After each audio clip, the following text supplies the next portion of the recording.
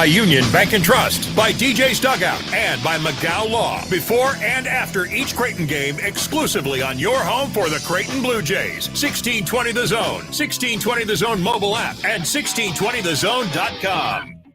Let's face it, credit cards are pretty much a necessity. New tires for the car? Oh, here's my card. I order takeout. Here's my card. And most of us just accept the high interest rates credit cards charge as a necessary evil. What are you going to do?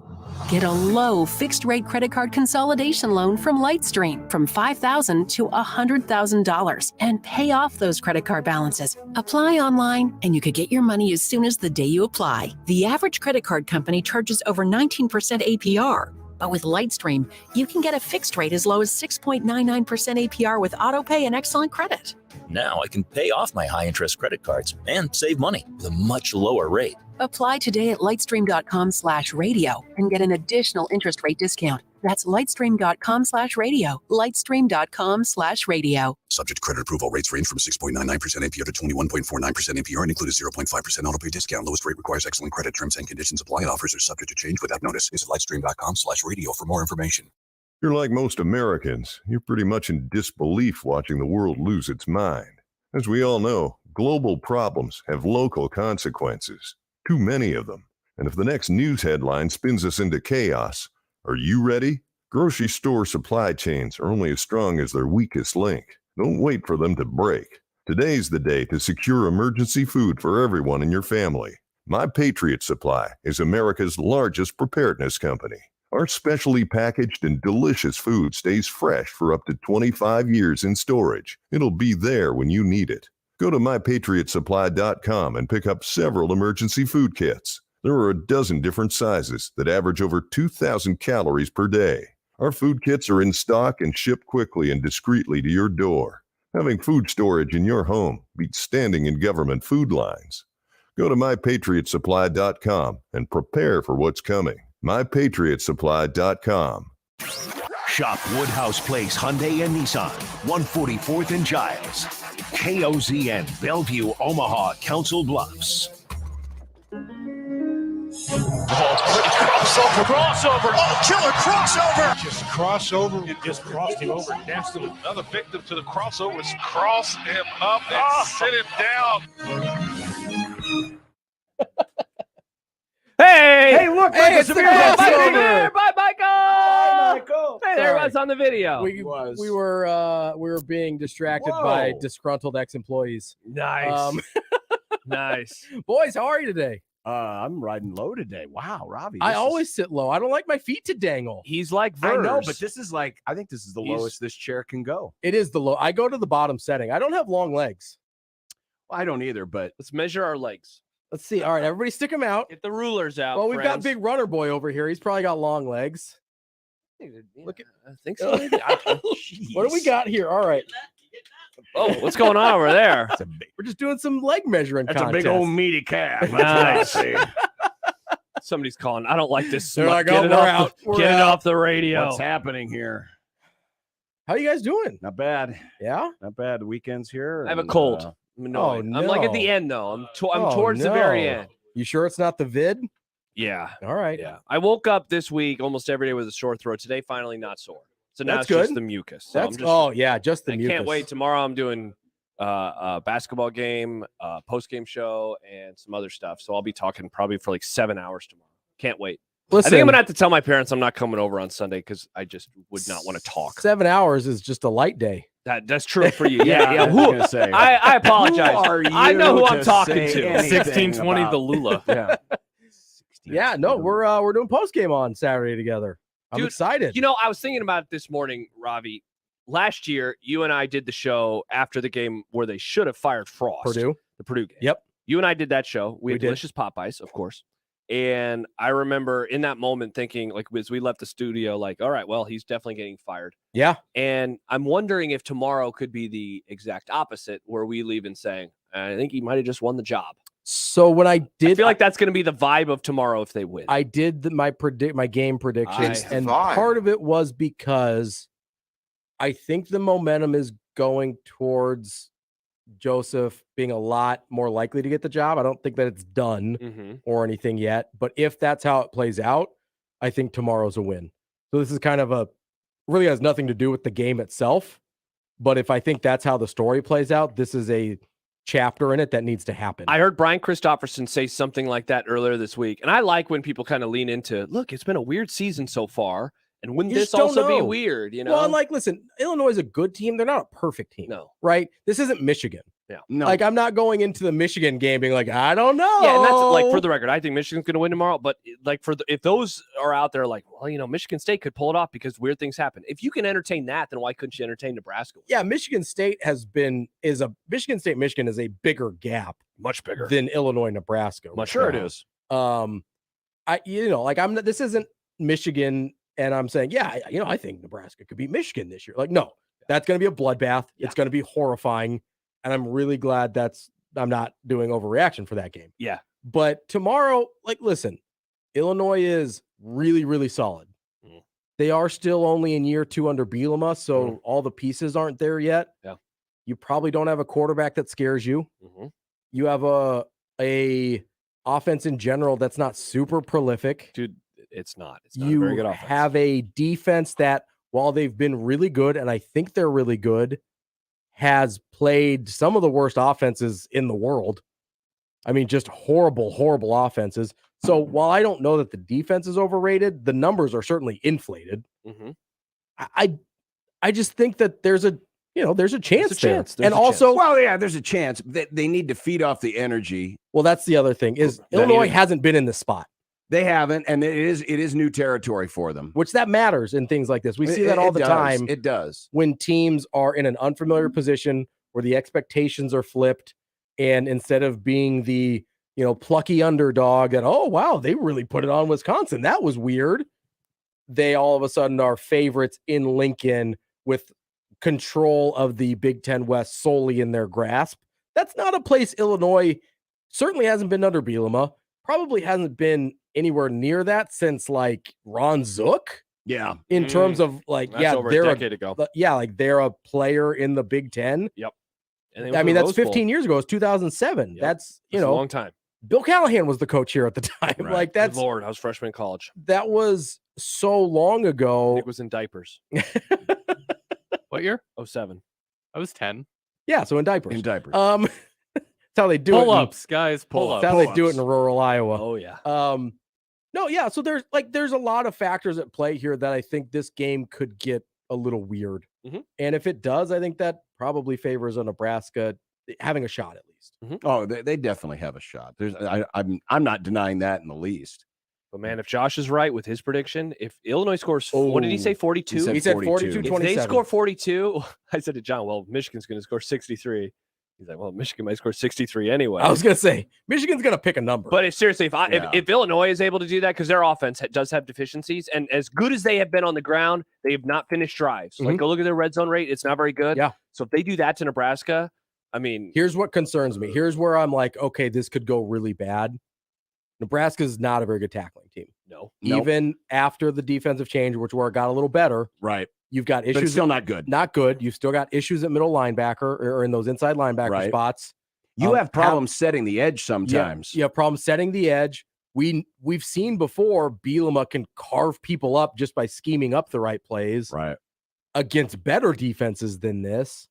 That part is my big concern. I think there's a scenario where they just run all over Nebraska, like 350, 400 yards runs all over Nebraska, and it gets ugly because you don't have to finish in the red zone when you're scoring from like 40 yards out. That's a great point. And I don't know the fact that Chase Brown is so good at breaking tackles and Nebraska's so bad at making tackles seems like a really bad recipe. What was the stat you had yesterday about, was it you who had that, the breaking tackles or his yards after contact? No, I did not have his that. yards after contact are more than Anthony Grant's yards. That's what it was. Somebody had that. I don't remember who had that, but somebody on But that's an incredible number. Because Anthony Grant's had I get the last couple of games have not been good, but he's got a reasonable number of yards for this point in the season. That's a horrifying stat if you're a Nebraska fan. And the other part of it too is they're going to get their big back, their number one backup. Josh McCray is going to be back, and that will help them finish in the red zone. Also, you would think so. Yeah, you would think it would. Yeah, to me, finishing in the red zone, just to skip ahead to our keys, that's going to be my number one key. Yeah. Is who wins in the red zone. Yeah, I think both ways, right? Yeah, if Nebraska's able to absolutely. move, we saw it against Purdue. They cannot settle for field goals. No. That's not an option. No. Here. Now, Illinois does settle for a lot of field goals. Yes. Part of that is to, a lot of that happened in the Indiana game, and then, of course, against Iowa, which has a really good defense. So it might be a little skewed, but it's still not great. I mean, against Minnesota, they really controlled that game against Minnesota. Yeah, that should have been a blowout. That should have been a similar score to, Ohio State, Iowa. Yeah, it should. I mean, yeah, it should have been, or actually more like Penn State, Minnesota. It should have been more like that. Honestly, kind of it should have been a lot closer to the Wisconsin-Illinois game than it was, like a 35-10 somewhere in that neighborhood. Right, but it wasn't. They certainly had Minnesota was in that game way later than they should have been because Illinois couldn't finish drives the way they needed to. So it's a concern for sure. But I do think there's a scenario where this goes really, really bad because of Illinois' specific strengths against Nebraska's specific deficiencies. Yeah. There's, like I said, I predicted them to win. I think that's on the table. I also understand the other end of the spectrum where this could get pretty horrifying. Yeah, outside of Nebraska blowing them out, I really could see kind of any scenario. Yeah, I can't imagine a scenario in which Nebraska blows them Illinois blowing them out, Illinois winning close, Nebraska winning close. I feel like I could see all those scenarios. Yeah, I agree. And it's that's makes it an interesting game, right? Yeah, absolutely, man. Yeah, it really is gonna be a very interesting game because I'm excited. I'm excited for it. It's gonna when you compare where everything was 5 weeks ago. Oh yeah. I didn't think to just know that you have a game like this, and I'm not saying this is the game of the week in college football, but it's got some stakes. Yeah, there's real consequences. It's got real stakes. I mean, first place is on the line here, and from a bigger picture standpoint, it could launch Mickey Joseph's candidacy into the stratosphere. Yeah, right. So just to have that perfect time of day. Late autumn or mid-autumn where the leaves are changing. It's going to be dark by the time or close to dark by the time the game is over. That to add a little drama, very similar to like the Hail Mary game against Northwestern.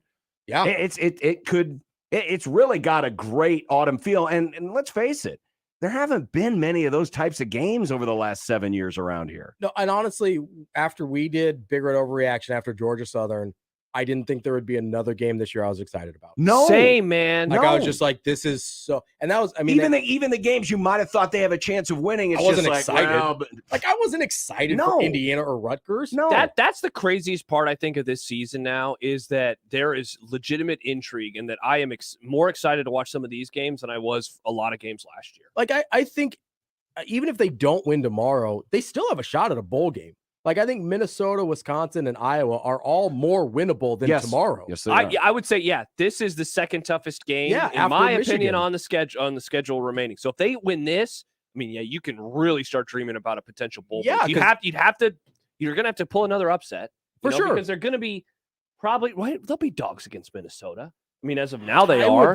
I don't know. It depends. They'll be dogs for sure for the two road games. Yeah, it'll be close. It'll be within 3 points either way.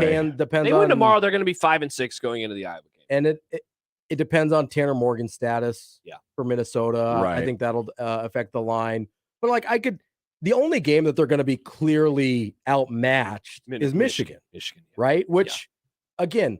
After Georgia Southern, we were staring down the barrel of 1-11. The one thing that sucks about that was on the table. It was very much on the table. The one thing that stinks about the Michigan game is if you're in Nebraska, you really kind of wish that it was the November 19th game because Michigan and Ohio State often will play down the week before. And if Michigan and Ohio State take care of business, which I think they will over the next month, they're going to be 10-0 going into the second to last game. And so you'd really love to have them then because maybe you don't get stomped. You lose, but at least it's maybe they're a little distracted. Maybe closer. they only beat you by 2 touchdowns instead of 12. Yes, exactly. Exactly. So if anything else, just embrace the fact that we have a game like this. That there's a moment like this in the watch. season. Yeah. And poorly, if it goes great.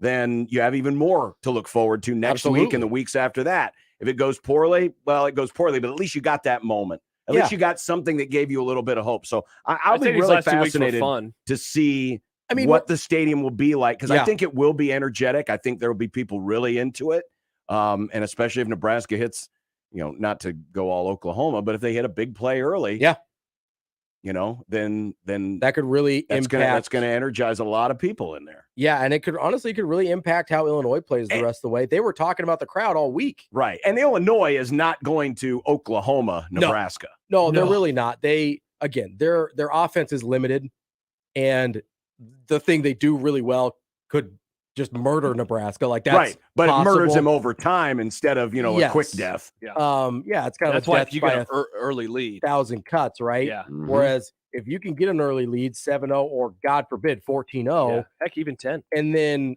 all of a sudden Illinois, who wants to run the ball 60 times a game, is like, this game got a lot shorter on us in a hurry. I don't think Brett Bielema will bail on it, but the more you can put on DeVito and less on Chase Brown. DeVito does not have a whole lot of turnovers this year, but they haven't really asked a whole lot of him this year. Very little has been asked of him. Yep. They've played from ahead a lot this season, so he hasn't had a ton of high leverage situations. Yeah, the one time they really played from behind was the game they lost. Yeah, and so they threw he threw an interception in that game. They had 4 fumbles, 3 lost. There's this again. This is not a Death Star team. This isn't Michigan. This isn't Ohio State. This is a team that is beatable. It's a good team with flaws. Exactly. It's Big Ten. It's a good Big Ten West team. I would say, which is what the Big Ten West is, right? Good teams with flaws. Good teams with flaws, or a lot of times, or this year, a lot of bad teams with flaws. And again, the big difference between them and a Wisconsin or an Iowa over the last few years in this moment is those two teams had been in these moments. Wisconsin is used to this. So Iowa had been used to it. Yes. Illinois not. And that's the one thing that I have thought about, 2 weeks of everyone telling them they're great, everyone on campus being excited. Sometimes that can be awesome for you. You can just keep the good times rolling. Yeah. Other times, though, you're like, I wish we didn't have that off week so we could just keep pounding teams. Yeah. Right. They've had a long time to think about how great everyone thinks they are. Mm-hmm. Hey, we win this, we're going to the Big Ten championship. And they've had a long time to think about, okay, maybe some self-doubt creeps in. It's are we really good enough to be 7.5-point favorites in Memorial Stadium? Mm-hmm. We did lose to Indiana. They beat Indiana by 2 touchdowns. There's things that can creep into your mind. I'm not saying it will, but especially if you go down early in your Illinois, maybe you start to doubt a little bit and press just a little bit. And it is college football with 18 to 22. Well, I mean, Casey Thompson's 100 now. But 18 to 35. Yeah, 18 to 35. Yeah. And then that's the thing, man. Weird stuff happens. Very weird stuff happens. You're dealing with a high volatility sport. There's a high variance of results here, and I don't think the talent gap between Illinois and Nebraska is large enough to totally discount those variants. Nope, not at all. All right, boys, we'll have a good show. Yes. See you tomorrow, Robbie. Yeah, we'll see you tomorrow. And we'll be looking forward to listening to the postgame tomorrow. Can't wait. All right. And we'll be looking forward to the pregame on Sunday. Go Jays. All right. With that said, let's start a One Beer Friday. Woo! We got a lot to come. Sam McKewon will join us today. Ross Dellinger today. Kent's Movie Club and more on 1620 The Zone. Your Omaha area forecast presented by Bellevue Berry and Pumpkin Ranch from the KETV Newswatch 7 Weather Center on 1620 The Zone. Chilly start Friday, but a really nice afternoon ahead to wrap up the week. Expect mostly sunny skies throughout the day. Wind remains light with highs around 65. I'm meteorologist Sean Everson from KETV Newswatch 7. 1620 The Zone's Unsportsmanlike Conduct, brought to you by a great friend of the program, Union Bank and Trust. At Sid Dillon Chevrolet, we prioritize you and your vehicle needs. Visit our dealerships to shop inventory or to order your new vehicle. Shop online at SidDillonChevy.com. You are what drives us, Sid Dillon. Chevy, find new roads. Do you know what people see when they Google you? Search engines don't always get it right. And when they're wrong, it's your reputation on the line. So what do you do when you don't agree with your search results? Call Reputation Defender at 800-401-6681. Reputation Defender by Norton is one of the most trusted names in online reputation repair. We have over a decade of experience in fixing people's search results, and we can help you too. Using cutting-edge approaches, Reputation Defender pushes unflattering information down to lower pages of your search results, where few people ever look. We also promote the good stuff so that it rises to the top, letting you put your best foot forward. Your good name is too valuable to leave to the whims of a Google algorithm. You owe it to yourself to take control with Reputation Defender. Visit www.reputationdefender.com or call 800-401-6681 for free advice on your situation. 800-401-6681. That's 800-401-6681. I always wanted to learn Spanish, but I never thought I'd have the time. Then I discovered Babbel. Babbel's lessons are fun. They only take like 10 or 15 minutes, and in 3 weeks, presto, you're speaking another language. Like magic. I love that Babbel's lessons aren't just robots talking. They're voiced by native speakers, so you get the pronunciation just right. And they're designed by real language teachers, so you learn how to have real-world conversations, things you'll actually use. 3 weeks. It's incredible. After 3 weeks, I'm on vacation in Paris, having a conversation in French. There's all kinds of ways to learn. Use Babbel's podcasts or games or videos. You can even join live classes with a language teacher. If you want to learn a language, there's no faster, easier, better way than Babbel. Babbel. Babbel. Babbel. Évidemment.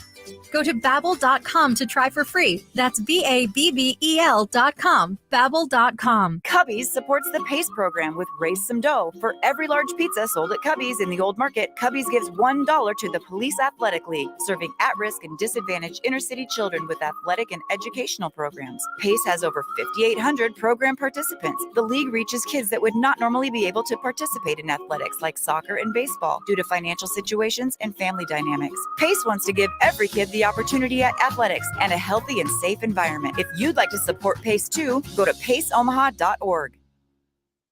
Husker coverage on 1620 The Zone is presented by Tickets for Less. Tickets for Less is your local source for Nebraska football tickets. Compare and save today at ticketsforless.com. All the Nebraska football news, stories, experts, and coverage you need is on 1620 The Zone. This edition of Unsportsmanlike Conduct on 1620 The Zone is proudly presented by Union Bank and Trust. The program starts now. KOZN. Unsportsmanlike conduct on 1620 The Zone. Husker Athletics, Creighton, and yes, UNO. Don't miss a moment, they'll give you your fix. They're on every day from 2 until 6. Spend your afternoons with John, Josh, and Nick.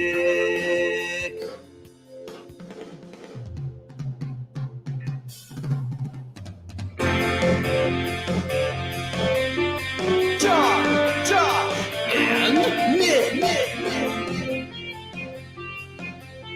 They'll show you what sports talk really is. What on earth are we going to do with all of this optimism around here? Yeah, everybody is now picking Nebraska.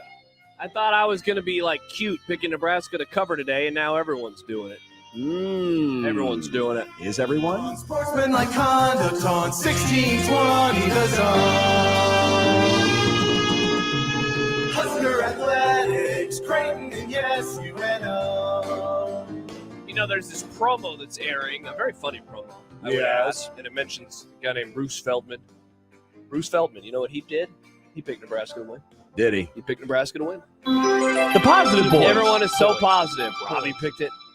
Everyone's picking it. Well, we'll find out what we're picking officially coming up a little bit later on in the program. We'll have our keys to the game. But also on today's program, the lineup presented by the Rooferys at John Higgins Weather Guard, Sam McKewon, our special Friday guest, coming up here in about 20 minutes or so.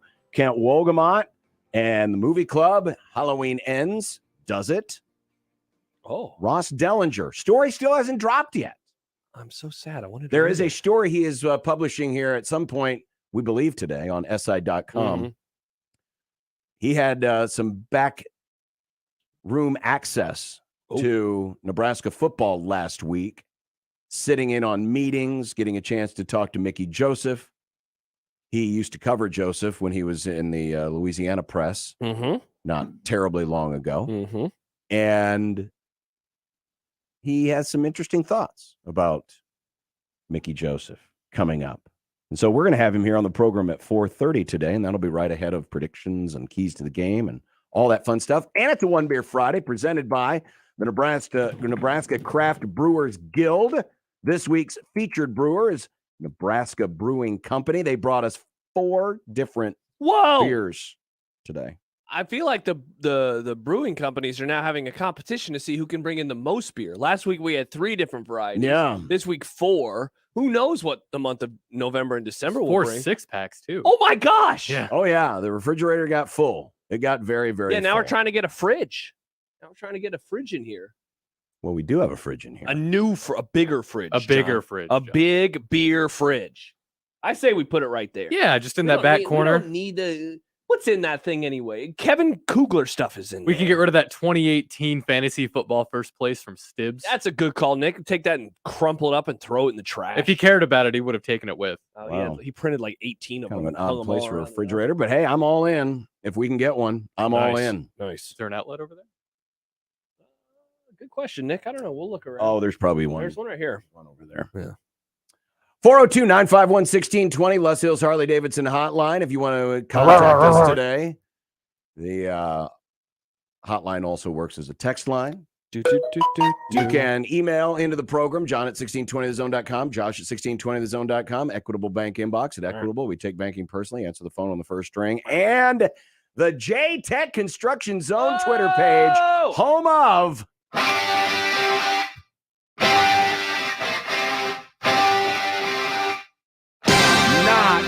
Frost versus the world. King Herb is back. What happened? What happened? Remember, what was it? About a month and a half ago. It was about 5 well, Frost weeks got fired ago. on the 11th, so it would have been the 17th. 17th, the Oklahoma game. The Oklahoma game. Remember that? We want Urban. Everyone chanting for Urban. The boys on the Fox set pumping everybody up, Steve egging Sipple. the folks on, and then Gus Johnson gets a mystery illness, and they have to move Peter old Parker over Herbs here. and Brady up into the booth to work with Joel Klatt. So Urban Meyer gets to talk the whole second half. Nebraska fans are, Oh, Urban. Oh, you're so great. You totally didn't screw up the Jaguars. Oh. Well, Urban is getting his ass kicked. By who? By the mullet. What? Mike Gundy, 62% of the vote. Jeez, what Right happened now, to the Urban where's sycophants? all the Urban supporters? Where's all these people? He's the only guy that can get Nebraska to win right away. Because he was so great at Ohio State where he had all the great players right there in his backyard. Well, Mike Gundy is waxing that ass right now. I guess Urban can't be head coach if he's losing in this very scientific poll question. Very scientific at poll USC question. 1620. Pathetic. So if those of you who are still gathered around the student union, pathetic, around the think remnants there are of still what was the chanters? Fox set, you might want to borrow a phone from somebody. Of course, it's been 5 weeks, so you probably lost all your power. You might want to find a place to plug your phone in and vote because your boy is getting beat. Wow, pathetic. J-Tech Construction Zone Twitter page. Take at that, USC Severe. 1620. Take that, Michael Severe. Guys, we got a quick guest. Oh. My poor sweet baby Herbs. He deserves better than this. My king. Okay. Gladys. Wow, Gladys. She even sounds depressed. She usually is full of words. She's usually full of a lot of energy. Oh, she's A lot full of energy, something, fervor, all right. and Mhm. vim and vigor and all that stuff. Mhm. All right, well, you can vote for the rest of the program. See if we can make this a little closer. All right. Voting noise? No, There's that's my J-Tech Constructions on Twitter noise, Nick.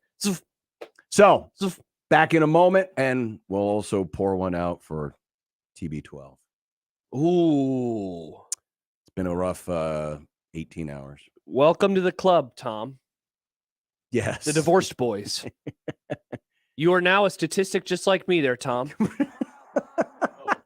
Jeez, Nick. Come on. Well, Tom is smiling. He's now a free agent again. I don't know if he's And smiling, he's never not done well on that side of things. I mean, he had Bridget Moynihan. Yep. Congrats on the sex. And then Giselle. Giselle. Yeah. Who's next? Well, he's a Florida man now. I shudder to think of what's next for Tom Brady. I shudder. Maybe Kim Kardashian. Oh, good Lord. No, she's on the other coast. All right, we'll be back, and How we'll do you know that? Isn't she in Aren't they He's a based big in Kardashian California? guy. Yeah, I know, but you just said it so quick. She The dated. Kardashians are California. She dated Pete Davidson. He lives in New York. They got airplanes. People forget rich people have airplanes. All right, let's go to break. On 1620 The Zone. Hey everyone, Josh Peterson here for my friends at Miracle Hill Golf and Tennis. Every week I keep trying to say the weather's finally about to get really cold, so be sure to go inside. Well, the weather is awesome right now. Give them a call, 402-498-0220, and book your tee times for the weekend. Perhaps you're taking advantage of great Friday weather.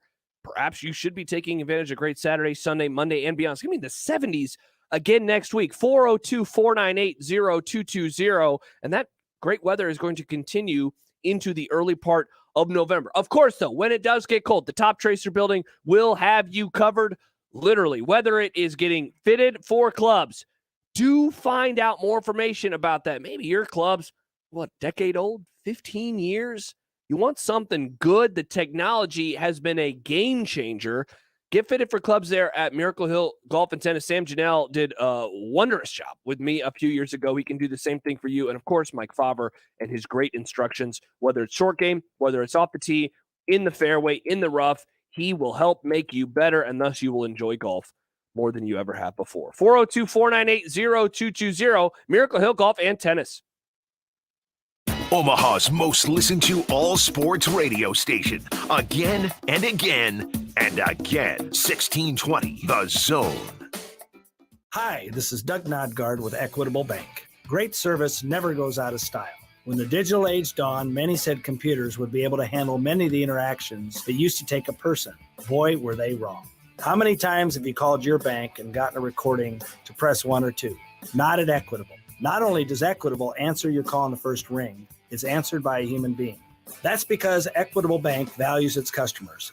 Equitable Bank, we take banking personally. Member FDIC. If you're like most Americans, you're pretty much in disbelief watching the world lose its mind.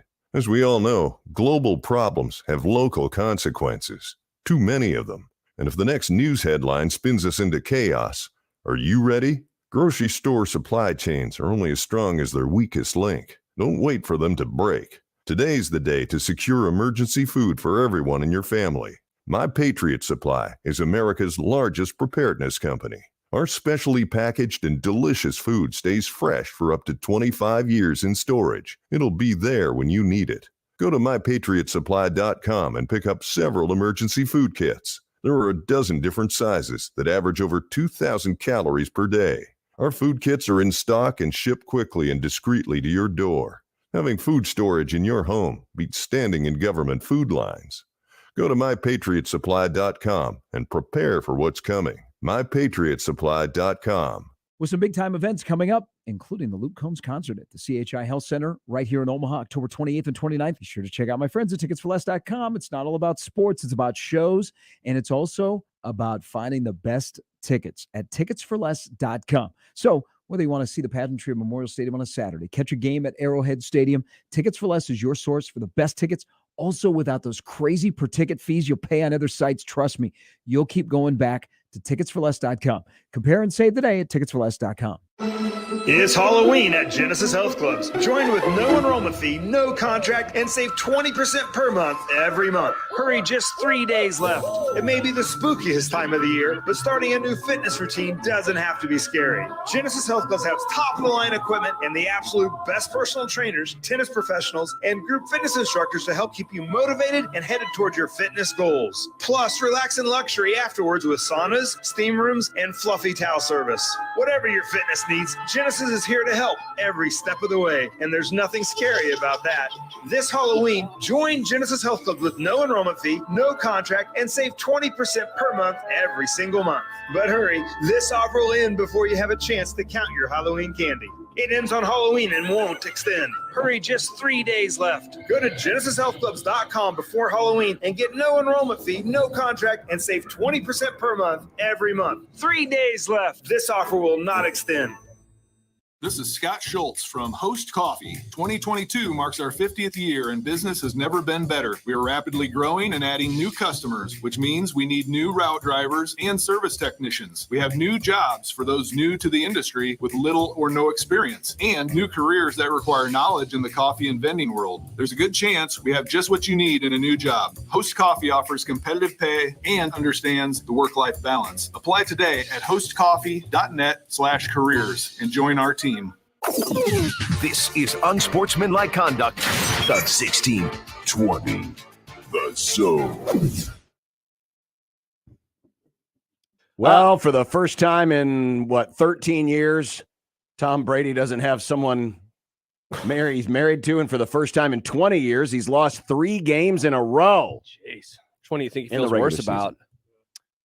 Knowing Tom Brady, probably the football one. Yeah. But last night, forget about Brady and the Bucs.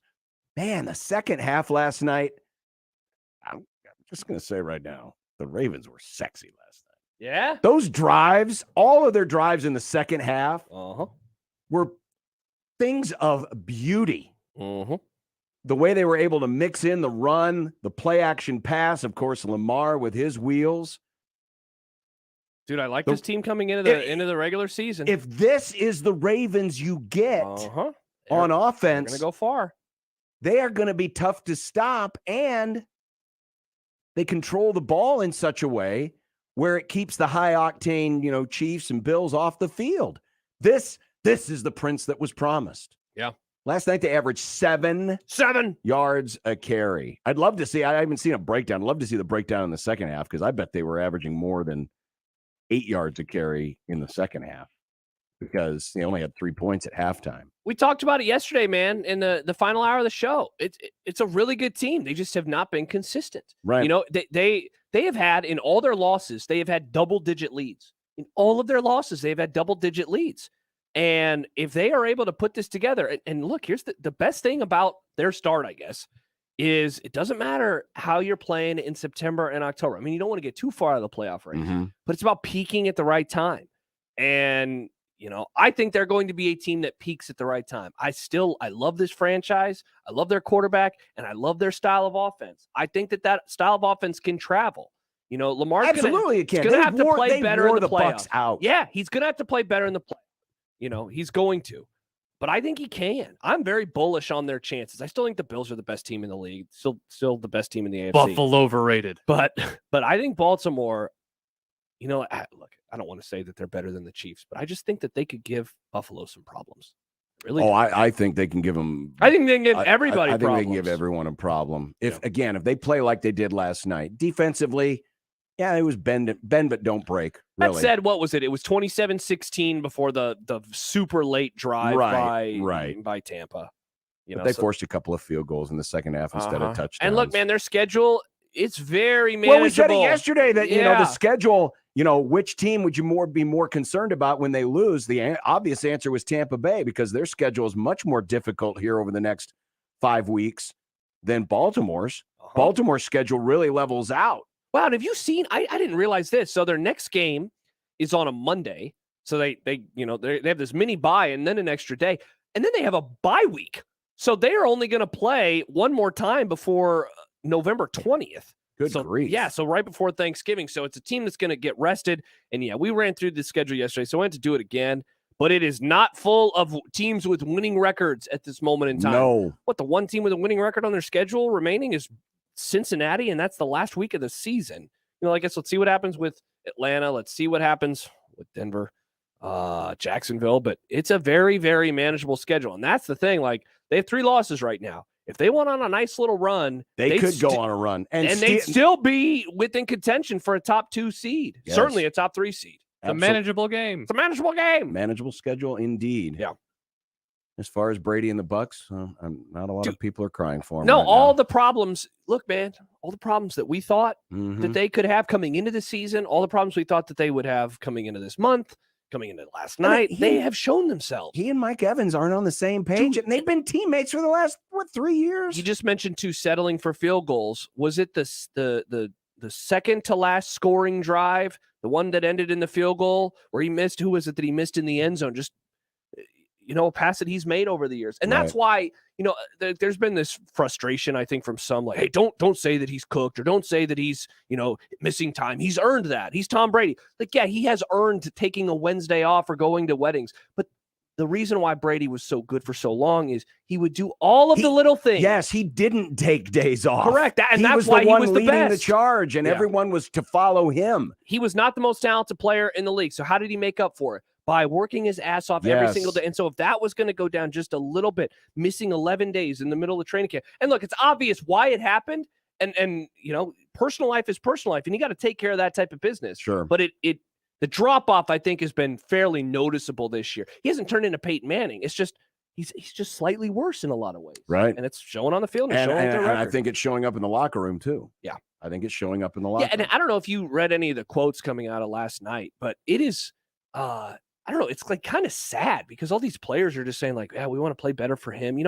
It's different even than what's going on in Green Bay, where Rodgers is calling out his teammates. But it's just, I don't know, man. It's a weird situation. Thing is, they're still in the NFC South. Still in the NFC South. Yeah, they are. Mm-hmm. They could back in at 9-8 or 8-9. Yeah, absolutely. Absolutely. At this point. Absolutely.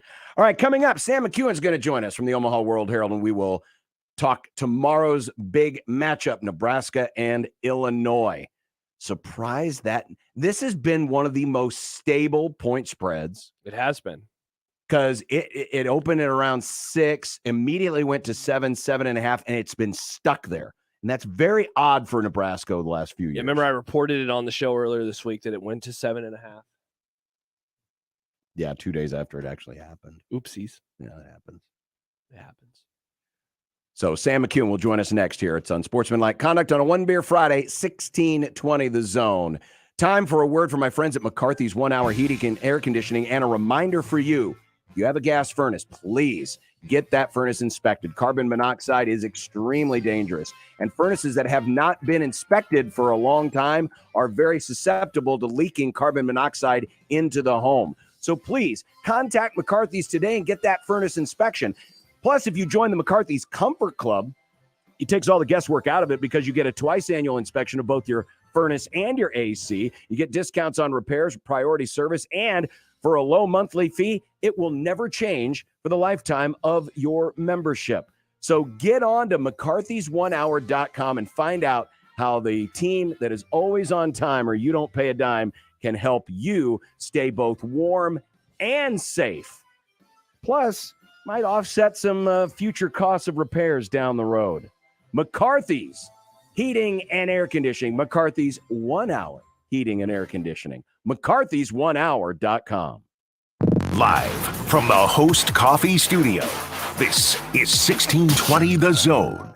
Buy your next vehicle your way from anywhere with Woodhouse. Start your journey online at woodhouse.com. Easily shop all new and pre-owned inventory. Explore payment options and apply for financing. Ready to purchase? Schedule your new vehicle for pickup from the dealership or have it delivered to your driveway. Need a little extra help in determining your perfect vehicle? Our knowledgeable and local dealerships can guide you to the vehicle that best matches your needs. Experience car buying your way with Woodhouse, a trusted auto partner since 1975.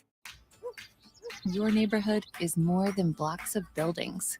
It's the people who live there that make it special. At Union Bank and Trust, we're not just creating home loans, we're making neighbors. We're not just small business lenders, we're small business shoppers. We don't just live in your community, we help you build it. Because our people are your people. Visit uet.com/neighbor to learn more. Union Bank and Trust, member FDIC.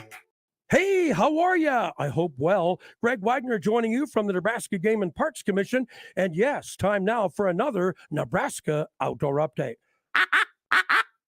Attention hunters and anglers, there's some fun challenges happening with regard to hunting and fishing in Nebraska. Be sure to check out the Duck Slam, the Upland Slam, the Trout Slam, and take 'em hunting. Get more information on these at outdoornebraska.org. That's outdoornebraska.org. Hey, come see us in the Nebraska State Parklands, will ya? Whether it's to watch wildlife, hike a trail, camp, fish, go to an event, or just plain sightsee. The grounds to Nebraska's many state parklands remain open for you year-round. Just need to have that current state park permit on your vehicle and to bring your own drinking water. Feel free to contact us at the Game and Parks Commission for more details on any outdoor topic. I'm Greg Wagner.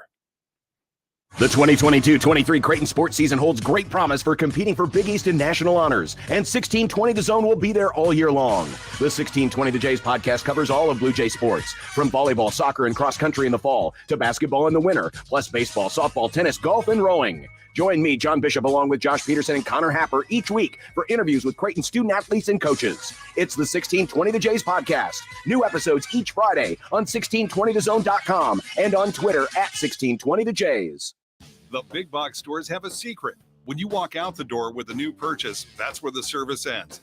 At Ty's Outdoor Power and Service, you get great deals on brands like Hustler, Toro, Honda, and Steel. Plus, you get a dedicated experienced service center. With annual maintenance and repairs, your equipment will last longer and perform when you need it most. See us in Lincoln, Omaha, or Gretna and get 10% off your residential service. Visit Ty'sOutdoorPower.com, promo code radio, or mention radio to repeat. Shop Woodhouse Place Hyundai and Nissan, 144th and Giles. KOZN, Bellevue, Omaha, Council Bluffs.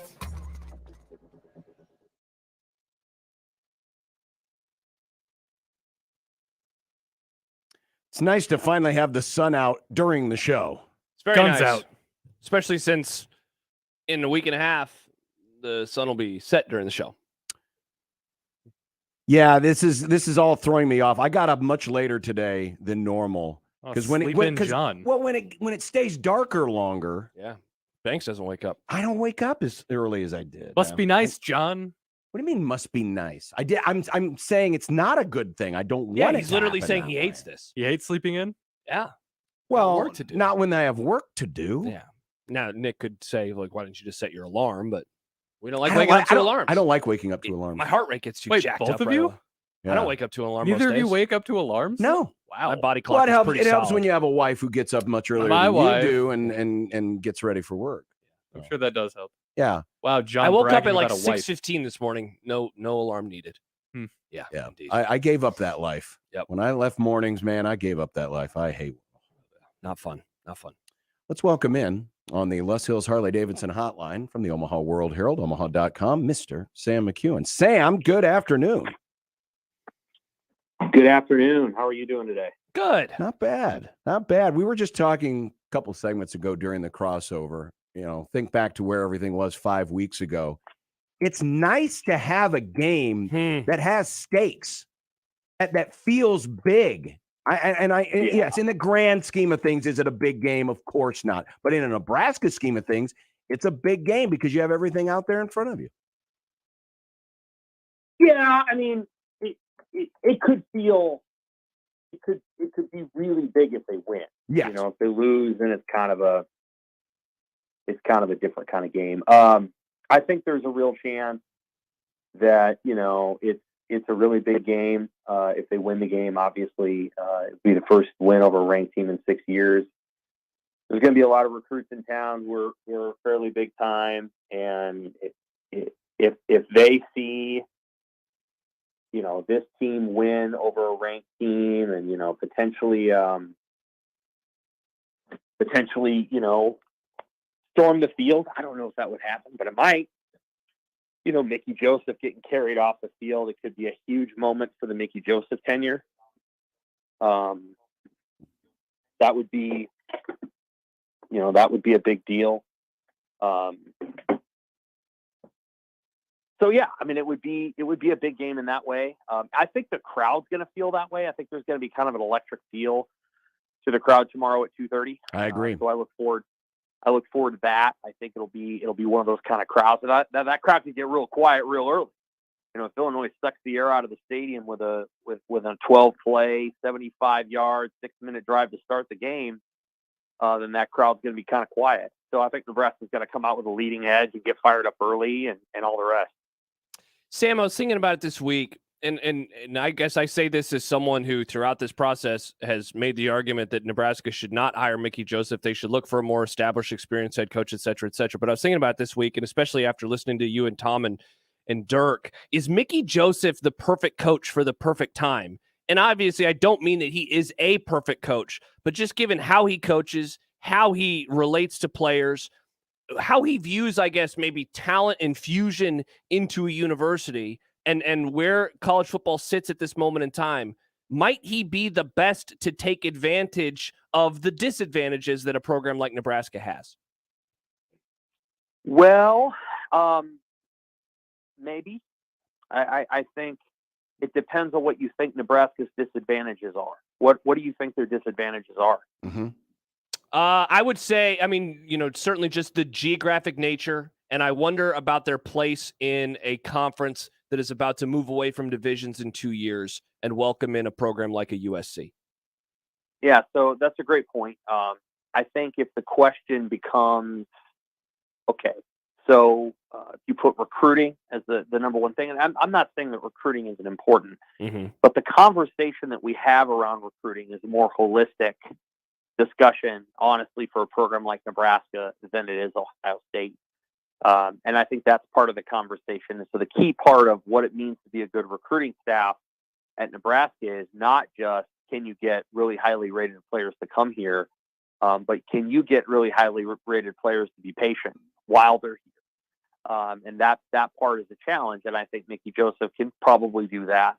I don't know that I think I somewhat view that as the primary one of the biggest disadvantages as it relates to vis-a-vis like nationally.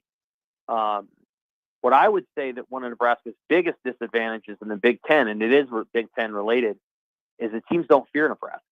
No, they don't fear them the way that they did in the Big 12 and the Big 8. And so Nebraska has to kind of join those teams before they beat them. And right now, I think one of the challenges Nebraska's had is just playing regular Big Ten football, physical, ball control, running the football, doing all those things. Before you think you're going to be Ohio State, which is where Scott Frost thought he was going, you might want to stop along the way to become a physical football team that can beat Illinois and Iowa and Wisconsin and Minnesota, irrespective of what USC and UCLA are able to do. And I agree that those teams are coming into the league, and it's going to be a problem. So it depends on what you think. I think as it relates to recruiting, I think that's accurate. I think Mickey Joseph wants to create around the program sort of an aggressive, edgy mindset. We'll see how that goes.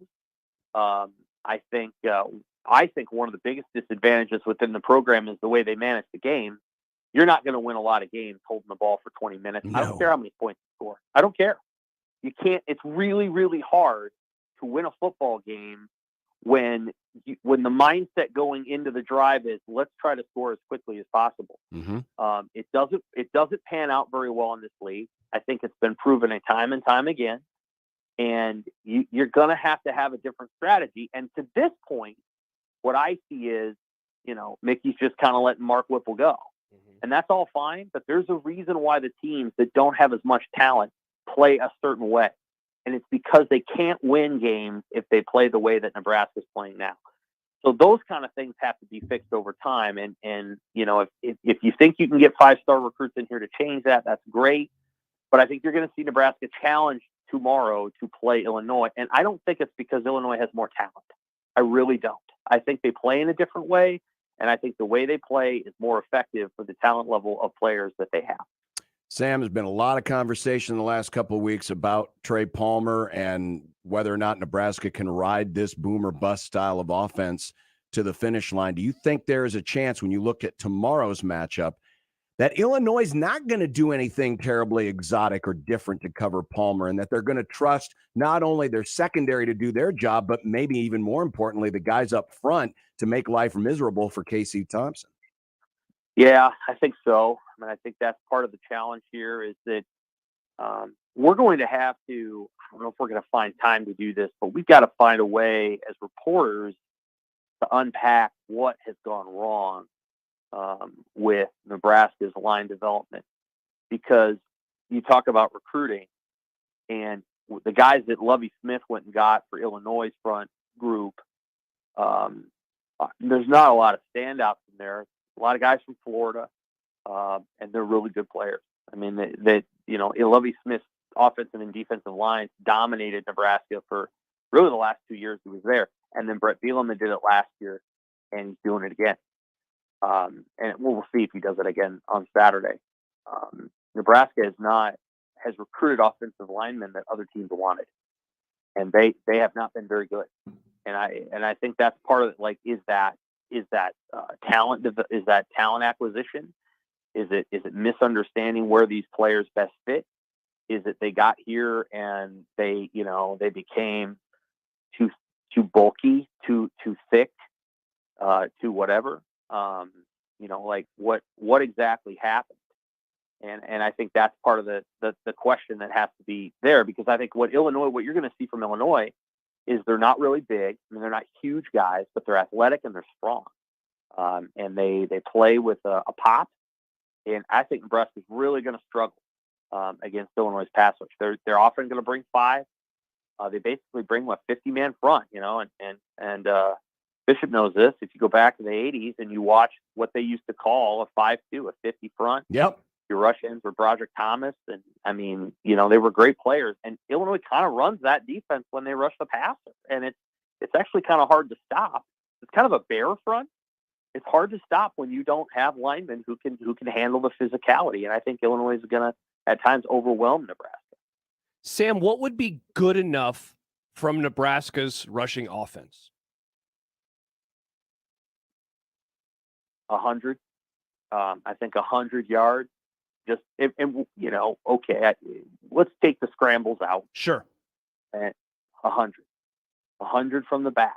So let's say 70 from Grant, 25 from Palmer on a jet sweep or an end around, and then another 15 to 20 from Yant down in the red zone, because that's kind of like they would like to put him down there. 100, because I think 100 gets you just enough to where you can freeze that defense a little and get over the top.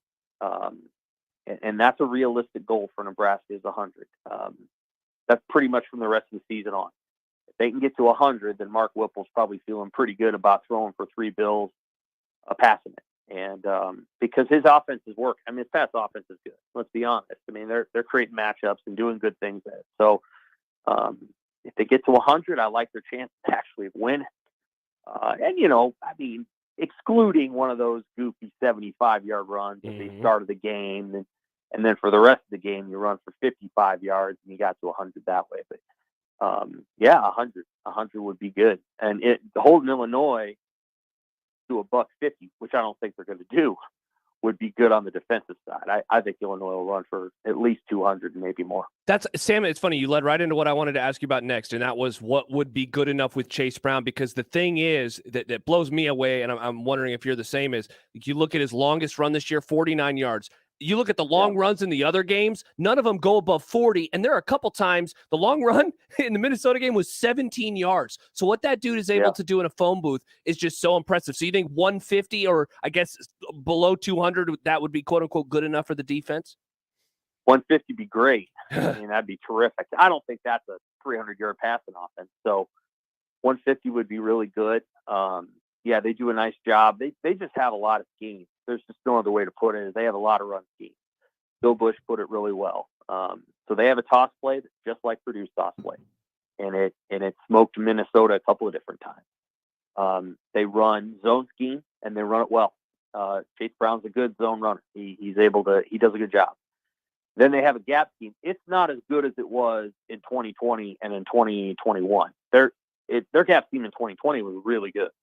It was hard to stop, and Nebraska obviously got blown off the ball. But their gap scheme isn't quite as good because their guards aren't as good, but their zone scheme's really good. And so they have a nice run game. There's just no other way to put it. It's well-versed, and it's more versatile than Iowa, and it's better than Minnesota in terms of the different things they can do. Now, Minnesota, I think, has a better back. I do think Ibrahim's a better back overall than Brown, but they're just a really good they got a lot going on, and then they use their tight ends. It's a nice offense. It's well designed. They don't score a ton of points. It's not designed to score a ton of points. I think the thing that I've learned more and more about football over the last however many years is you can have a really good offense that scores 28 points a game, and it's a damn good offense, because the point isn't to score 45. It's to control the game to the point where the other team cannot do very much, because you're holding it for 35 minutes, you're scoring your 28 points, and you have taken the air out of the game. And I think Illinois has that kind of offense. It's not explosive, but it's effective. And it's kind of like Wisconsin basketball. Like you don't. They're not gonna score 90. They're not North Carolina or KU, but they're gonna execute you to death. And they'll score their 72, but it's an efficient 72. And I think Illinois is very similar to that.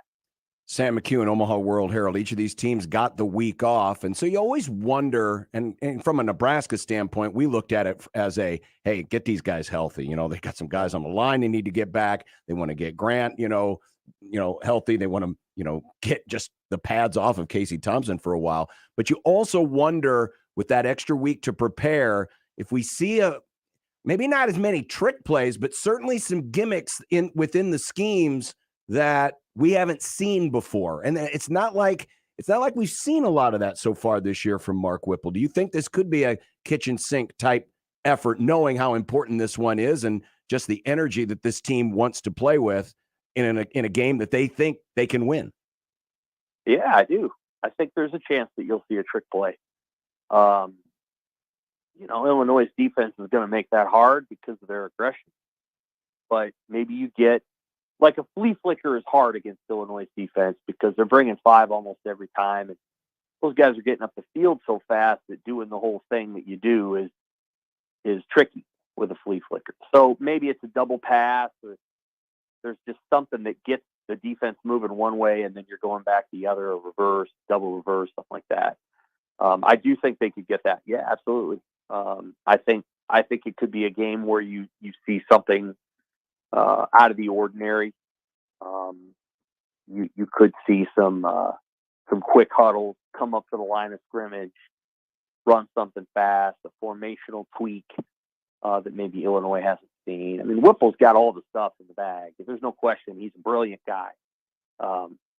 Deep down, he loves throwing the football. That's what he loves to do. Yep. And he loves all the pass concepts. And I guess I don't blame him. I think the majority of his career outside of the Steelers was spent coaching teams that had to do something other than just hand it off to a running back to score. And so what he's really well versed in is creating solutions to score points when you don't have a great offensive line like they did with the Steelers. And so, that's his challenge. And I think he does a really good job of it. It's just that he can't, it would be better if Nebraska was able to run the football downhill and use its passing game as a complement to that. It's just not what it is. Nebraska's got to throw to win. They got to hit deep balls to win. I think they've got a chance to do it against Illinois. Illinois is going to be probably cocky and just figure they can cover, and they will try to do that. And Nebraska's got to prove that Illinois is wrong and try to get Illinois out of that aggressive man defense. The great thing about that defense is you can go over the top on it, and Nebraska will try, and we'll see what happens. Sam, I wanted to circle back real quick to the beginning of the conversation. That was just the search in general. Do you personally think it is a positive or a negative that there does not seem to be an obvious external candidate? I actually think that's a positive for a couple reasons. One, I think it means the search is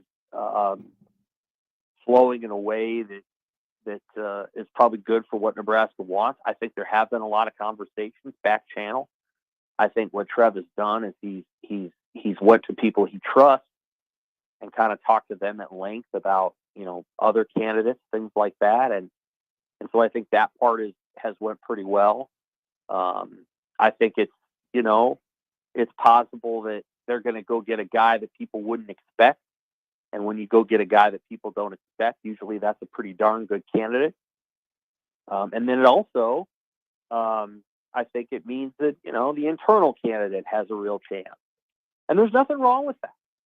What I'll say is that I know you listened to the podcast yesterday, and I agreed with about everything Dirk said.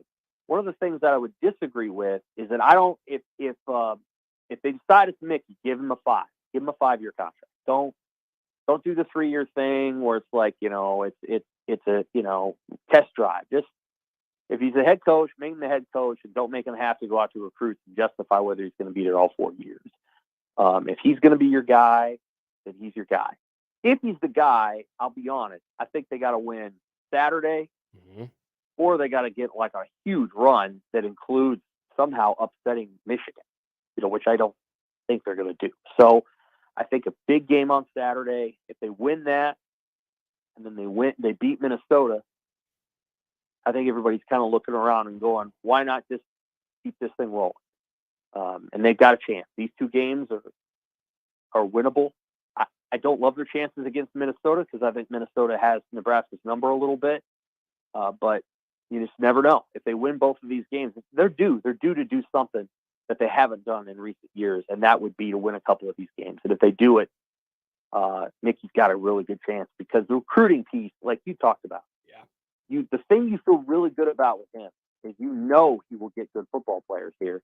And here's the other thing. He has the ability to keep them here because of who he is and the way he operates. That part I'm not worried about. It's the game stuff.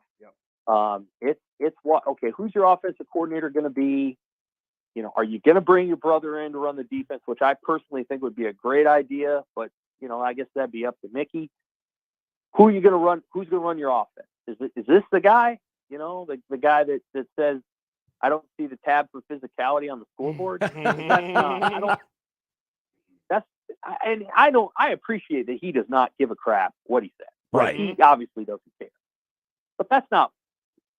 If Scott Frost said that, we'd have been talking about it for 4 days. Yep. Like, you can't say that can't be the calling court of the program. So, and I understand what Mickey's doing, and I get it, and he's trying to just win games because he's trying to do it the best way he knows how. But they're not turning into Joe Burrow 2019 LSU. It's just not gonna happen. I mean, that Joe Burrow had 5 stars all around him. Yeah. On the line, at the receipt. That's unrealistic. So you'll have to figure out how to play football in the Big Ten with high 3s and low 4s. Because the 5 stars are still going to go to Ohio State and Michigan and LSU. And Mickey might get a couple of 5 stars, but he's not going to get 12 of them. So I think those are the questions he has to answer. And beating Illinois and Minnesota, who are very similar teams, would go a long way to answering those questions. Sam McKewon, of course, his great work can be found at omaha.com, huskerextra.com, his videos as well. Always enjoy watching the instant reaction post-game videos from down on the field. This time there probably won't be as much loud music being played in the background. You have to shout over it. Oh, brutal. That was terrible. That was terrible. I was like, what the heck are they doing? I get they were happy they won, but wow. It was like the scene in Back to the Future right at the beginning of the movie where like Marty, hits the base and it blows him away. That's how I felt. I was like, this is the most heat and wind coming from a noise I've ever felt in my life. It was like a physical force on the field. And then Sam jumped on his skateboard and grabbed onto the back of a tailgate. That's the power of love. Yeah, at least they could have played some Huey Lewis in the background. That would have been better. I didn't get my hearing back for a few hours. We drove in the long night in the Indiana back roads because Evan took this weird back road way back to our hotel. So it was a long night at Purdue. One of the longest road trips I've ever taken in my life. Oh Lord. Well, the good news is it's not a far drive from the house to Memorial Stadium. No, it is back not tomorrow. And you'll get it'll be a little quicker. Yep. And you get it for at least the next 2 weeks. So Indeed. Sam McKewon, Omaha World Herald. Sam, always appreciate it. Thanks for coming on. Same here. Take care. You bet. Thanks, Sam. Sam McKewon on the Les Hills Harley-Davidson hotline. Great conversation. I don't think it is I don't think it's hyperbole, man, to talk about how important these next 2 games are. And I thought what he said for Mickey. Yeah. Getting the pelt of Michigan would be what it is. That'd be something special. I don't think any of us are expecting it. I think what sets up to be pretty cool about the other 4 games is they are teams that Nebraska has won 2, 1, 0, and 0 against in the last few years.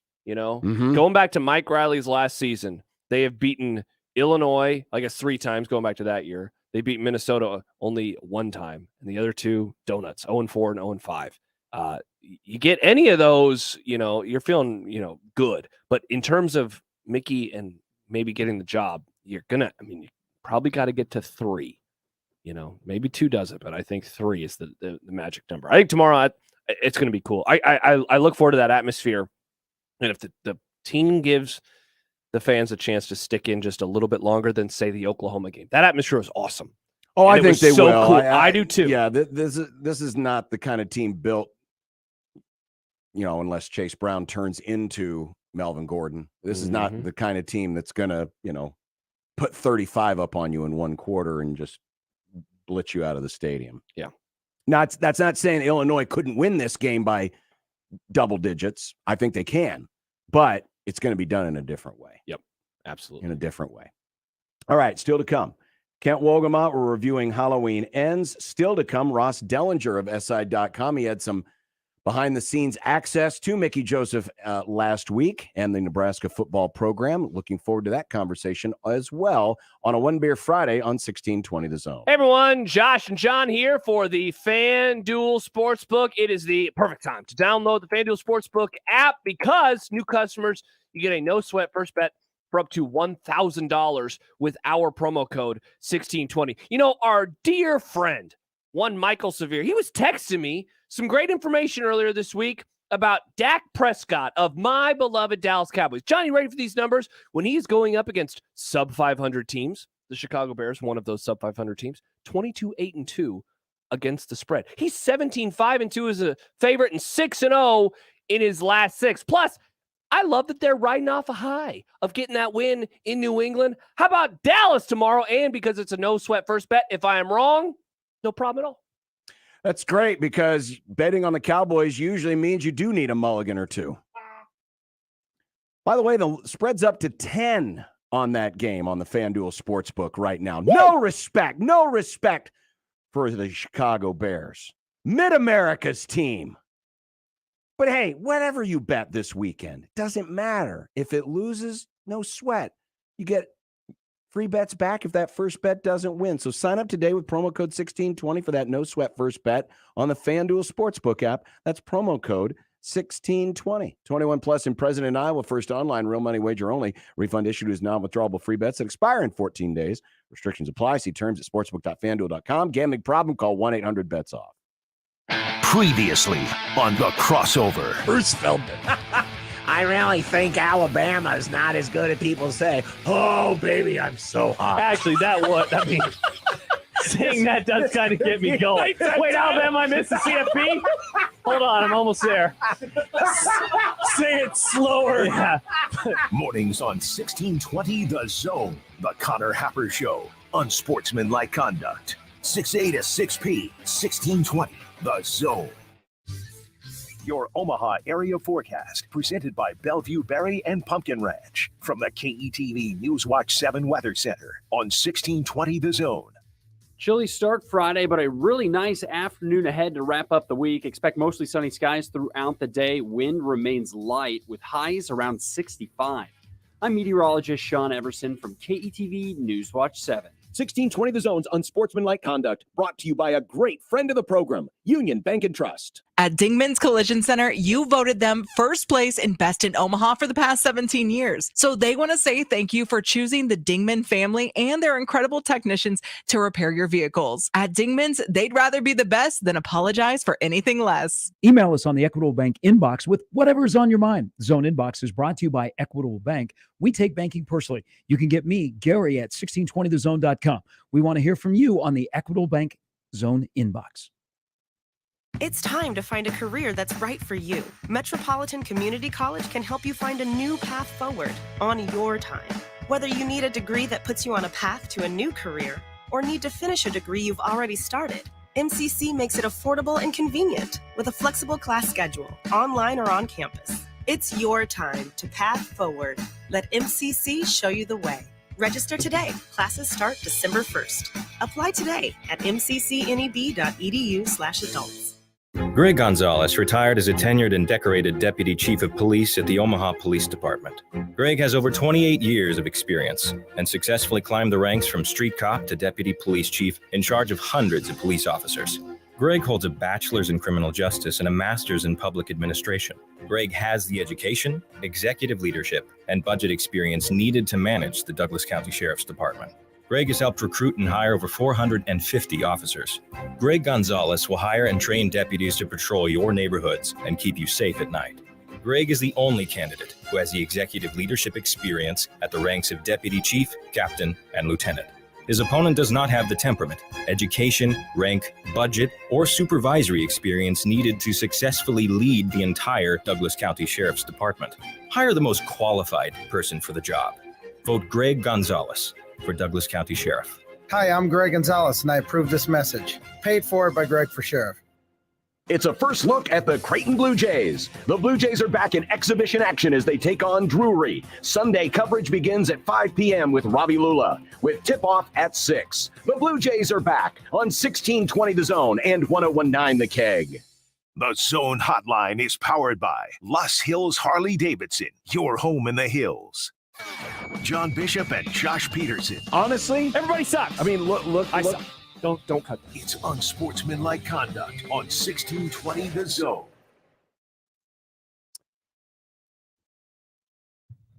(402-951-1620) is the Les Hills Harley-Davidson hotline. If you'd like to join us or send us an email or any other communique, you can do that in the Equitable Bank inbox. Sam was talking about Illinois and their offensive line. Mm-hmm. Remember the quote we had a couple of days ago from Mickey Joseph about he prefers JUCOs to transfers? Mm-hmm. Well, Illinois starts 2 JUCO transfers on their offensive line, Isaiah Adams and Zach Chrysler, who were both near the top of the JUCO. Zach Chrysler's a cool name. Zy Chrysler, not Zach. Zy Even Chrysler. cooler. Even cooler. He sounds like a billionaire. They were both at the DC top comic. of the JUCO ranks. But then the other guys, I mean, we're talking about Pileski is a senior. He's a 6th-year senior. Pearl is a 5th-year junior. Philstrom is another long in the tooth senior. You know how many different offensive linemen Illinois has started this year? I do not. 6. Wow. 6. Wow. So they have been rock solid. Yep. They have been there the whole time. Healthy. And if you look at up and down the list, only because they just transferred in, Adams and Chrysler only have 7 starts, but Pileski has 59 starts in 60 career games. Pearl will be starting his 20th on Saturday, and Philstrom has played in 28 games. He'll be starting 15. So, I mean, there's a lot of experience up there. And you look at, developing the offensive line. And I'm not one who thinks you just go out and recruit a bunch of 4- and 5-star offensive linemen and you're going to be fine. Which is what they've done, and they've been horrible. And they have. And they've won battles. I'm not saying you don't go out and get good stock, but offensive line has always been a position that is best served by development and growing them and getting guys to grow into their bodies. Because in most cases, offensive line is one of the toughest positions in all of sports to come into college ready-made. Yeah, plus it's tough to project. And it's tough to project. Yeah, the hit rate just doesn't seem to be as high. And that's why moving forward, and the conversations right now are interesting because we're talking about the here and now, we're talking about moving forward. Mm-hmm. But in the moving forward aspect of it, look, as this year has shown, you can go into the portal to get a really good back. You can go into the portal and get a good quarterback. You can go into the portal and get a good wide receiver. The hit rate's not going to be 100%, but you can go into the portal and you can find those dudes. Find them. Yeah, it's going to be so hard to do that with the defensive line and the offensive line because if you are going to do it and you're going to get really good players, you have to have some proof. You have to have some money in the bank to say, look at what we did. Now we'll do that with you too. Nebraska can't do that. And so, whomever their next offensive line coach is, they're going to have to really do a good job at selling that. And that's going to be whatever happens with the short term. That's going to be the toughest part to immediate improvement. But I mean, Illinois is a good story for that. It can be found. You just got to have the right mindset. And you have the right coach. Look, I don't think Whipple's going to be the OC next year. I don't think Donovan Raiola is going to be the offensive line coach next year, no matter who the head coach is, whether it's Mickey or somebody else. I would be very surprised if those guys are back. I thought Sam brought up a good point. If Frost said what Whipple did about physicality, we would have been talking about. We'd still be on it right now. The funny thing to me was just how he said something that Bush the same day essentially disagreed with, and he didn't push back like against Whipple specifically. He was asked about it, and he gave his own take on the physicality. Mickey Joseph gave his own take on the physicality. I guess I think where maybe Whipple, I don't know, benefits of doubt is the right term, but he has this like, that's what he said. He's just old, he doesn't care. That's the Whipple, reaction to everything he says. That's Whipple being Whipple. But I would say this, it's going to be tough tomorrow to win if you're not a physical football team. It's going to be tough to beat Minnesota. It's going to be tough to hang with Michigan. It's going to be tough to beat Wisconsin. It's going to be tough to beat Iowa. That's my biggest hang up with this game. Yeah. It's one thing to be able to hang with a team like Purdue. And I'm not saying Purdue can't be physical, but Purdue is a different style of Big Ten West team than Illinois, than Minnesota, than Iowa, than Wisconsin. Yeah. And Nebraska lost with Purdue being the more physical team. So what's going to happen when you play a team who that's their DNA and a coach who has preached it for the last 20 years? How are you going to try to bomb your way to victory when you couldn't do it that way against a team that isn't built like Illinois, who doesn't have all these starts on the offensive line, doesn't have all of this, talent and sack production on the defensive line? That's my biggest hang up with this game, is the lines of scrimmage. And so, and by the way, if you're wondering, here's what Mark Whipple said. I don't, to me, it's about scoring points. I don't think anybody comes after the game and says, geez, we were more physical or whatever say. They have a scoreboard for a reason. I haven't seen any tab on physicality up there, so that's what it comes down to. If that's part of it, yeah. So, but the beauty of football is we don't have any idea how the game's going to play out, and we may think we do, but we don't. And so you just got to see what you have and what they have and make some adjustments and go from there. So, which I think the farther along we go, the extra week helps with some of the stuff that way. It's true. They don't keep tabs on physicality. And of course, it's one of those things that really can't be measured with numbers as much as we try to in today's analytical world. It's really hard to do. Yeah, to measure but you know it when you see it, for sure. And you know it when you feel it. Yeah. You don't want to be a soft football team.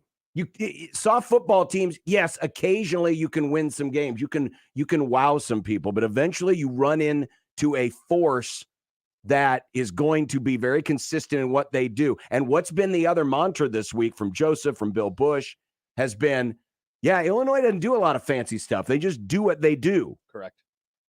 Well, they do that because the first core of what they are is to beat the guy in front of them, which at the end of the day is still the secret to the sauce in playing good football. Text from Chris in Montana to 402-951-1620.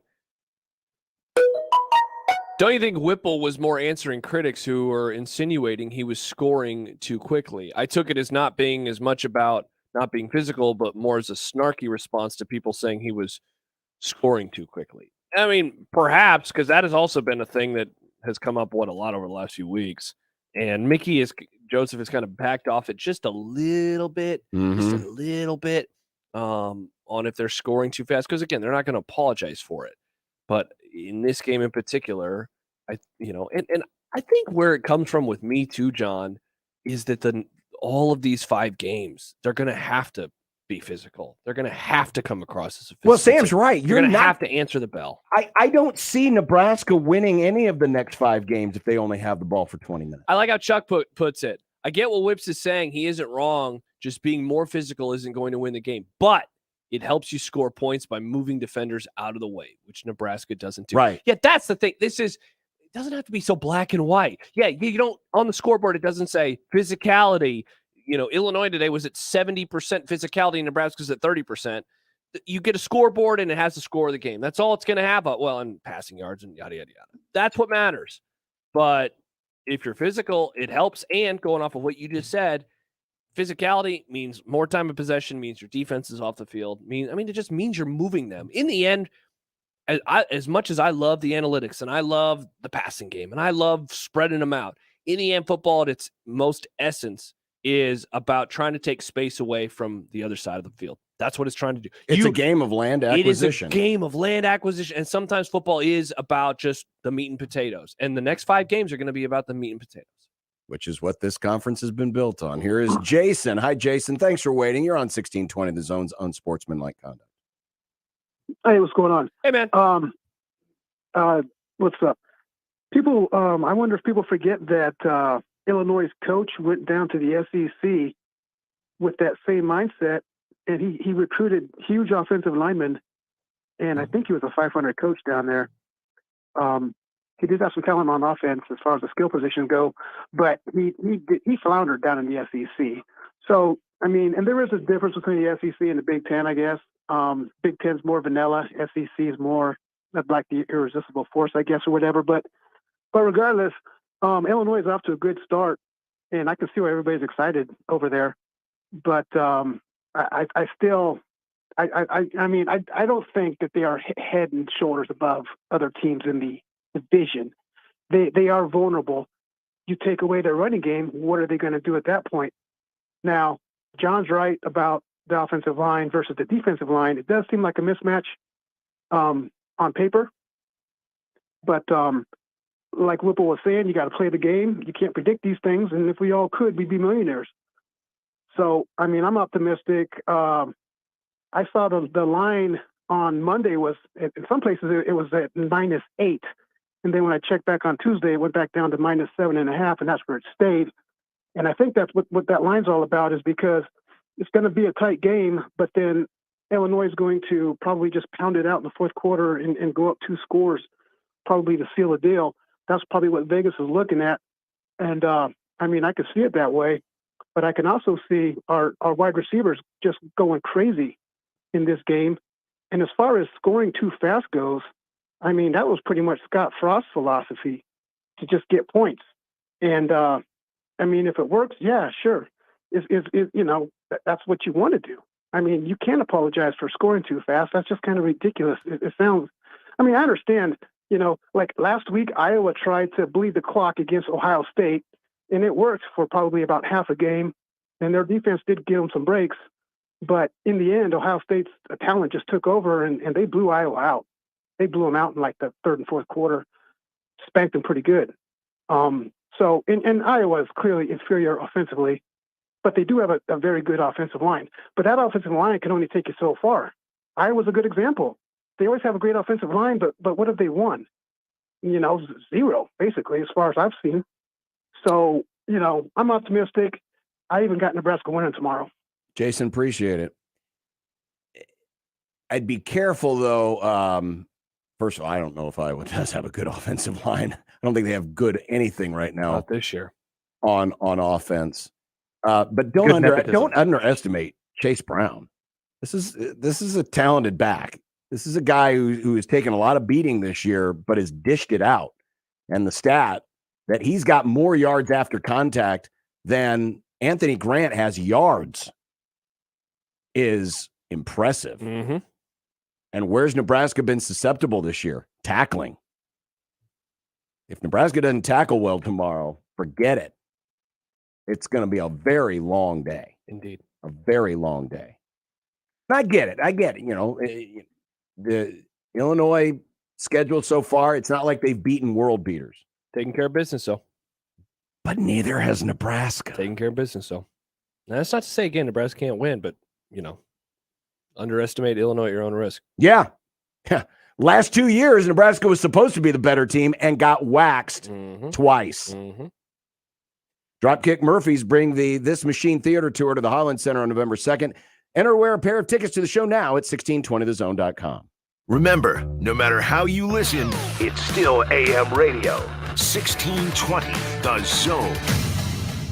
Hey friends, Kent Pavelka here, back with John Higgins and the Rooferees at the Weather Guard showroom. A lot of people will, well, I had some bids here and just got to go with this guy. We always ask the customer, did you get the referrals on those companies? Do your homework and check how long they've been in business. We try to stay really competitive. Doesn't matter if it's a Da Vinci wood shingle, asphalt shingle, vinyl siding, or hardy siding. Just go with somebody who has the track record, right? Right. There's only one call to make. The Rooferees at John Higgins Weather Guard. Dear gas prices, go take a hike. Toyota is the #1 retail brand for electrified vehicles for 22 years. The Toyota hybrid lineup brings efficiency with power and savings with style. Not to mention top tech to help keep you connected. Plush premium interiors and the most advanced Toyota safety features. So, now you know who you're talking to. Toyota, the #1 retail brand for electrified vehicles for 22 years, with a hybrid or electric vehicle built for every driver. Seriously, dear gas prices? Do you really think you can stand in our way? Think again. Toyota hybrids. Find yours at toyota.com. Toyota, let's go places. Based on manufacturer estimate CY 2000 through 2021 sales. See your independently owned Omaha Metro Toyota dealers. Village Point Toyota of Omaha, Baxter Toyota of La Vista, or Corwin Toyota of Bellevue. With almost everything in life, you have choices. You can pick a lot, a little, or somewhere in the middle. So shouldn't there be an internet plan that's just as clever? One that allows you to add TV or home automation whenever. That's why Cox now offers flexible internet plans, giving you all the services you desire at nothing you don't require. Additional services can be added at then current regular rates. All services subject to residential customer service agreement and acceptable use policy found at cox.com/policies. Restrictions apply. It's Halloween at Genesis Health Clubs. Join with no enrollment fee, no contract, and save 20% per month every month. Hurry, just 3 days left. It may be the spookiest time of the year, but starting a new fitness routine doesn't have to be scary. Genesis Health Clubs has top-of-the-line equipment and the absolute best personal trainers, tennis professionals, and group fitness instructors to help keep you motivated and headed towards your fitness goals. Plus, relax in luxury afterwards with saunas, steam rooms, and fluffy towel service. Whatever your fitness needs, Genesis is here to help every step of the way, and there's nothing scary about that. This Halloween, join Genesis Health Club with no enrollment fee, no contract, and save 20% per month every single month. But hurry, this offer will end before you have a chance to count your Halloween candy. It ends on Halloween and won't extend. Hurry, just 3 days left. Go to GenesisHealthClubs.com before Halloween and get no enrollment fee, no contract, and save 20% per month every month. 3 days left. This offer will not extend. 42 Degrees is pleased to announce the opening of Store 9 at Baker Square. To celebrate, we have put everything on sale. Kratom at $14.99. CBD as low as $19.99. Delta products from $6.99. Need a new vaporizer, e-juice, candles, pipes, and more? Then come to the source and save up to 75%. That's right, save up to 75% with the friendliest, most knowledgeable, and professional staff. Savings up to 75%. Why shop anywhere else? 42 Degrees. Buy your mom's house. The 2022-23 Creighton sports season holds great promise for competing for Big East and national honors, and 1620 The Zone will be there all year long. The 1620 The Jays podcast covers all of Blue Jay sports, from volleyball, soccer, and cross country in the fall to basketball in the winter, plus baseball, softball, tennis, golf, and rowing. Join me, John Bishop, along with Josh Peterson and Connor Happer each week for interviews with Creighton student athletes and coaches. It's the 1620 The Jays podcast. New episodes each Friday on 1620thezone.com and on Twitter at 1620 The Jays. Your neighborhood is more than blocks of buildings. It's the people who live there that make it special. At Union Bank and Trust, we're not just creating home loans, we're making neighbors. We're not just small business lenders, we're small business shoppers. We don't just live in your community, we help you build it. Because our people are your people. Visit ubt.com/neighbor to learn more. Union Bank and Trust, member FDIC. 1620 The Zone's unsportsmanlike conduct is brought to you by Union Bank and Trust. Now back to the program.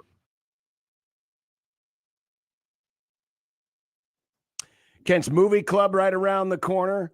Halloween ends. Does it? I hope it does. I don't know. Whoa, Nick just said he hopes Halloween ends. I thought this was his month. I thought yeah, this was your holiday. The movie series. By the I'm way, over the movie were series. you listening to Sipple when he was on with Ravi today? No, I didn't hear. Oh, did he say he eviscerated the holiday? Wow, it was so funny. He destroyed. He doesn't need all the candy. He doesn't have a stoplight to run, Sipple. He doesn't understand the vibe of the holiday. It was a great phone call. Sad. You know why Halloween is cool? It's not a capitalism centered holiday. Yeah, what are you talking about? You have to go out and buy a bunch of candy. The candy suppliers are like. What about the costumes, Nick? Yeah. Look, think of all the money you spend. I thought on you were this joking. holiday. Is this not? You spend more on this than you do on Thanksgiving. Yeah, but you don't spend more on it. Like the most popular holidays tend to be the ones where it's like Christmas, right? Like people spend a lot more on Christmas Nick, than they do with Halloween.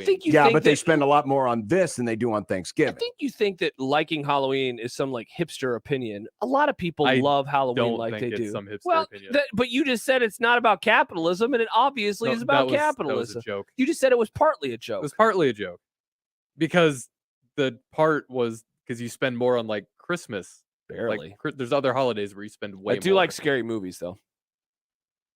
We'll find out. Did I like Halloween Kills or Ends? Ends. Kills was the last one. Yeah. Kills was the second one that we didn't see the first one. What was the first one? Yeah, we didn't see. Was the that first just one. Halloween? I have no idea. I'm so lost.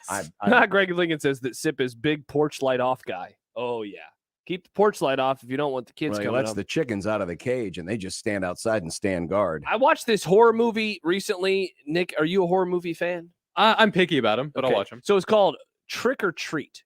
Came out in 2007. I think it was like a VOD, but one of my best friend, he had seen it before, so we went and saw it at a theater in town because it was like, I don't know if it was the first time, but it was released in theaters. This movie was a trip, man. It was so weird.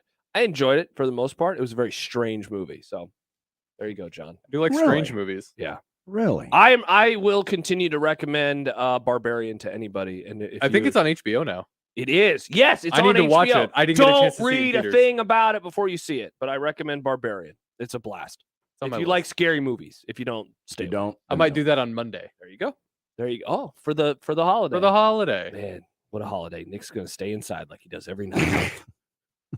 Great holiday. I was invited to a Halloween party on And? Saturday. Are you going? I have to be here to work What, you have to be here to work. What are you doing? on Saturday. What is going on? UNO hockey. Oh, that's right. We have it's millions of sports season. There's again. a lot of sports. That's Yeah. that's the thing I don't like about Halloween, especially when it falls on days when I am trying to watch a game.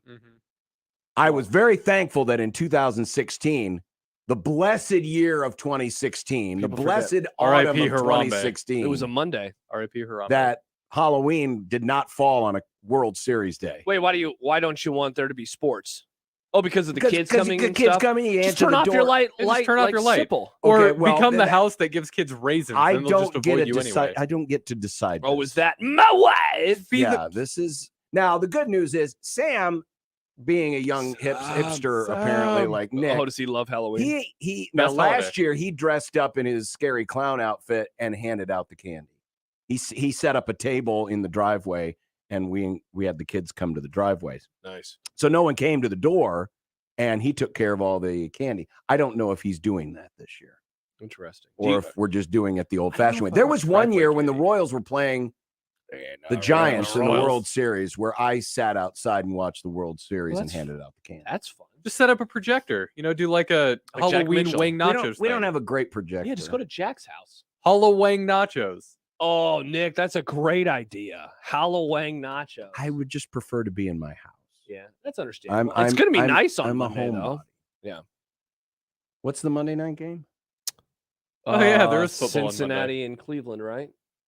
Hey, Yeah, tell me the orange NFL and didn't black. exactly. Tell me the NFL didn't plan that. And also brown and Spooky. you know what? I mean, that may if Sam's not going to do it, maybe I'll just sit out and have the computer. But I'm going to have the candy at the end of the thing and just say, grab one. I don't want to talk to you. Just grab your candy and get the hell out of here. Dang. Do you guys do the king size candy bars? Or are you cheap?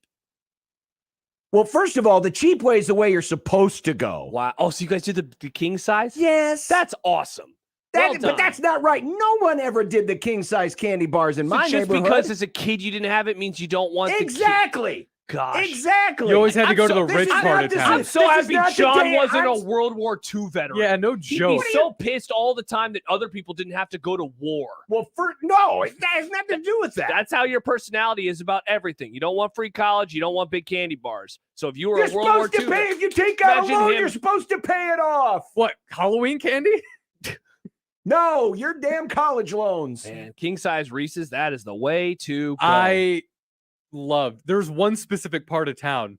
We call it the rich part of town that had the king size candy, but the Bishop part of town.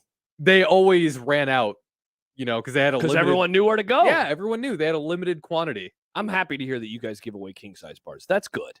That is No, good, that's John. not good. First of all, it's encouraging obesity and tooth decay. Brush your teeth. Secondly, Give 'em it's toothbrushes. costing me Don't extra do that. money. You got Get plenty the of money. smaller candy. You got plenty of money. Hell, Ed, we got plenty of room. You'll be fine. Meanwhile, what's Josh going to do? Hide up in his gated apartment community and not give away anything? No, we forgot. We were going to email the complex to ask if people stop by. We live super close to a neighborhood, and so we figure that kids will come over, but maybe not. We're going to buy candy, and I think we're doing king-size bars. And we can't even afford that, John, unlike you and your palatial estate. I don't live in a palatial You're a estate. homeowner. I can't even own a home. Oh, my name's John, and I have a house. I have a garage and a driveway. I That's do. you. That's what you sound like, right? Mustache Adam. And Wow. a grilling deck. Well, yeah, exactly. Wow, John complains all the time about this generation, but then he enables them with the king-size candy. No, I do not. I'm It's naming this other segment people. King Size John. Whoa, Dave says, who I think also lives in Lincoln, right? Dave Fight. There might be a Hershey's rep in the neighborhood that hands out king-size bars. Whoa. Because they're getting them for free. They're Well, writing yeah, it off. exactly. A Hershey's rep. I don't get wow, it for that's free. badass. I'm going to Dave's neighborhood. All right, coming Hello, up Dave. next, we'll find out how many candy bars they gave away in Halloween ends. Nice. Next on 1620 The Zone. Live from the Host Coffee Studio, this is 1620 The Zone. 1620 The Zone. Traffic. From the Burton AC Heating, Plumbing, and More Time-Saving Traffic Center. We have congestion on L Street between 120th and 84th, westbound and eastbound. JFK isn't looking too terrible, so if you need to go to Bellevue, I would recommend you do that right now. Otherwise, there's not really too much to report on 80, 680, or Dodge. My name's Conrad. That's been your afternoon traffic. This time-saving traffic is brought to you by Nanfito Heating and Cooling. Don't get caught in the cold. Call Nanfito Heating and Cooling, your Rude Pro partner today. Now is the time to have Nanfito Heating and Cooling get your furnace in top shape. Nanfito services all brands of furnaces. Call today, 402-515-5050. It's Halloween at Genesis Health Clubs. Join with no enrollment fee, no contract, and save 20% per month every month. Hurry, just 3 days left. It may be the spookiest time of the year, but starting a new fitness routine doesn't have to be scary. Genesis Health Clubs has top-of-the-line equipment and the absolute best personal trainers, tennis professionals, and group fitness instructors to help keep you motivated and headed towards your fitness goals. Plus, relax in luxury afterwards with saunas, steam rooms, and fluffy towel service. Whatever your fitness needs, Genesis is here to help every step of the way, and there's nothing scary about that. This Halloween, join Genesis Health Club with no enrollment fee, no contract, and save 20% per month every single month. But hurry, this offer will end before you have a chance to count your Halloween candy. It ends on Halloween and won't extend. Hurry, just 3 days left. Go to GenesisHealthClubs.com before Halloween and get no enrollment fee, no contract, and save 20% per month every month. 3 days left. This offer will not extend. I always wanted to learn Spanish, but I never thought I'd have the time. Then I discovered Babbel. Babbel's lessons are fun. They only take like 10 or 15 minutes, and in 3 weeks, presto, you're speaking another language. Like magic. I love that Babbel's lessons aren't just robots talking. They're voiced by native speakers, so you get the pronunciation just right. And they're designed by real language teachers, so you learn how to have real-world conversations, things you'll actually use. 3 weeks. It's incredible. After 3 weeks, I'm on vacation in Paris, having a conversation in French. There's all kinds of ways to learn. Use Babbel's podcasts or games or videos. You can even join live classes with a language teacher. If you want to learn a language, there's no faster, easier, better way than Babbel.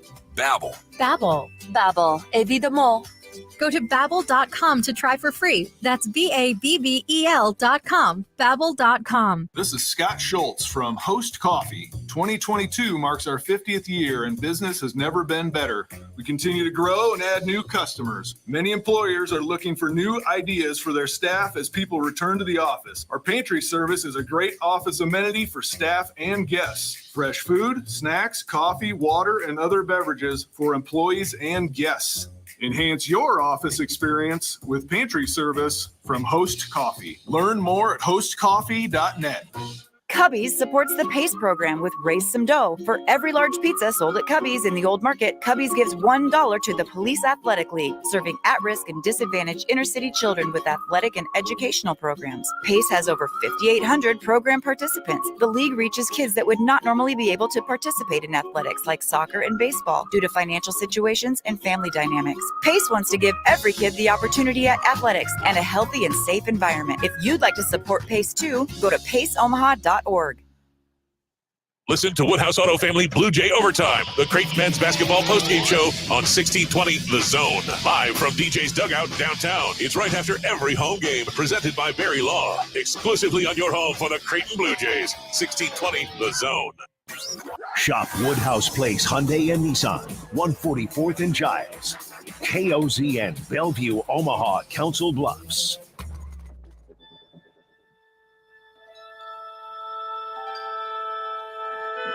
Friday, the final day of the week. These are the voyages of the program Unsportsmanlike Conduct. Its ongoing mission to explore strange new movies, to seek out new bits and new edifications, to boldly go where no radio program has gone before. Elkent's Movie Club. It's Elkent's Movie Club. Elkent's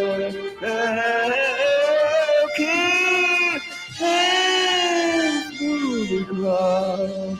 It's Elkent's Movie Club.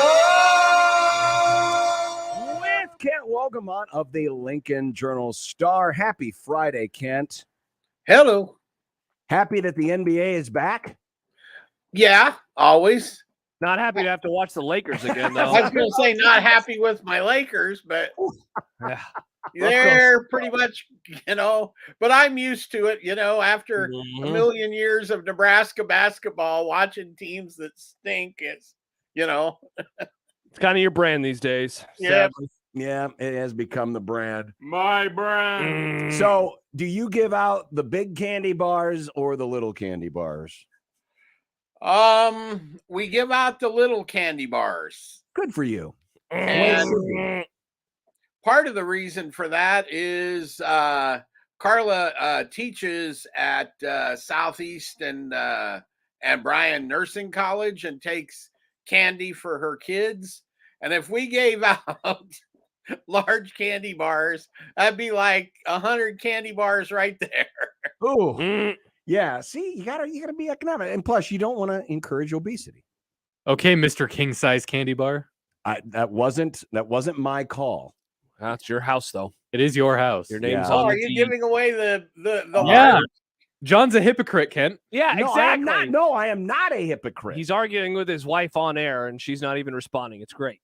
I could send our neighborhood kids over to your place as well. The amount of kids though in the neighborhood has gone down over the years. Really? Yeah. So inside playing their video games. Probably they're all like Nick. Or maybe Generation they're just Beta. afraid that Michael Myers is still out there. Nice. He's a professional there. Oh, Did you notice that? That's right. Well, it is. Halloween ends. We reviewed the Halloween Kills 2 years ago in Movie Club. And That was last year. That was last year. That was last it year. last year? Yeah, Was it because last I year? was your producer. Yeah. Damn. I remember Yeah, that. time flies, John. Wow, they just cranked You're having these suckers fun. out. They shot them all or these two at the same time is why they're able to do that. Okay. Oh, there you go. That makes sense. But it is supposed to be is it supposed to be the end of the series? We don't know. At least with this director, it will be. Because, right, Ken, this Right. guy did 3 of them. David Gordon Green. It's for sure the end of this trilogy. Mm-hmm. It's 99% sure that Jamie Lee Curtis is out. Right. Sure. Other than that, your guess is as good as mine as to whether we'll see another Halloween. Well, the story takes place a year after the end of the last movie, when Michael Myers goes on yet as another killing spree. And I must say, well, first I'll explain the synopsis. There's a 21-year-old, there's a young man who is a babysitter, and he's taking care of this, 10-year-old kid. Well, the kid is telling him scary stories about Michael Myers and how he only kills the babysitters. He doesn't kill the kids, and then locks the babysitter in this attic. Tricks him into going in there. He's starting to panic. He's banging on the doors. It's at the top of this spiral staircase. Because it's a really rich family. Very rich family. He eventually, as he's trying to break out, kicks the door open. Well, it hits the kid. The kid tumbles over the top of the staircase and falls 3 stories to his death. R.I.P. He's also holding a bread knife. And yes, Nick, great point, because he leans over with the knife still in hand, looking down right as the parents just so happened to come home. So, whoopsie. Long story short, he's convicted of he's cleared of Cleared. manslaughter. He doesn't get Cleared of manslaughter, but he's still living in Haddonfield, and he's kind of a pariah. Well, he gets hooked up with Laurie's, or Jamie Lee Curtis's, granddaughter, who survived the last Michael Myers attack. The mom died, but she survived. Yes. And they come together, the young man and Allison. Totally normal way. Corey and Allison, yes. Right. But what a weird relationship. But he is still obviously Very cool. very disturbed by all of this. He's got people, teasing him. There's this group of high school kids that keep, taunting him and threatening him and all this other stuff because of the crime he had previously been cleared of. And he meets up with Michael Myers. He ends up meeting up with Michael Myers. He's been hiding in the gutter. Mm-hmm. Yeah, they're best friends. And pretty soon, it's almost like the spirit of Michael Myers possesses this kid, and he ends up being a killer as well. And so that's essentially the premise of the movie. I was going to say, I liked where this was going at the beginning, because I liked the fact that the 21-year-old Corey was a tragic figure. It was clearly an accidental death. He didn't do it, but of course, people are going to have their opinions. He's going to still be in the community. He's going to be kind of this outcast, even though he wasn't guilty of doing anything, terrible. He didn't do it on purpose. Yeah, he made a mistake. He made a mistake, and he's just misunderstood, and he kind of gets sent down this dark path because people won't let him forget that, he killed this kid. So I liked where it was heading, but then when he met up with Michael Myers, I think it almost would have worked better if we didn't have Michael Myers in this at all. Yeah. And we just focused it on this kid and this kid taking this tragic path, and how it just kind of ended up, fate just took him down the wrong road, and he ended up being that which he was supposedly supposed to be in the eyes of the community. Michael Myers seemed kind of shoehorned into this movie. What'd you think, Cap? What did I think? I agree with that. The other thing that actually kind of drove me insane about this one, and I think I know why they call it Halloween Ends.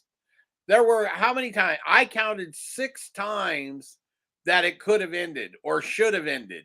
Yes. Right?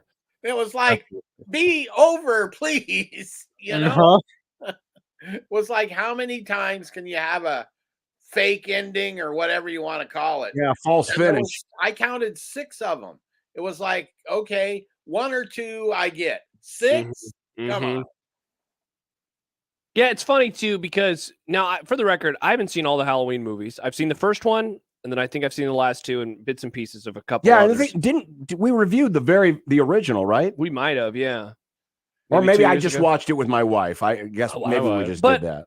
One of the things, Kent, that I have heard, I've never seen the third one, but it seems like it's grown kind of a cult following, and that's one of the ones that does not have Michael Myers in it. And I wonder, as we wonder about the future of this film franchise if you could move away from the Michael Myers component and have just the supernatural element of it, if you will. Because I'm with John. Like, I think I would describe it as I like that they maybe tried something a little bit different, but it always has to circle back to Michael Myers. And I mean, they had the flashbacks, to a bunch of things with Lori, and it's always the same. She thinks she kills him, but then he comes back. Now, I don't want to give away the ending, I guess, here, but there's been that in every single one of these movies, and it'd be nice to not have him hanging over everything. I agree with that, and B, I think it's what's important to know about this movie and the two that have come before it is they were designed to be sequels to the original, and forget all the 10 others that came in between. Yeah. Which adds some really odd, I don't know what you want to call it, like disconnect to the story, because I don't care what they say, people are going to view it as, well, this is the 15th Halloween or whatever it is, rather than the fourth one. Does that make any sense? Couldn't agree more. In a way, and it's always been one of the things that's irritated me about the comic book movies is we did Batman, and then we did it, then we re-jumped it again, and then we restarted it again, and it can get all, and I get why they did that, but you're right, Ken. I mean, there were so many movies made in the the late 80s into the 90s, early 2000s that are all titled Halloween, but technically they're not really The Return of Michael Myers, The Revenge of Michael Myers, The Curse of Michael Myers. Right. Yeah, they're not supposedly in what's the phrase we use in Star Wars? In canon. It's not in canon. And this is like, okay, this goes back to an old Chris Rock joke about why you don't see black people in haunted house movies. Because when the ghost says, get out, we get the out. Right. Right? Why didn't these people leave this town?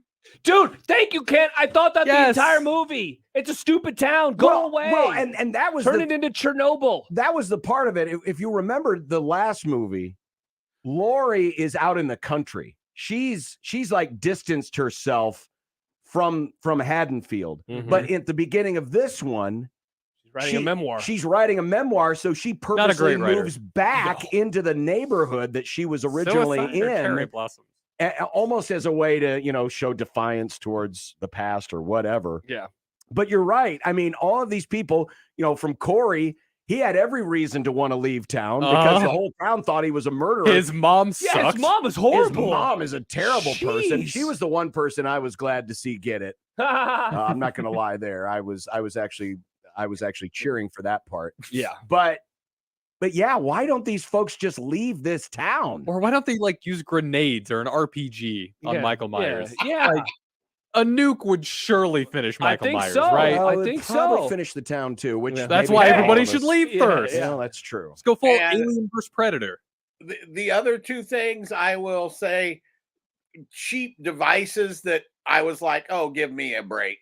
Her memoir that lets her do this narrative to flash back and forth that's about as tired a device as you can come up with for a movie. And then what's up with that turntable, huh?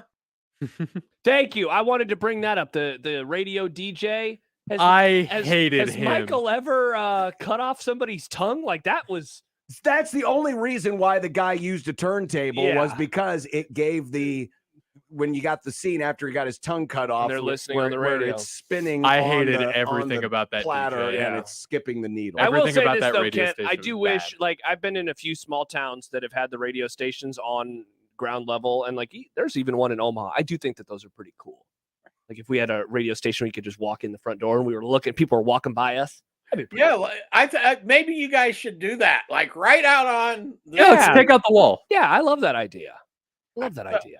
Like being in a fishbowl. Yeah, we can have all those cars drive by, drive by, whatever. There's a restaurant here. People walk. We could move to the lounge, right? Yeah, it'd be perfect. All right, fine, we'll do it. All right, cool. and then Josh will get his tongue cut out. I hope not. By a slasher. I hope So not. remember earlier when I said I was really picky about horror movies? Yeah. I hated this movie so much. This was hard for me to watch. It wasn't very good. The writing was not great. No. The scares weren't See, that's scary. the thing. They're not. It's just not a scary movie. You know, I No. like horror movies, but I don't like this brand of horror anymore. I moved on. It's like just gory and interesting ways to kill people. It's like, oh, Yep. That's not really scary. what it is. I guess if It's anything, it's kind of a flashback gore to some porn. of those 80s movies where it was all about the goofy ways to kill people and the gore, the maximum gore effect, but there's no suspense. And it's- which is what makes a great horror movie from the beginning is the suspense. And I feel like the gory aspect, or even what a lot of the 80s movies did, worked so well for the time because there was still a new concept. It was still a wild thing, but it's 2022. Like I think that's why psychological thrillers are doing more now. Yeah. Just because it's different. Cerebral. Yeah, exactly. Makes you So think. what is the audience, Kent? Why do we continue to reinvent the wheel? I mean, we keep watching it. Because there are continuing new generations of this is R, right? I'm pretty sure it was R. Yeah. Oh, yeah, that's R. Right? Yeah. So Usually it'd be 17 to 25 or whatever the theater going crap. That's why. It's because that audience is there and they turn out for all this crap. I mean, look at all these similar cheap scare horror movies that are come out every year. There's probably 5 of them opened in the last few days. This one had a little bit of a budget, but most of them are filmed on zero budget, right? And they're just, we can make a few $1 million and off this audience. And one of the questions that always occurs to me is, if you're raised on this being scary movie, this being a horror movie, and then you take what I would call like if you make a list of the really great scary horror type movies, is a kid today gonna want to watch The Shining, right? Or doubt it. Shows like that. I was trying to think of a couple others. I read an Blair article. Witch. I read an article. That's a good one. I read an article a couple weeks ago because I think it's one of the anniversaries of The Ring. I don't know if you ever saw The Ring. Yeah, The Ring.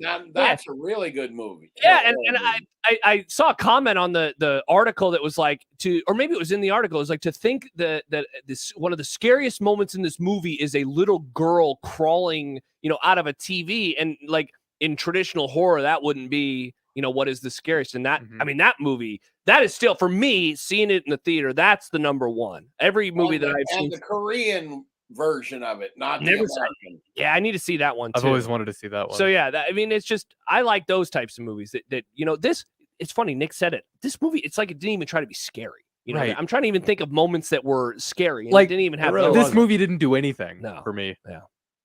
And then there are really bad, campy horror movies that are on a budget, but then they still have some kind of redeeming quality to them, right? You can look back and be like, this was so bad, but it was kind of funny.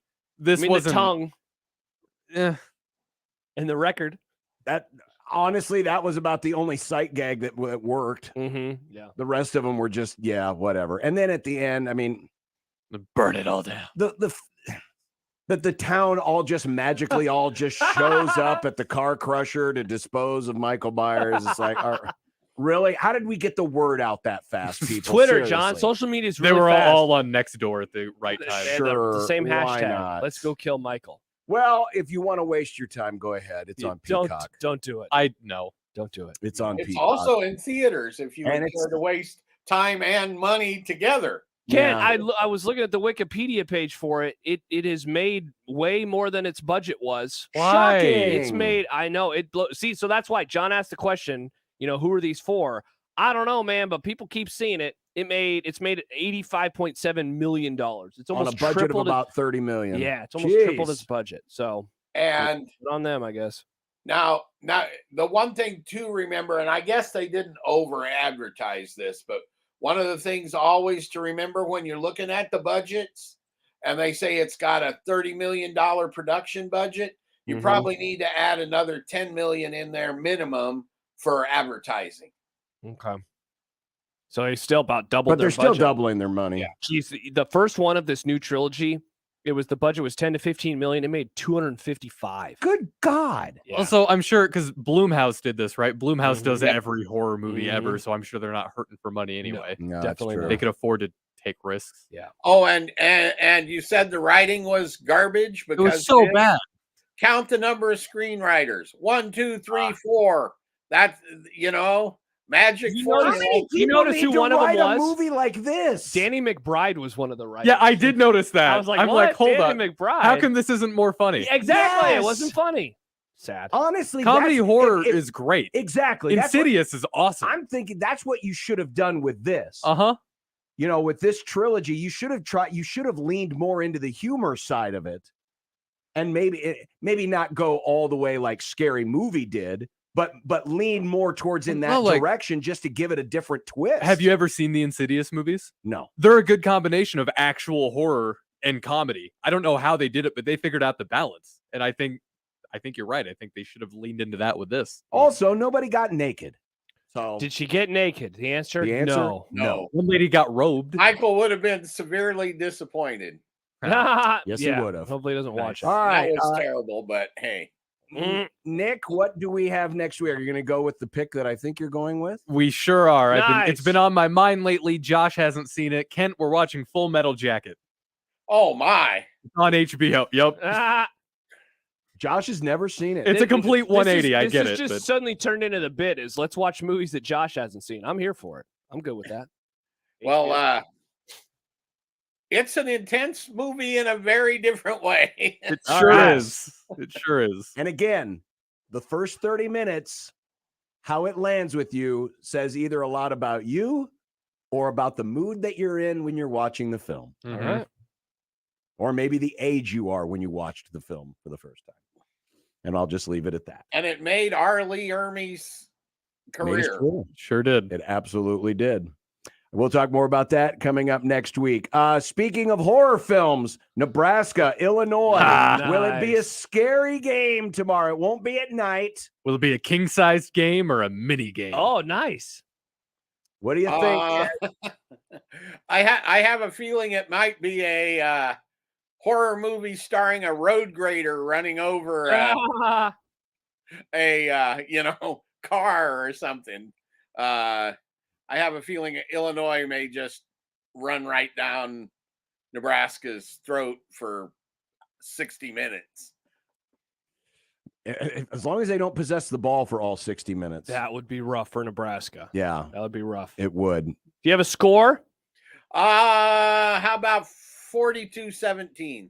Whoa! Kent. 42-17. Which one's the evil Kent? I could see 52-38 or something like that. Probably Nebraska. Now that would be a surprise. Now, it is Halloween. Evil Kent being the positive, real Kent being the negative. The negative boys. Everything's getting turned upside down.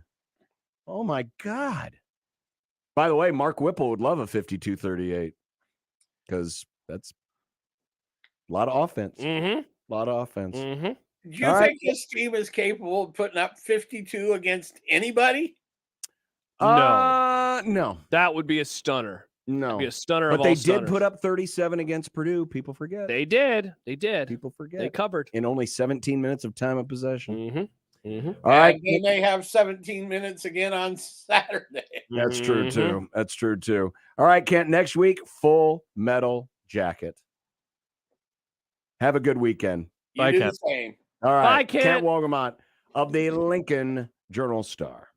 Coming up, it's One Beer Friday, and Ross Dellinger will join us here in about 15 minutes. Nice. The story still hasn't hit yet. It is not. So maybe he's just going to read it to us on the air. That'd be nice. And also we'll have keys and our picks. We'll have keys how about and this? picks. Husker Brad on YouTube says, guaranteed JB, that's you, John Bishop, and Josh would say bet Nebraska if the bosses on 1620 weren't leaning on the hosts. Nebraska money line, and then a money bags emoji. Is Brad implying that our bosses tell us to pick against Nebraska? How did he know? Apparently we have cameras in here. All right. Or hidden microphones. We do have cameras. Oh, there's one right there. Oh, my God. All right, all of that to come on this One Beer Friday as we count down towards the weekend on 1620 The Zone. We're coming up on week 8. FanDuel Sportsbook ready to go to take your action on this weekend's games. Just saw that Deebo Samuel is out for the Frisco Niners. Can this finally be the blessed moment where the Rams can beat Frisco in the regular season? The number is down to Rams +1. So, yes, you can still get a point. But I'll tell you what you might want to consider. Take a look at what Christian McCaffrey's rushing totals might be. He might be leaned on pretty heavy in only his second game with the 49ers. And with the FanDuel Sportsbook, you can not only bet on the game itself, but also on the player prop. So if you still like San Francisco and you like Christian McCaffrey to have more rushing yards, check out the FanDuel Sportsbook today, because if you do, that means bigger payouts for you. John, if you put in our promo code 1620, you can get a no-sweat first bet for up to $1,000. I put together a same-game parlay for a matchup in particular that I am interested in on Sunday afternoon, Arizona and Minnesota. Give me the Vikings to win this game outright, to just take them on the money line, and then anytime touchdowns from Dalvin Cook and Justin Jefferson, +342. They have those. They have a whole lot more. Go check it all out today. And once again, if you're new to FanDuel, sign up with our promo code 1620, and you can get that no-sweat first bet for up to $1,000. FanDuel Sportsbook promo code 1620. 21 plus and present in Iowa. First online real money wager only. $10 first deposit is required. Bonus issued as non-withdrawable free bets that expire 14 days after receipt. Restrictions do apply. See terms at sportsbook.fanduel.com. Gambling problem? Call 1-800-BETS-OFF. Your Omaha area forecast, presented by Bellevue Berry and Pumpkin Ranch, from the KETV Newswatch 7 Weather Center on 1620 The Zone. Clear and quiet conditions will continue as you wrap up the evening and overnight, with temperatures eventually dipping into the upper 30s and lower 40s.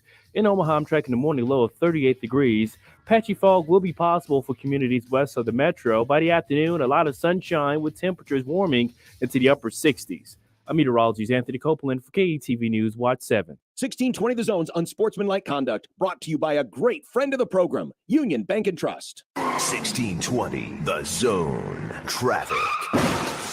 From the Burton AC Heating, Plumbing, and More Time-Saving Traffic Center. We've got a minor accident on Dodge between 180th and 168th. Reports of a car stopped in the middle of the roadway on 84th by F Street. The highways are looking pretty good, except for JFK northbound. That is stop and go. My name's Conrad. That's been your afternoon traffic. This time-saving traffic is brought to you by Saul's Jewelry and Loan. Everyone knows Saul's pays top dollar for your gold, but Saul's pays cash on the spot for your precious metals too. Silver, gold, platinum, coins, bars.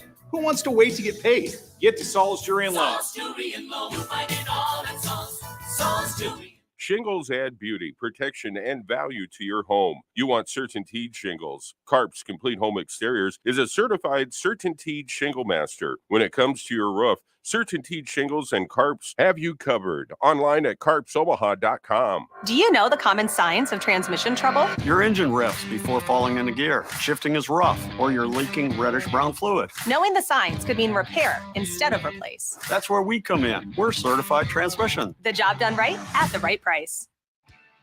Dear gas prices, go take a hike. Toyota is the #1 retail brand for electrified vehicles for 22 years. The Toyota hybrid lineup brings efficiency with power and savings with style. Not to mention top tech to help keep you connected. Plush premium interiors and the most advanced Toyota safety features. So, now you know who you're talking to. Toyota, the #1 retail brand for electrified vehicles for 22 years.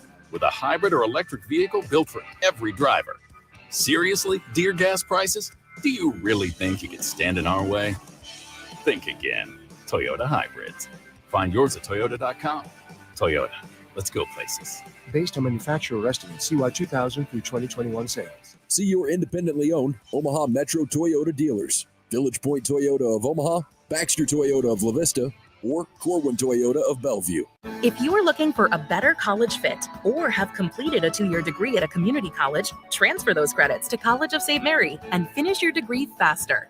We've made transferring easier than ever. With our 2-week transfer evaluation, you'll know your credit transferability and financial aid package to College of St. Mary in just 2 weeks. And we'll help you determine all scholarships or grants available to you. Take the next step to completing your degree faster. Transfer to College of St. Mary. Apply today at csm.edu. With some big-time events coming up, including the Luke Combs concert at the CHI Health Center right here in Omaha, October 28th and 29th. Be sure to check out my friends at ticketsforless.com. It's not all about sports. It's about shows, and it's also about finding the best tickets at ticketsforless.com. So whether you want to see the pageantry of Memorial Stadium on a Saturday, catch a game at Arrowhead Stadium, Tickets for Less is your source for the best tickets, also without those crazy per-ticket fees you'll pay on other sites. Trust me, you'll keep going back to ticketsforless.com. Compare and save the day at ticketsforless.com. My friend and I are taking a trip to Mexico this year, but neither of us speak Spanish. So we downloaded Babbel and started learning Spanish fast. Want to get conversational in another language in as little as 3 weeks? Babbel's quick 10-minute lessons were designed by language experts to be the most efficient and effective way to learn a new language. ¿Cómo te llamas? ¿Cómo te llamas? Babbel, language for life. Celebrating 10 million subscriptions sold. Now try Babbel for free at Babbel.com. That's Babbel.com. Equitable Bank. We take banking personally. EquitableOnline.com. Make the right call, fans. The Rooferees at John Higgins Weather Guard. Rooferees. This is Unsportsmanlike Conduct with John Bishop and Josh Peterson. It's delicious. Nice. Of 1620, The Zone. Well, some of the other games going on in college football this weekend, I think one that is going to be rather interesting will be the Saturday night affair between Kentucky and Tennessee. Now, Tennessee has Georgia looming on the horizon, and if all goes well, it'll be a top 3 matchup of undefeateds. But getting past Kentucky could be a challenge. I was reading some of Bill Conley's synopsis of the game, and as he wrote, Kentucky is almost built for Tennessee. They're good at not allowing quarterbacks to scramble. Of course, Hendon Hooker is really good at getting out of the pocket and making plays with both his arm and his legs. They don't have to blitz much. They kind of just plug up the passing lanes. They make life difficult on quarterbacks trying to, squeeze the ball in. Plus, they're a team that can take the air out of the ball. They can grind out possessions. Tennessee likes to go fast, fast, fast, fast, fast. They have the second fastest tempo in the country. Kentucky has the slowest tempo in the country. So it's literally a clash of styles going on. Now, it is in Tennessee. The Vols, 2 weeks after the big win over Alabama last week, cruise control. They have them at home. There's going to be a lot of energy, but man, if you even dare peek ahead to the Bulldogs, Kentucky can win this game. Couldn't agree more. One of the things that I've been wondering about with the Vols and their offense, and I guess the team, what happens when the offense is maybe just a little bit worse? They have been awesome. I think Pitt's probably the best example of a game where things didn't go entirely well for the offense, but of course they still got that victory. But with this particular matchup and what Kentucky is able to do, what if they have a few drives where it's just not going their way and Kentucky is sitting on the ball and they're limiting possessions and suddenly it's the second half and all that doubt starts to creep in? I mentioned earlier this week, if they get by this game, in my opinion, they are going 11-1 or 12-0 in the regular season. And there's really not another loss that I see if they get by this game, which would be an unequivocal success. It would be the best season in decades and a hell of a year too. If they lose this game and they lose Georgia and then they go 10-2, still a really good season and a really exciting season. And there's a lot of promise, but I know that Tennessee fans would feel there's a what if, like, oh man, just what if? Because if they win tomorrow and they lose next week, there's still a chance that they're going to be in the playoffs. So this is going to kind of decide if they're going to be a playoff participant or not. I love the clash of styles. I think Mark Stoops is a really good coach.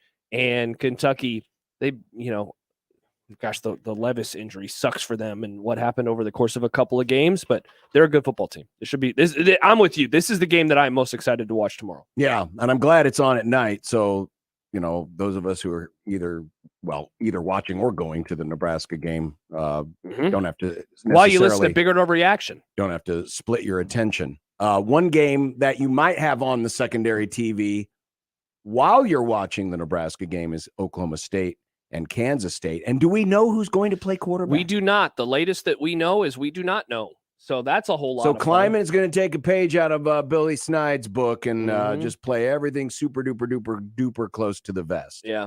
And, it's so funny. Every week when we talk about a Big 12 game, we have a lot of the same things to say, and that is, can this team get up again? We did that. We've done it with TCU 4 weeks in a row, and they keep responding. Now, they also keep getting to play backup quarterbacks, but hey, you play them as you get them. This is another one. Oklahoma State, can they get up again? What a comeback that they had last week against Texas.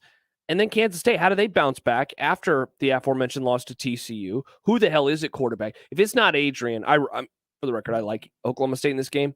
If it's not Adrian, I really like Oklahoma State in this game.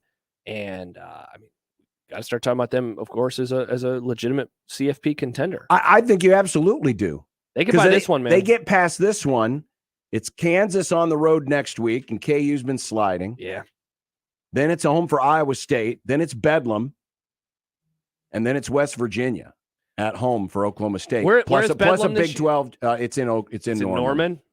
That'll be a lot. Yeah, well, you get by this one. You're looking again. You're staring down the barrel at 11-1 if you take care of business. If you get by this one, if you're Oklahoma State. Now, of course, what would then maybe, just maybe, TCU can keep doing what TCU's been doing. Maybe the Big 12 championship game could be a quasi play-in game for the playoff. That would be a lot of fun. For one of the frustrations we've had in the sport lately is that it seemed like a few obvious teams, a few obvious conferences, the Big 12, the Pac-12 were kind of left out. They're not right now. If Oregon and USC, if those two teams take care of business, and like you said, if Oklahoma State and TCU, if these teams take care of business, it might turn into that, a play-in you're in, and that just sounds like a whole lot of fun. Let's see. And, you know what these sound like to me? What? Notable games. They are notable games. Let me ask you this question. Which huge underdog are you more likely to think keeps it close, if not wins it outright? Florida against Georgia in the world's largest outdoor cocktail party, or Michigan State visiting the Big House and taking on the Wolverines? Which of those rivalry matchups could you see getting squirrely? Florida. Interesting. Mine was actually the other one, even though I do think I know that the Michigan history has been that that Michigan State just has Michigan's number, and maybe Michigan does a little too much horsing around. But Michigan State's not good. They suck. Michigan State is not good.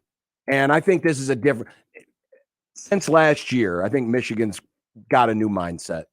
I don't think Michigan no longer has that tenseness about them, that rollover, that getting past Ohio State was massive. It was. And I know they got smoked in the playoff, but it's Georgia. But that's the game. The Georgia, you can see Florida. I could just with the talent that's down there. Yeah, I just think there's a possibility. And Georgia, if Georgia plays like they were at the very beginning of the season, it is possible, and it is a rivalry game. So yeah, I would say that one would lean more that way than the other. Yeah.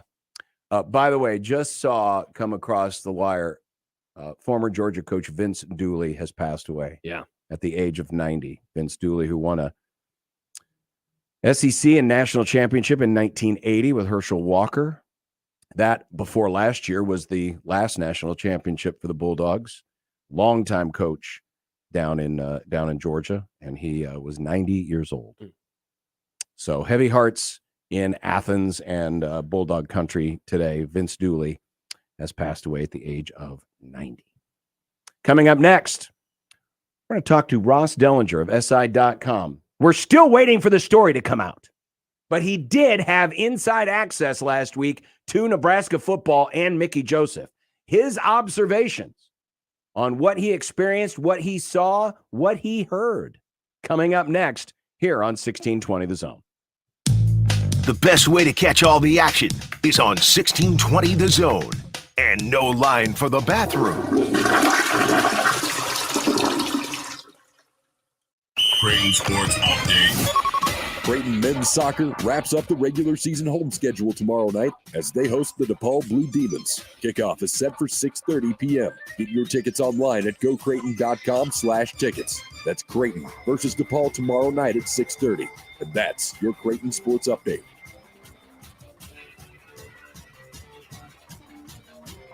$16.20 The Zone proudly supports Creighton Athletics.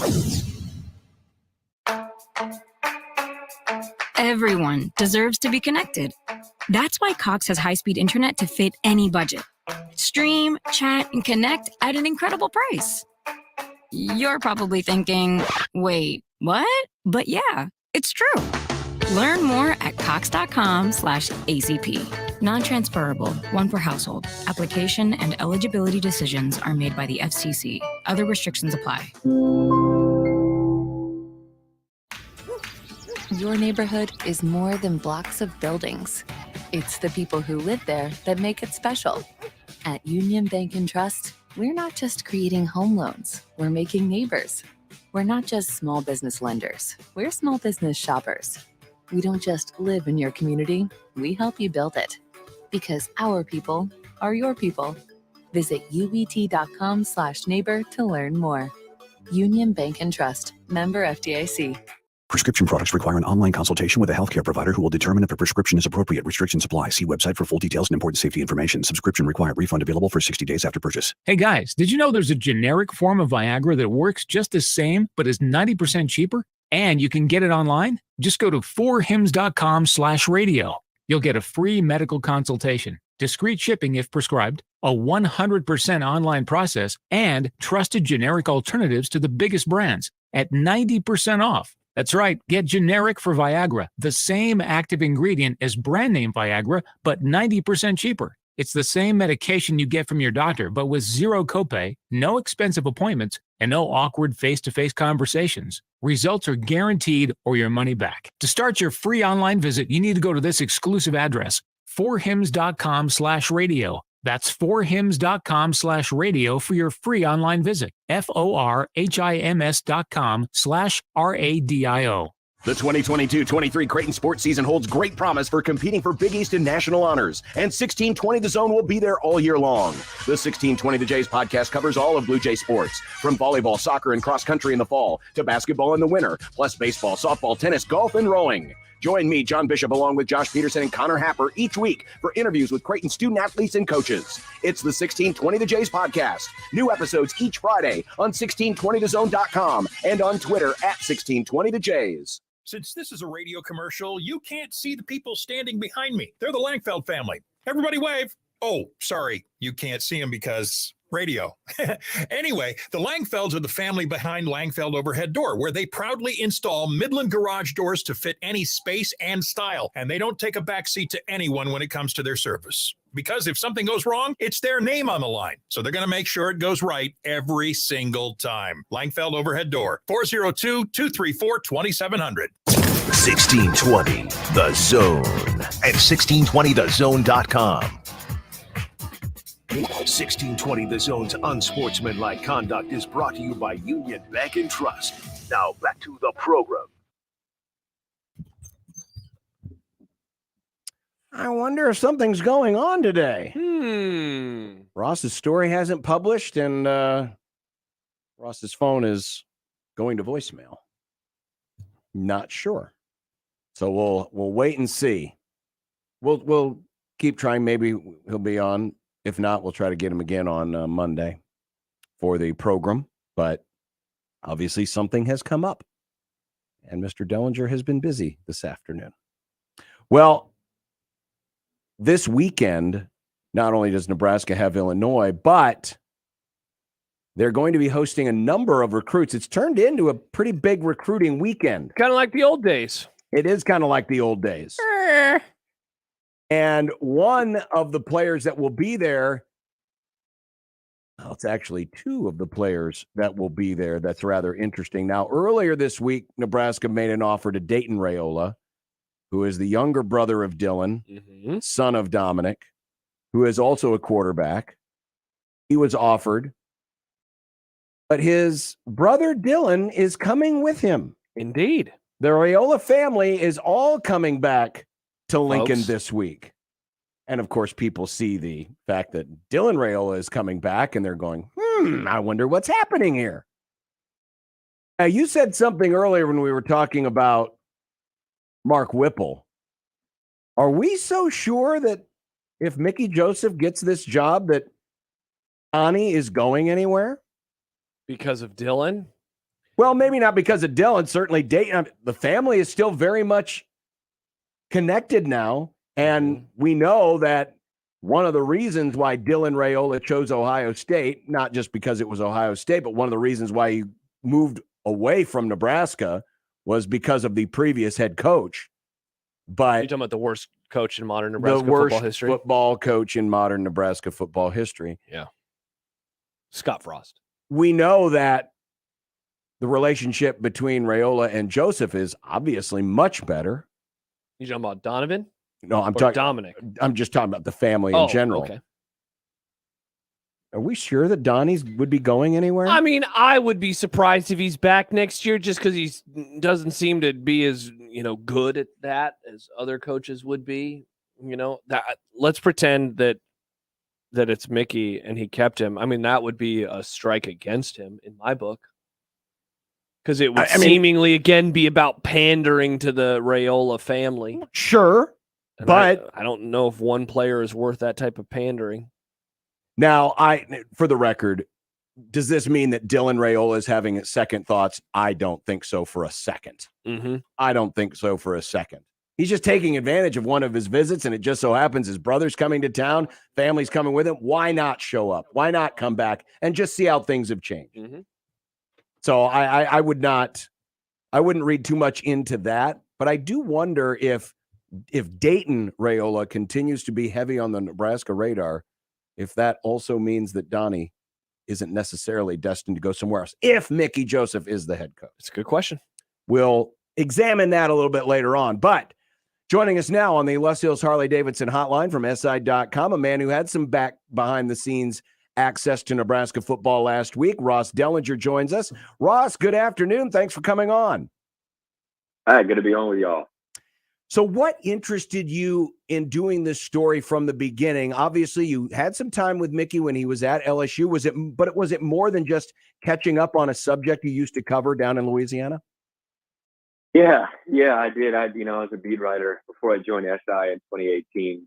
I was a beat writer covering LSU. So I covered LSU for a couple of years while Mickey was on the staff there. And I kind of knew him a little bit from New Orleans. I'm from that area as well. So it was good to see him and catch up with him. It had been a while, and he certainly gave me a lot of good access behind the scenes to the Huskers. And the story actually was supposed to publish today, but we've moved it to Monday. So it'll drop Monday morning on SI.com. But hopefully it's a window into the fight that Mickey has on his hands to try to win the full-time job and get the Huskers turned around. Ross, I want to go back with you about a month and a half now when Frost was removed. What was your reaction, or I guess were you surprised at all that Trev Alberts tapped Mickey to become the interim head coach? I guess thinking back to your time in Louisiana, was that something that you thought could potentially be on his radar moving forward with his career? Well, as it turns out, when he took the job back last fall or last winter, I kind of was under the impression that Mickey took the job, probably knowing in the back of his head that if something did happen with Scott Frost this season, that he would be a pretty likely candidate to be the interim. Certainly he didn't tell me that, but I just kind of assumed that, knowing his relationship with Trev Alberts, knowing his relationship with the school and the history with the school and being a former player, that he would be a pretty likely candidate for that to happen. And then of course it did. And so I think in a way, I'm sure he was somewhat prepared, and he's got some previous knowledge to use on this exact situation. Ed Orgeron was a guy he coached with for 5 years at LSU, and Orgeron probably has the best interim coaching record, literally, of maybe anybody in the history of college football. He's 11-4 as an interim coach, 6-2 at USC, and 5-2 at LSU. That ended up getting him the job. So he knows what to do.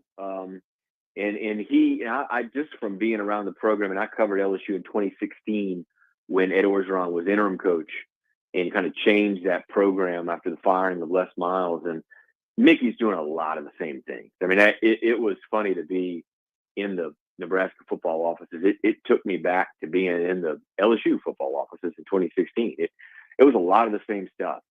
Number one, there was just an energy that he's brought to the team. I mean, there's just a change in energy around the whole building. Mickey is obviously really bubbly and energetic.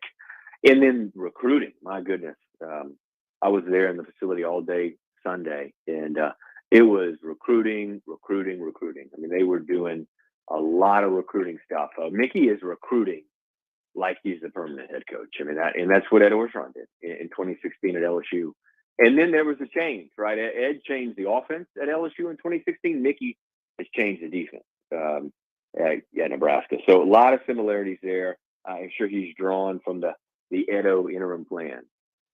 Ross Dellinger, SI.com, as he just told us, the story will drop Monday on SI.com, his inside access to Nebraska football. You just described the mood around the office, the energy around the office. How do you, as a reporter, cut through the show, knowing that, when there's somebody there who's not normally there, you might get guys putting on a show for you or putting on a good face? Did the vibe give you any indication that this was anything but the authentic look that any other Sunday would have been?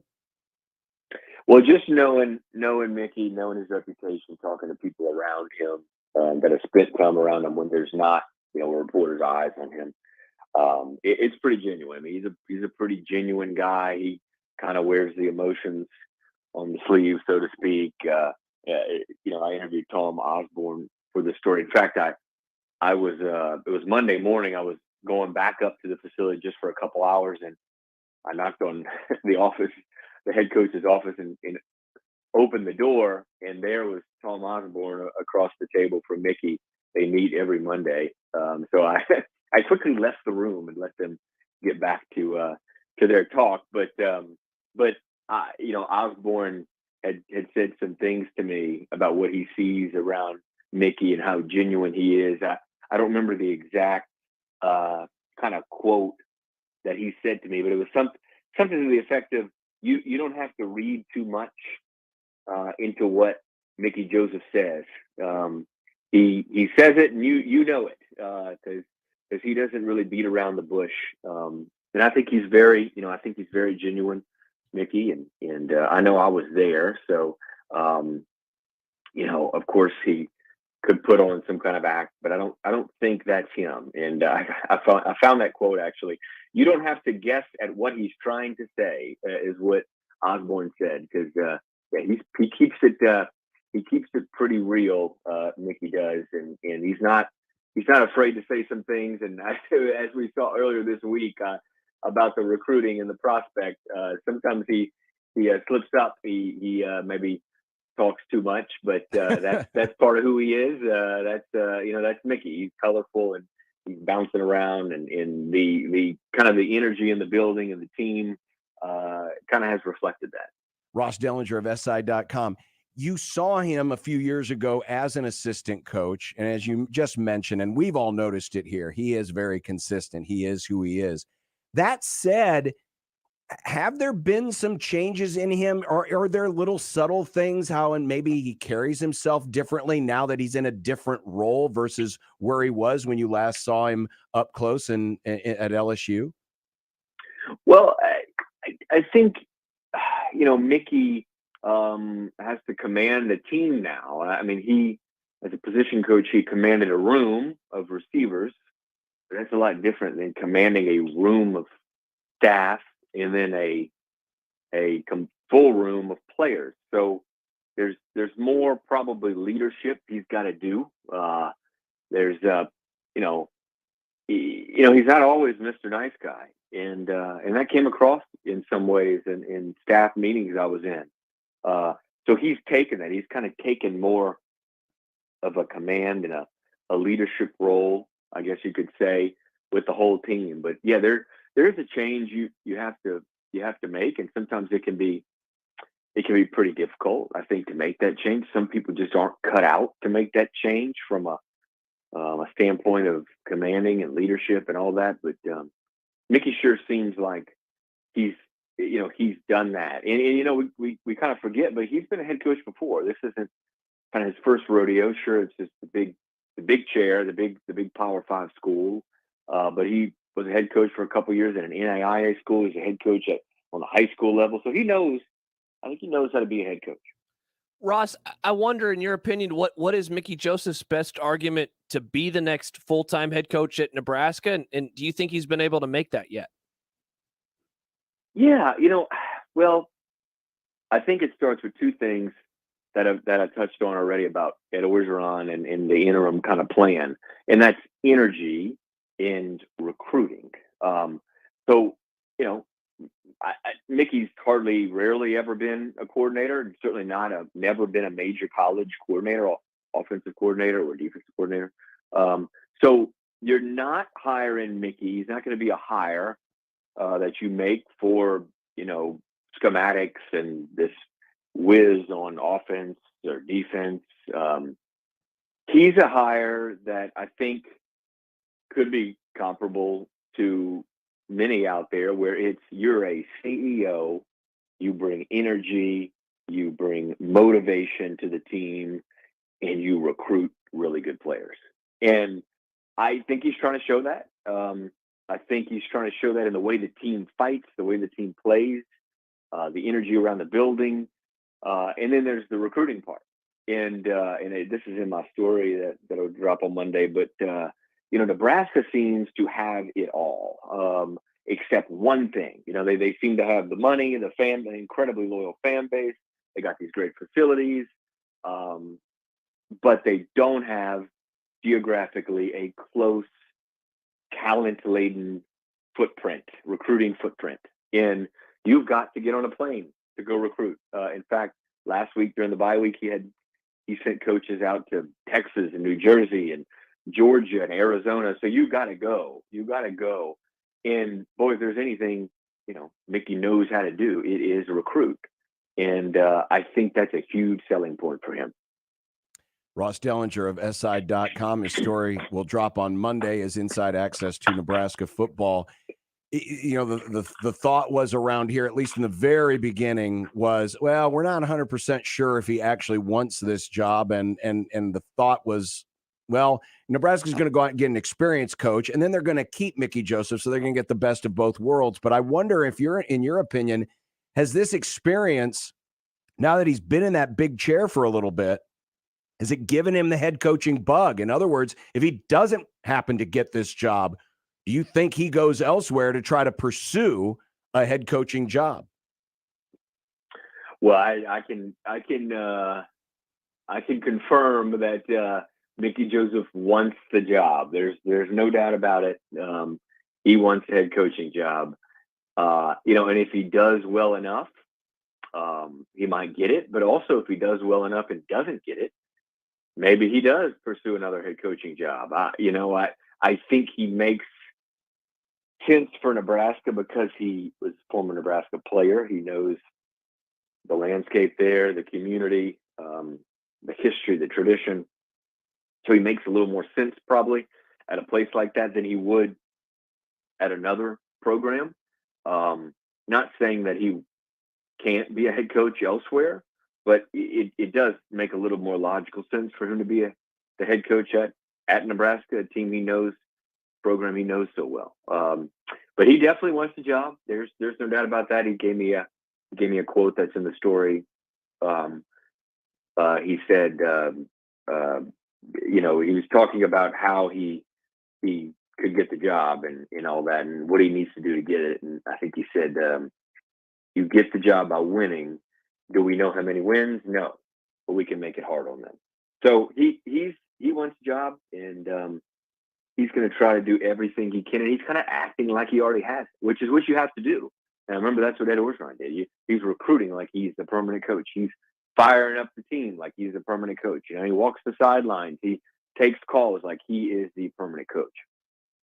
Ross, yeah, one more from me before I let you go. I did want to kind of ask you on what you thought the timeline of this situation could look like. You know, the schedule sets up pretty interesting where you got a couple division games in the next 2 weeks, including a ranked matchup versus Illinois, then Michigan, and then 2 more matchups versus teams that Nebraska hasn't beaten in quite some time in Wisconsin and Iowa, making it hard on them, you know, quote unquote. What do you have a record in mind? Are you thinking like a 3-2, getting to a bowl? Is that maybe the line that we're all looking at? Yeah, you know, I have no idea. I really don't. And Trev Alberts, when I was up there, Trev was, I believe, at Big Ten meetings, so he was not around. And even if he was around, I'm not so sure that he wanted to talk. Sure. And I get it. You know, he's right in the middle of a search. It's a tricky time for an athletic director when in this situation. So I have no clue what Mickey on the wins wise would have to do. But I'll tell you from talking to people up there, you know, if Nebraska goes 4-1 the rest of the way, they're likely to win the Big Ten West. Yeah. Potentially, and go to Indianapolis. It would be incredibly difficult, I think, for Trev Alberts not to really seriously consider him and hire him if they go 4-1. I think that 3-2 gets you to a bowl, as you mentioned. And I was talking to Eric Crouch for this story, former Nebraska quarterback, and he actually mentioned, I think he said, his quote in my story is something like, you know, if Mickey gets us to a bowl, then you've got to really consider him to be the coach. And so I think 3-2 probably is the minimum, right? But 4-1 or obviously 5-0 would probably put a lot of pressure, right, on Trev to hire him. And I would say I shouldn't frame it like that, because it sure sounds to me, just from listening to Trev Alberts' radio show and listening to his press conferences, that he's rooting for Mickey and wouldn't mind hiring him. Would make his life a little easier, that's for sure. Indeed it would. Because he wouldn't have to move anybody here, and then he's already got working familiarity with the guys. Yeah. So, yeah, it's going to be really fascinating, Ross, to see what happens, especially after tomorrow. Because a lot of people are looking at tomorrow as being a spot where, you know, there's a few people that might be on the fence who could get pushed way off that fence, depending on the results of the game tomorrow. And I know that's just one of the 5 games, but there does appear to be a growing sentiment around here that, hey, why not give this guy a chance? It does. You know, before I got there, I'll be honest, I didn't know a ton about the situation, and I kind of figured that it was going to be just very, very difficult for Mickey to get the job. And then once being there for a couple of days and talking to people around the program and in the facility, I got a different feeling. I got the feeling of, wow, people have embraced him. People are in support of him. This could really happen. But you got to win, as he said. And like you said, tomorrow is very big, because you look at the last 5 games and look, I mean, you got to go play at Michigan. So you kind of pencil in an L there, and you've got 4 games and 4 other games, and you might need to win them all. That starts tomorrow. Ross Dellinger, SI.com. The story will drop on Monday. Ross, we appreciate it. Thanks. Enjoy the weekend. All right, guys. Thank you all. Thank you, Ross. And we will enjoy our weekend, which begins next with One Beer Friday, brought to you by the Nebraska Craft Brewers Guild. And this week, our guest brewery is Nebraska Brewing Company. They brought us 4 different beers. 4 very different beers. I am looking forward to this. So that's coming up next, as well as keys to the game and our predictions on 1620 The Zone. Hey, everyone. Josh Peterson here from my friends at Kugler Vision. You know, we're all trying to get some clarity, some sharpening of what in the world is going to happen with Nebraska. What's going to happen with Mickey Joseph? Well, I don't know the exact answer to those questions, but I can tell you, if you're looking for clarity with your vision, no better place to go than Kugler Vision. Give them a call today at 402-558-2211, or hit up their website, kuglervision.com. nebraska.com. Maybe you've had the glasses for a while. Maybe you've had the contacts for a while. Maybe you've had to add readers into your lifestyle and you're very, very frustrated by that. Well, they have procedures to help out with the former and with the latter. They offer 7 different procedures at Kugler Vision. So find out more information.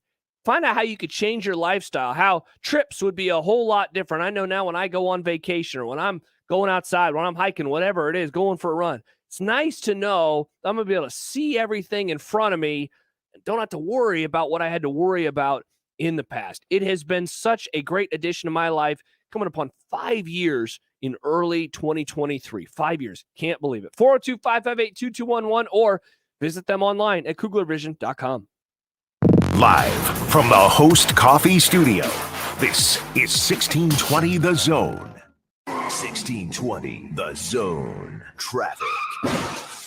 From the Burton AC Heating, Plumbing, and More Time Saving Traffic Center. We've got a disabled vehicle on the intersection of 680 by 80 westbound. Also reports of an accident on JFK northbound.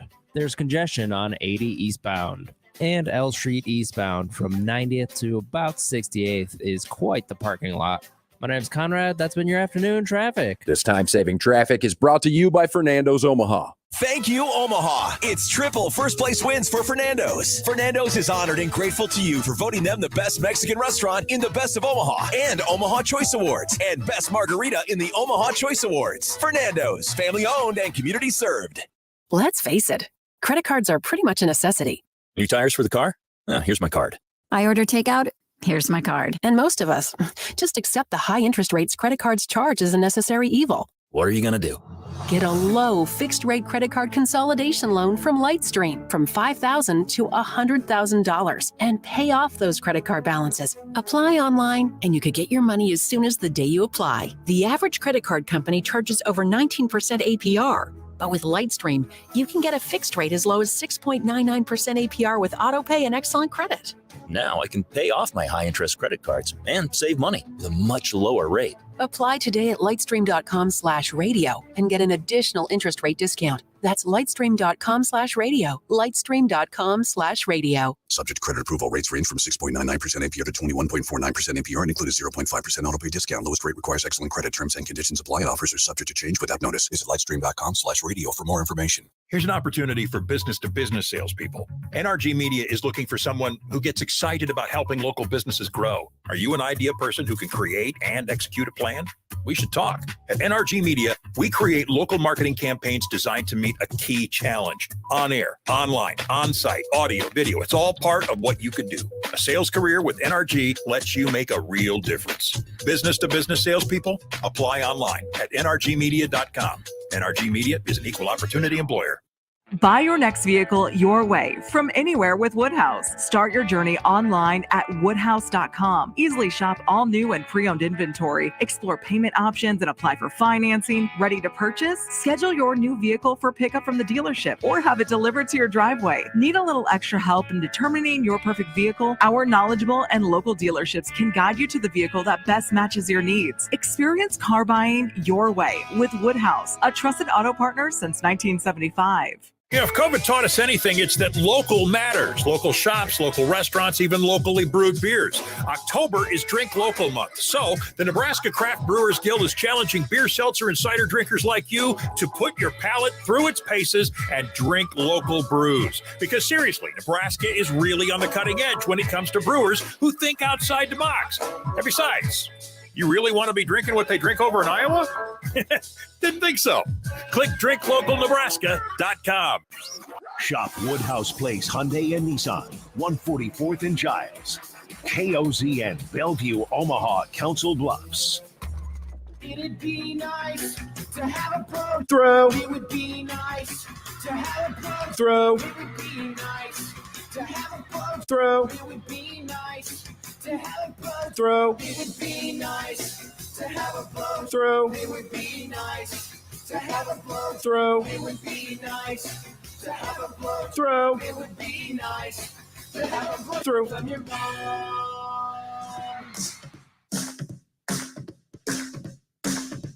I drank beer with my friends. Sometimes I had too many beers. I liked beer. I still like beer. Had beers, have some beers. One beer, drink beer, drinks beer, drank beer, and drinking beer. Upstairs, downstairs, where was it? I don't know, but I had one beer. Friday!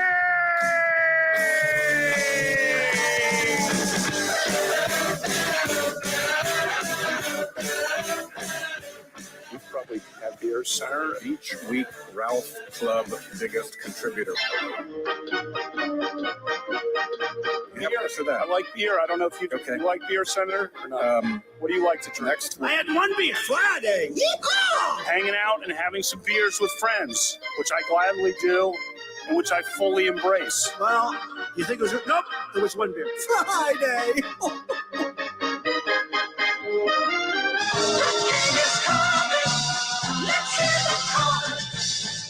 You said, but you said it all.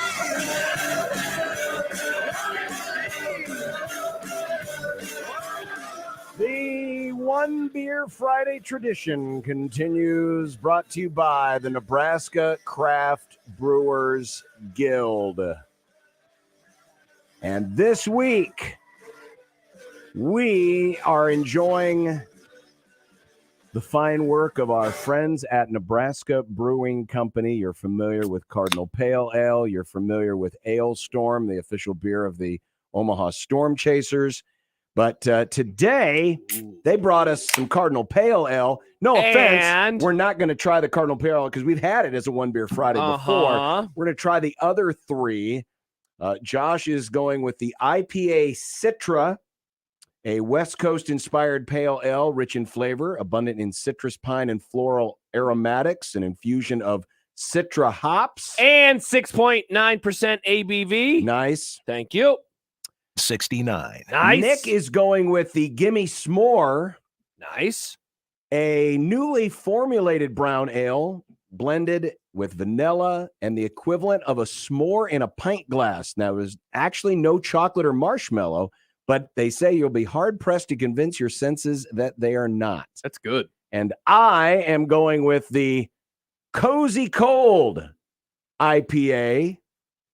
It's a cold IPA craft beer style that uses lager yeasts that are fermented very near the norm of ale yeasts. Lager beers and their yeast are typically fermented at cooler temperatures, hence cold, and taking that same lager strain and fermenting them at a bit warmer temperature creates unique flavors and yeast aromatics. So I will have the Cozy Cold IPA. And do not forget, of course, as always, tweet us with the hashtag OneBeerFriday. And you could win a $25 gift card to Nebraska Brewing Company and a tumbler. And a tumbler. Let us know what you're drinking. So we will pick one at random. Nick's going to slide on into those DMs. Oh, yeah. Keep your eyes out. So send us your beer picks. Send us what you're drinking. Use the hashtag OneBeerFriday. And one of you at random will win the $25 gift card and the tumbler from our friends at Nebraska Brewing Company. Today's Nebraska Craft Brewer of the Week. Can we, before we do keys, can we just put a bow on what was a great conversation last segment with Ross Dellinger? As the week comes to an end, I just really think that this is going to happen. I think that he is going to be the guy. And maybe I am allowing the emotions to sweep me up, the emotions of certainly the last 2 weeks. But it does seem like a tide has turned. There was a really interesting part to what Ross had to say. You asked the question that we had all kind of wondered about. Does he want the job? And you made the point that it seems like at least lately he wants the job. And, I mean, Ross kind of laughed a little bit as he began his answer. Don't have the exact quote, but, make it hard on them. Make it hard on them. And that's why the end of this season and the way the schedule sets up, I mean, it certainly has that possibility. Could not recommend the interview more. Great conversation. We had good conversations, him and Sam today. I think we're both, both money. So go check it out. And if you missed it, his story will drop Monday. So they're holding it till Monday. And look, I mean, what would be a capper for Ross, on his story? A Nebraska victory tomorrow over Illinois. Yeah. Certainly, add a little color to the story. I'm still going to play it very, very safe here at this point because what happens if they lose? Sure. What happens if they lose the next couple? Sure. These 2 home games. And I hate to do that. I do, because it's judging everything in this very tight window, in this tight box. But that's kind of where things have gone. Let's face it. If this team right now weren't sitting at 3-4, if they were sitting at 2-5, or dare I say 1-6, no one would be talking about Mickey right now. But then, I mean, he can help control some of that, right? He can, you know, but still doesn't take away all of the concerns of whether or not he's ready for the big chair, because he hasn't had any prior experience. Now, certainly some of the other stuff and the timing of this story, at least for Mickey, would be very well placed, with the emphasis on recruiting. That'll always get people fired up. Dude, I mean, it's important. I mean, we saw it with Callahan. It's what got people on Callahan's side quickly, or at least the ones that were, was the emphasis on recruiting. And, those are the types of things that can really get people behind them, in addition to the results on the field. Yeah, absolutely. And that's what's made, this season all the more impressive. But it has ramped up lately. The recruiting rhetoric has, and it's helped in part of many things, but of course, one in particular, the commitment of Malachi Coleman, and I guess even the Raiola family coming into town. I mean, it's just everyone's ears are, I think, perking up a little bit right now, because what Ross Dellinger said, he is recruiting like he's the guy. There's something to be said for that. He's acting like he's the guy. Yeah, I like that. One more comment. This is from John. He texts in, said it before and I'll say it again. Trev understands his own clock.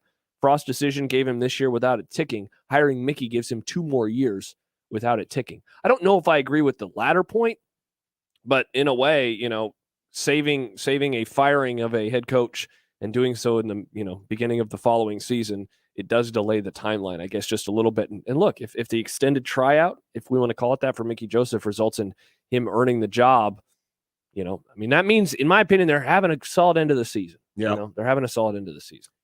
So Nebraska enters Saturday having lost 19 straight games to ranked opponents. Man, 19 straight games. Going to go out on a limb and say that is the longest streak ever by Nebraska football. They haven't beaten a ranked team since 2016. Man. Illinois has also outscored its opponents 77-17 in the second half this year.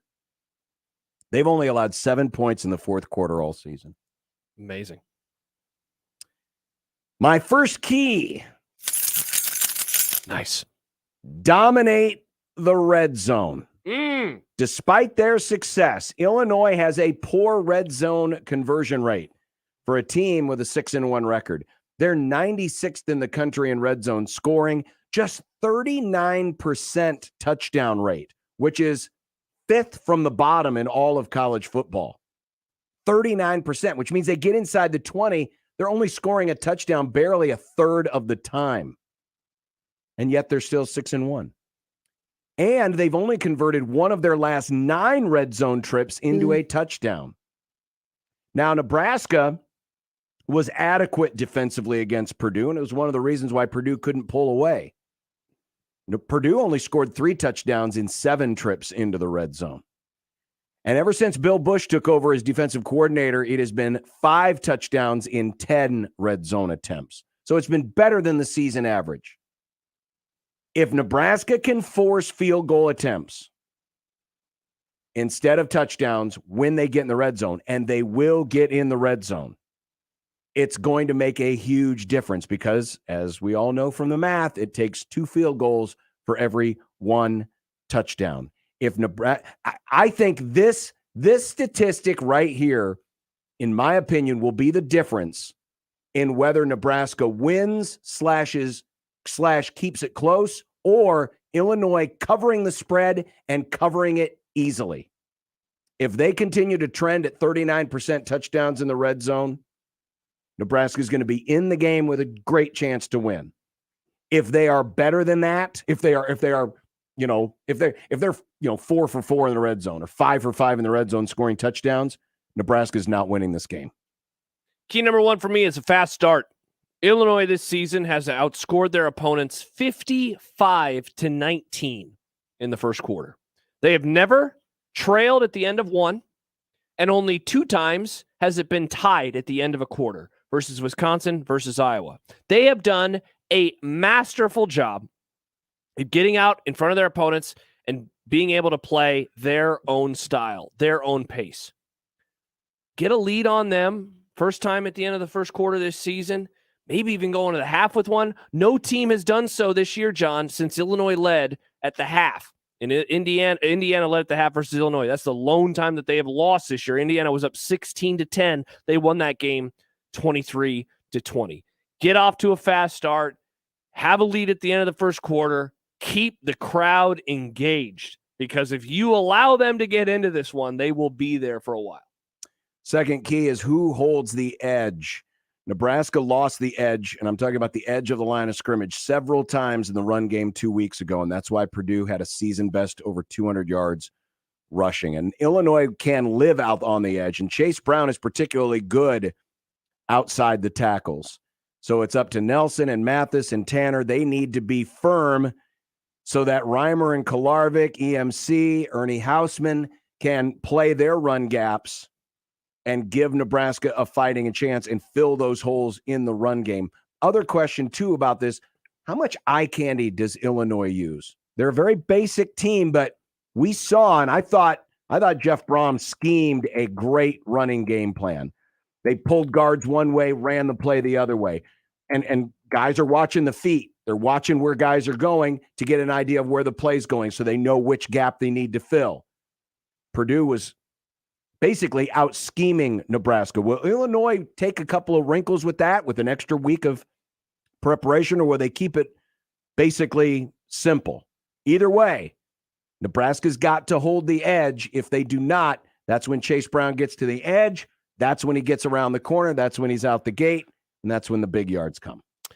Key number 2 for me is about both sides of the ball. When you are on defense, get off the field. And when you're on offense, stay on the field. Illinois' defense has given up only 26 first downs on 98 total third down attempts. That is good for 7th best in the entire country. Nebraska's offense, though, not too bad. They're 36th. So they're in the upper third of the country. Meanwhile, if you go to the other side, Illinois, their offense, they're only 78th in the country in third down conversions. But again, Nebraska's defense, a little bit worse. They're 102nd. So Illinois is a little bit better in third down conversions and third down stops versus Nebraska on the other side of the ball. Can Nebraska perform better than normal versus the Illinois team? When they have the football, can they look, man, it doesn't even have to end up in touchdowns or field goals. If you can just keep their defense on the sideline a little bit longer, that's a positive. And it doesn't have to result, in 3 and outs every single time. But if you can get off the field and forcing them to punt at the 50, I don't care. Get some stops, get some first downs.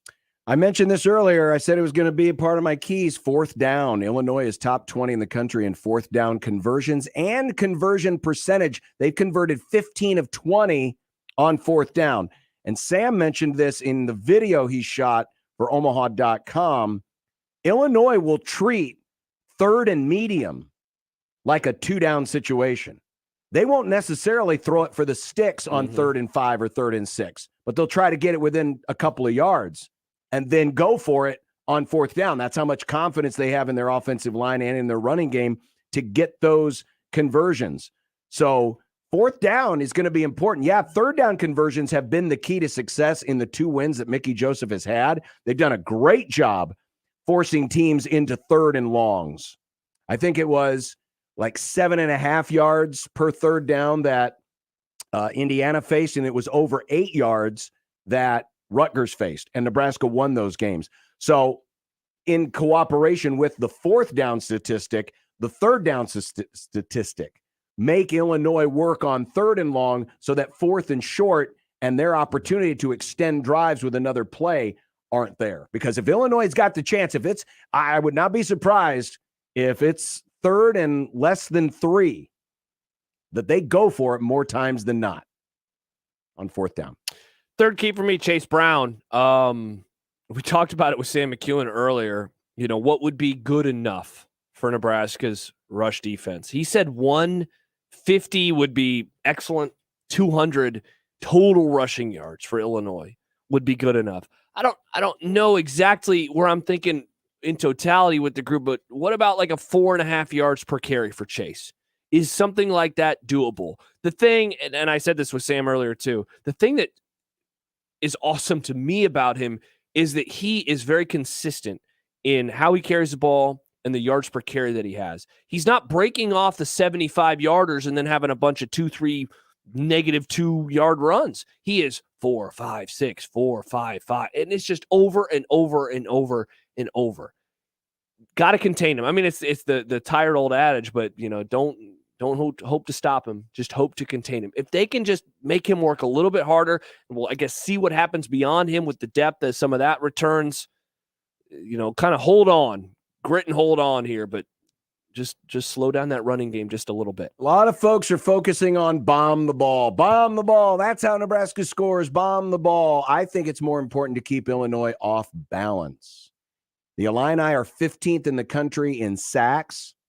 They've had 5 sacks in 4 of the last 5 games. 5 sacks per game in 4 of the last 5 games. And I think the best way to help alleviate that is changing some pace, quick passes,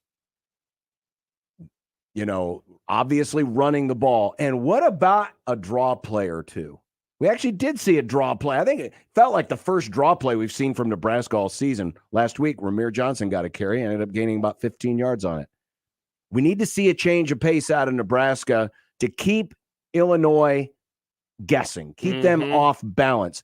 Don't get yourself in predictable situations where that front, and as you heard from Sam, they'll rush 5 on the regular or rush 4. And as we've seen with teams like Purdue, they can get there with 5. Imagine if they bring 4 and Nebraska's unable to protect. If Nebraska's predictable, Nebraska's doomed. So keep them off balance. And don't be afraid to use the draw play every now and then to see if maybe you can catch Illinois a little bit out of their run gap and pop something. My fourth key is one you already mentioned, but I think we could emphasize it one more time. That's the red zone. You had some great numbers. They are 96th, Illinois is, in the country in red zone scoring.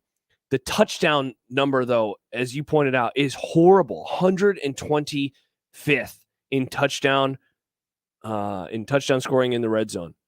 131 teams are 125. Meanwhile, Nebraska, they're 11th in that exact same category. So Illinois bad when they're in the red zone and scoring touchdowns. Nebraska is very, very good. And they're 49th overall in red zone scoring, where, again, Illinois is 96th. Which team finishes when they get inside the 20-yard line? Which team finishes? I'm with you, man. I rarely say, this is the stat that's going to tell us the game. This is the stat. The team that wins the red zone will win tomorrow. My final key, Tommy Hill. Now, I don't know if he's ready to make a contribution as a wide receiver just yet. Took you a sec. But he did show flashes on a couple of kickoff returns 2 weeks ago in West Lafayette. Illinois is just 84th in the country in kick coverage defense. They've allowed 21 yards per kick return this season.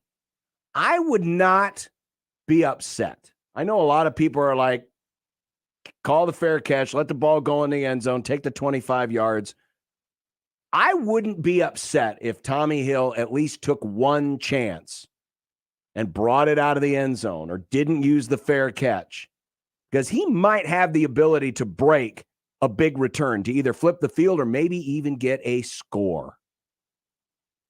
And I think if Nebraska is going to win this game, they're going to need one of those types of plays, because I don't think boom or bust is going to work against this team. I think they need to steal either yards or scores with a special teams play, and I think Tommy Hill could be the one to do it.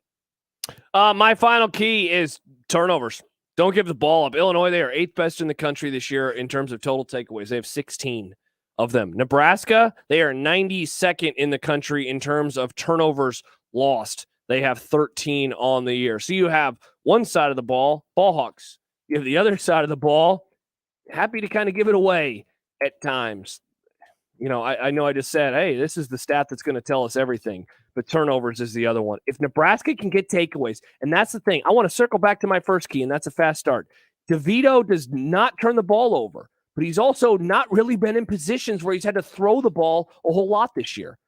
If he has to throw the ball maybe just a little bit more than normal tomorrow, perhaps they can get some takeaway. So hold on to the ball, and if you can, I mean, man, +1 would be vital in this game.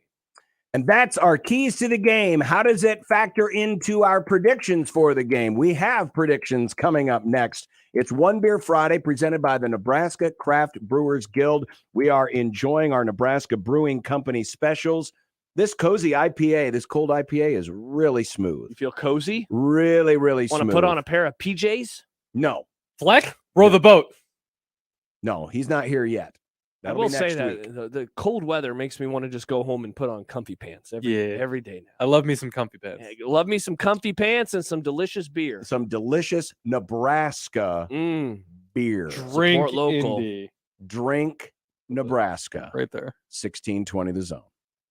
Previously on The Crossover. Bruce Feldman.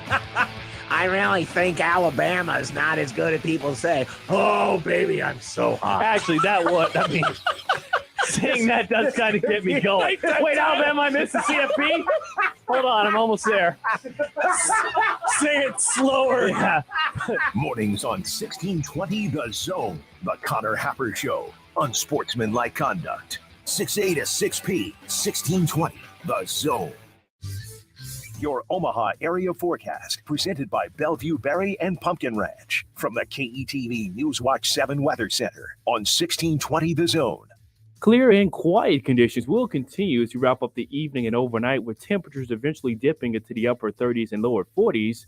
In Omaha, I'm tracking the morning low of 38 degrees. Patchy fog will be possible for communities west of the metro. By the afternoon, a lot of sunshine with temperatures warming into the upper 60s. I'm meteorologist Anthony Copeland for KETV News Watch 7. 1620 The Zone's Unsportsmanlike Conduct, brought to you by a great friend of the program, Union Bank and Trust. 1620 The Zone. Traffic. From the Burton AC Heating, Plumbing, and Wartime Saving Traffic Center. We've got an accident on Dodge by Regency Parkway and an accident blocking the left shoulder on 80 eastbound right around 96th. 680 westbound has a heavy traffic jam going on, and the following streets have been reported to have standstill traffic: 84th, L Street, and West Center. My name's Conrad. That's been your afternoon traffic. This time-saving traffic is brought to you by Burton AC, Plumbing, Heating, and more. Hi, I'm Mark Evans, owner of Burton AC Heating, Plumbing, and more. Right now, we'll open your drain line for only $93 or it's free. Call for details or request service at justcallburton.com. There are actually two kinds of cigars. The first is the one you smoke with beloved family and friends. The second, the one you enjoy with friends you've just met. And you'll find both at Hearth Cigars and Pipes Lounge. At Hearth Cigars and Pipes Lounge, there's a well-stocked humidor with some of the best bands from around the world, and a bar with your favorite cocktails and other drinkables. So what do you say? Which cigar will you be enjoying tonight? Hearth Cigars and Pipes Lounge, just off I-680 and 48th Street next to Cubby's. Hi, this is Kathy Knoyer. 'Tis the season at Glass House Market with Knoyer Garden Center. We'd like to invite you to come shop our stunning holiday market, where you'll find a perfect gift for that special someone or the Christmas decor you've been wanting. Join our family for the open house November 5th and 6th to help us celebrate the holiday season. Glass House Market, located within Knoyer Garden Center on 66th Street between Cornhusker and Highway 370 in Papillion. At Knoyer Garden Center, everybody's got a green thumb. The Zone Inbox is brought to you by Equitable Bank. We take banking personally. Email me, Connor Happer, with the Connor Happer Show at Connor, CONNOR, at 1620thezone.com. Send me your love, your hate, and maybe a few hot takes. The Zone Inbox, presented by Equitable Bank. The Zone Hotline is powered by Los Hills Harley-Davidson, your home in the hills. This is Unsportsmanlike Conduct with John Bishop and Josh Peterson. Can he pump it? The 1620, The Zone. Ladies and gentlemen, it's time for predictions. Under, bet the under. Vikings and the under. Time for predictions. Josh finally got off the mat. What are you talking about? And had a decent week for once. Good job for finally having a decent week, Josh. Have you checked the standings there, Nick? Yeah. I hope you enjoyed this last week of being in first or in a tie for first place. It was fun for you, I'm sure. Oh, you're predicting I'm going to have a really good week and pass you both. Okay, Definitely cool. not. What was my record last week? 9-7. Very Dallas Cowboys record. What was mine? 6-10. Oh, very Dallas Cowboys record under Dave I struggled Campbell. last week. All right. We are picking both games 1 and 2. Now you need to pick the games in order. So you're picking the game 1 winner and the game 2 winner. Game 1 is tonight. Can we get 2 points possibly here? No, it's 1 point. You have to be exactly right. That's right. You only want it to be 15 points. No, it's not that. It's just it's easier this way because it's more fun if we get. It's more fun if you get the 2 games correct. All right. I'm going to feel like John's just stacking this. So wait, so even if I say it's 1-1, I could still lose. Yes. Who wins tonight? Who wins tomorrow? It's in Houston tonight, right? It's in Houston. Give me Philadelphia tonight. Give me Houston tomorrow. I'll go the opposite. I'll take Houston tonight behind Justin Verlander. Philadelphia tomorrow. I will do the same as John. Wow, nobody has anybody up 2-0. That kind of surprises me. Yeah. I thought you would, to be honest. Northwestern versus Iowa. Here we go, baby. The total is 37.5. Don't overthink this, friends. Take the under. I'm going way under on this one. Yeah, give me the under. Earlier this year, I got cute. I went over last week. It ended up paying off for me. This time, I think this is going to be like a 17-7 type destruction. Ugh. It's going to be a hard one to watch. Yeah. The other Iowa team, Iowa State, hosts Oklahoma. Sooners favored by 1.5. Nick? You know what? Give me the clones. Clones. Give me the clones. John? Sooners. Same. Ohio State on Big Noon Kickoff. 14.5-point favorites in Happy Valley. But it's not a night game where Penn State has been dangerous to Ohio State. Because of that reasoning, I like Ohio State. I've gone back and forth on this all week long. I'm going to go with the better team, though. And Ohio State's a better team. Give me Ohio State. They cover. Same. I'll go Penn State. Why not? All right. Wow. I'm going to go out. I'm going to go out hard. Notre Dame is a 2.5-point dog at Cuse. The Orange. So you're going with? The Orange. Yeah, it's a tough spot for them, though. So I'm going to go with Notre Dame. I'm going to go with your boy, Marcus Freeman. Give me the Fighting Irish to probably lose, but maybe cover. I'll take the Fighting Irish. All right. The big game on Saturday night on ESPN is Kentucky plus 11.5 at Tennessee. Tennessee. They're not looking ahead. You're agreeing? I'm going to say they are. I like them to win. Rocky Top. But give me Kentucky. Oh. Just to cover. But I like Tennessee to win. I'm going with the Wildcats, though. Yeah. The NFL, the suddenly resurgent Chicago Bears. This line has changed. Suddenly resurgent. No, they went to Foxborough and dominated. The Patriots are horrible. They're a bad team. Or maybe they're so good that they made the Patriots look like a bad team, Josh. Definitely not, Nick, because I've watched the Bears this year. The line is now 10, Bears at Cowboys. I've had the song stuck in my head all week. Bear down, Chicago Bears. They're going to keep this one close. They could pull the upset. Dallas rolls. Their offense finally plays well, and of course the defense is going to do what the defense does, John, and that's be the best in the NFL, and Micah Parsons will be a incredible player. Oh, Micah Parsons. You know what Micah Parsons did? Micah Parsons told Nebraska to go to hell. That's fine This with is me. the person you support. Don't really care. Go Cowboys. I think the Cowboys got Let's this go, one. Nick. Good take. The Dolphins are 3.5-point favorites at Detroit, Nick. I should have just go ahead and put this one down. The Dolphins are 4-0 with every game that Tua starts in.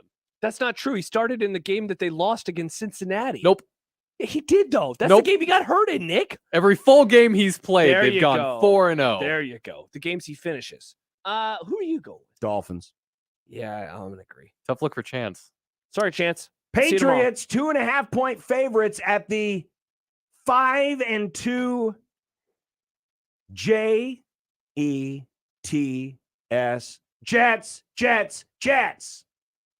Jets. Hey, you know what? This week, we have had some of these games where it's like, man, maybe Tom Brady and the Bucs will get going. And there are going to be people, we're not picking it, but there are going to be people like, there's the Packers. They're going to get going against the Bills. No, none of the bad teams are going to get going. Give me the Jets. They win again. That spells Jets. Nice, Nick. Well done. Sweep? Wow. We're getting way too much agreement here. Yeah, look at Nick booking guests, playing drops. What a week he's All right, had. Frisco, 1.5 favorite at the Rams. I'm not coming off of this until the Rams can get these idiots out of their skulls. In the regular season. In the regular season. If That's they play right. in the In the playoffs, matchup that mattered, They win. we won. That is so crazy. They lose all the time in the regular season, but they won in the playoffs. They want to go to the Super Bowl. I'm not coming What a off weird Frisco team. until the Rams prove they can actually beat them. Yeah, I'm going to follow you into hell on this one. Give me a San Fran. Rams country. Let's ride. Oh, let's ride. You don't ride a Ram. You can. There's a story about a ram in the Bible. There is. All right. Prop bets for the game on Saturday. Chase Brown over under 29.5 rush attempts. I am going to disagree with our dear friend from Illinois, not Tony Barnhart, Brian Barnhart. Brian Barnhart. You know, he mentioned the depth that they have at that position now. I'm going to go with the over. Chase Brown, 33 carries. Nick? I want the under. I'm going to take the over. Nebraska's offense, plays of more than 20 yards. So we're setting it at 20.5. Plays of more than 20.5 yards from scrimmage. 5.5. God, none of my prop bets were good enough for you, huh? No, I put your. You didn't even have any Formula One ones in here, Josh. It's not even happening. Oh, that's right. It's happening this week. They're in Mexico. Under. I'm gonna go over. I think I want to slide over. Yeah, I think you're right. Wow. Anthony Grant, longest rush.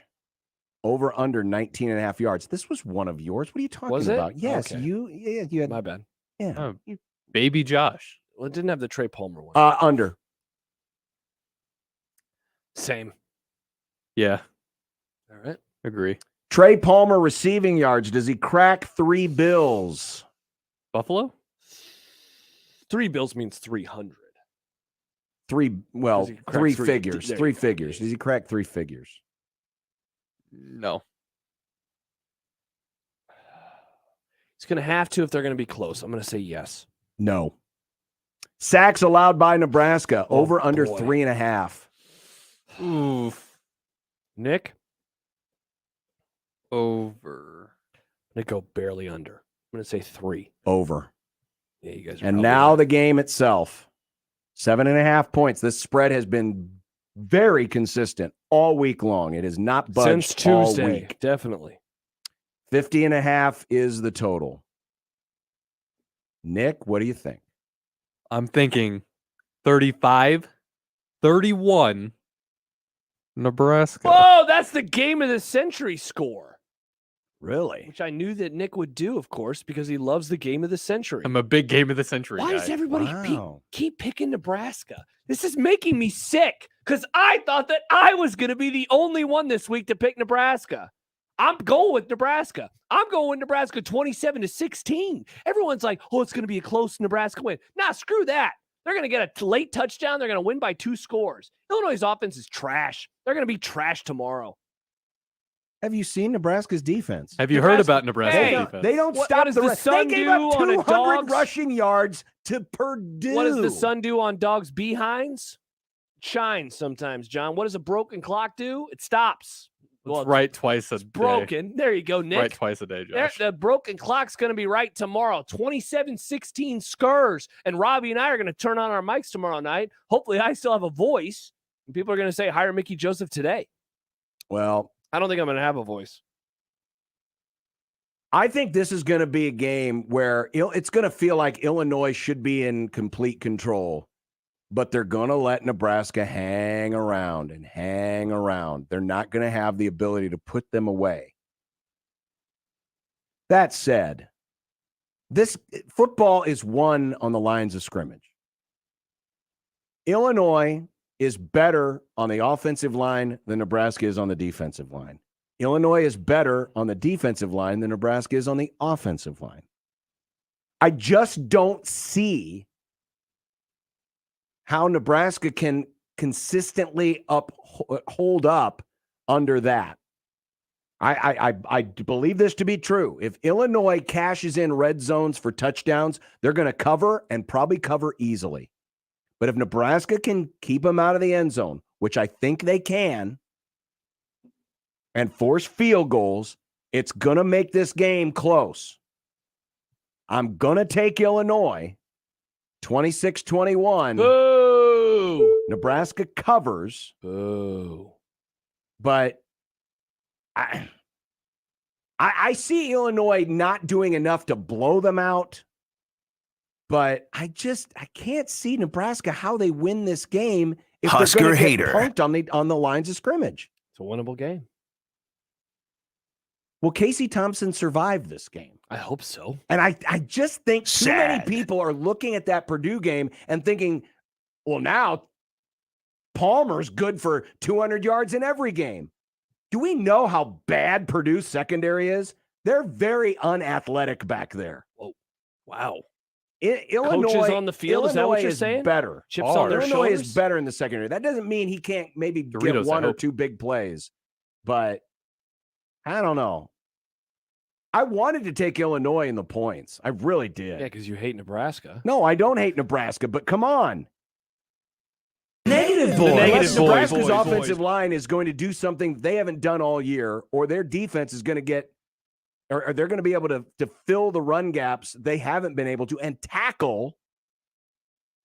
Again, I think they'll cover. But a lot of that's going to be on the home energy and Illinois' inability to finish drives with touchdowns. But man, I don't know. If they can somehow do it being inferior on both lines of scrimmage, I will tip my cap to Will them. you have us over for dinner? No. John right now. Yep. Did you?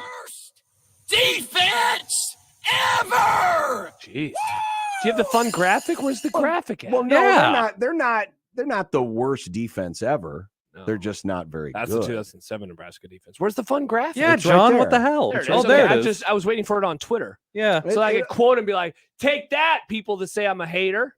Skurs, 27-16. I even picked the Huskers this time. Yeah.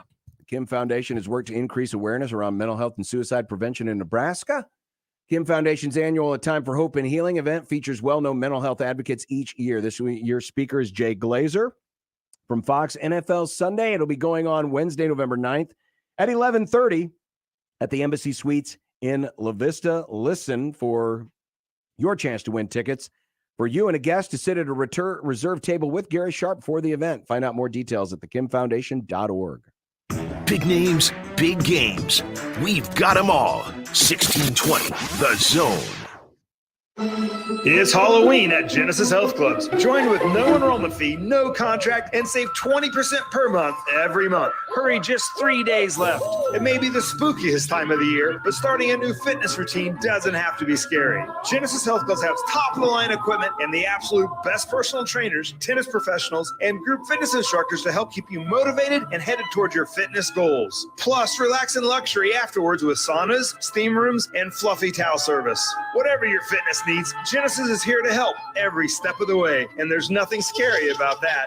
This Halloween, join Genesis Health Club with no enrollment fee, no contract, and save 20% per month every single month. But hurry, this offer will end before you have a chance to count your Halloween candy. It ends on Halloween and won't extend. Hurry, just 3 days left. Go to GenesisHealthClubs.com before Halloween and get no enrollment fee, no contract, and save 20% per month every month. 3 days left. This offer will not extend.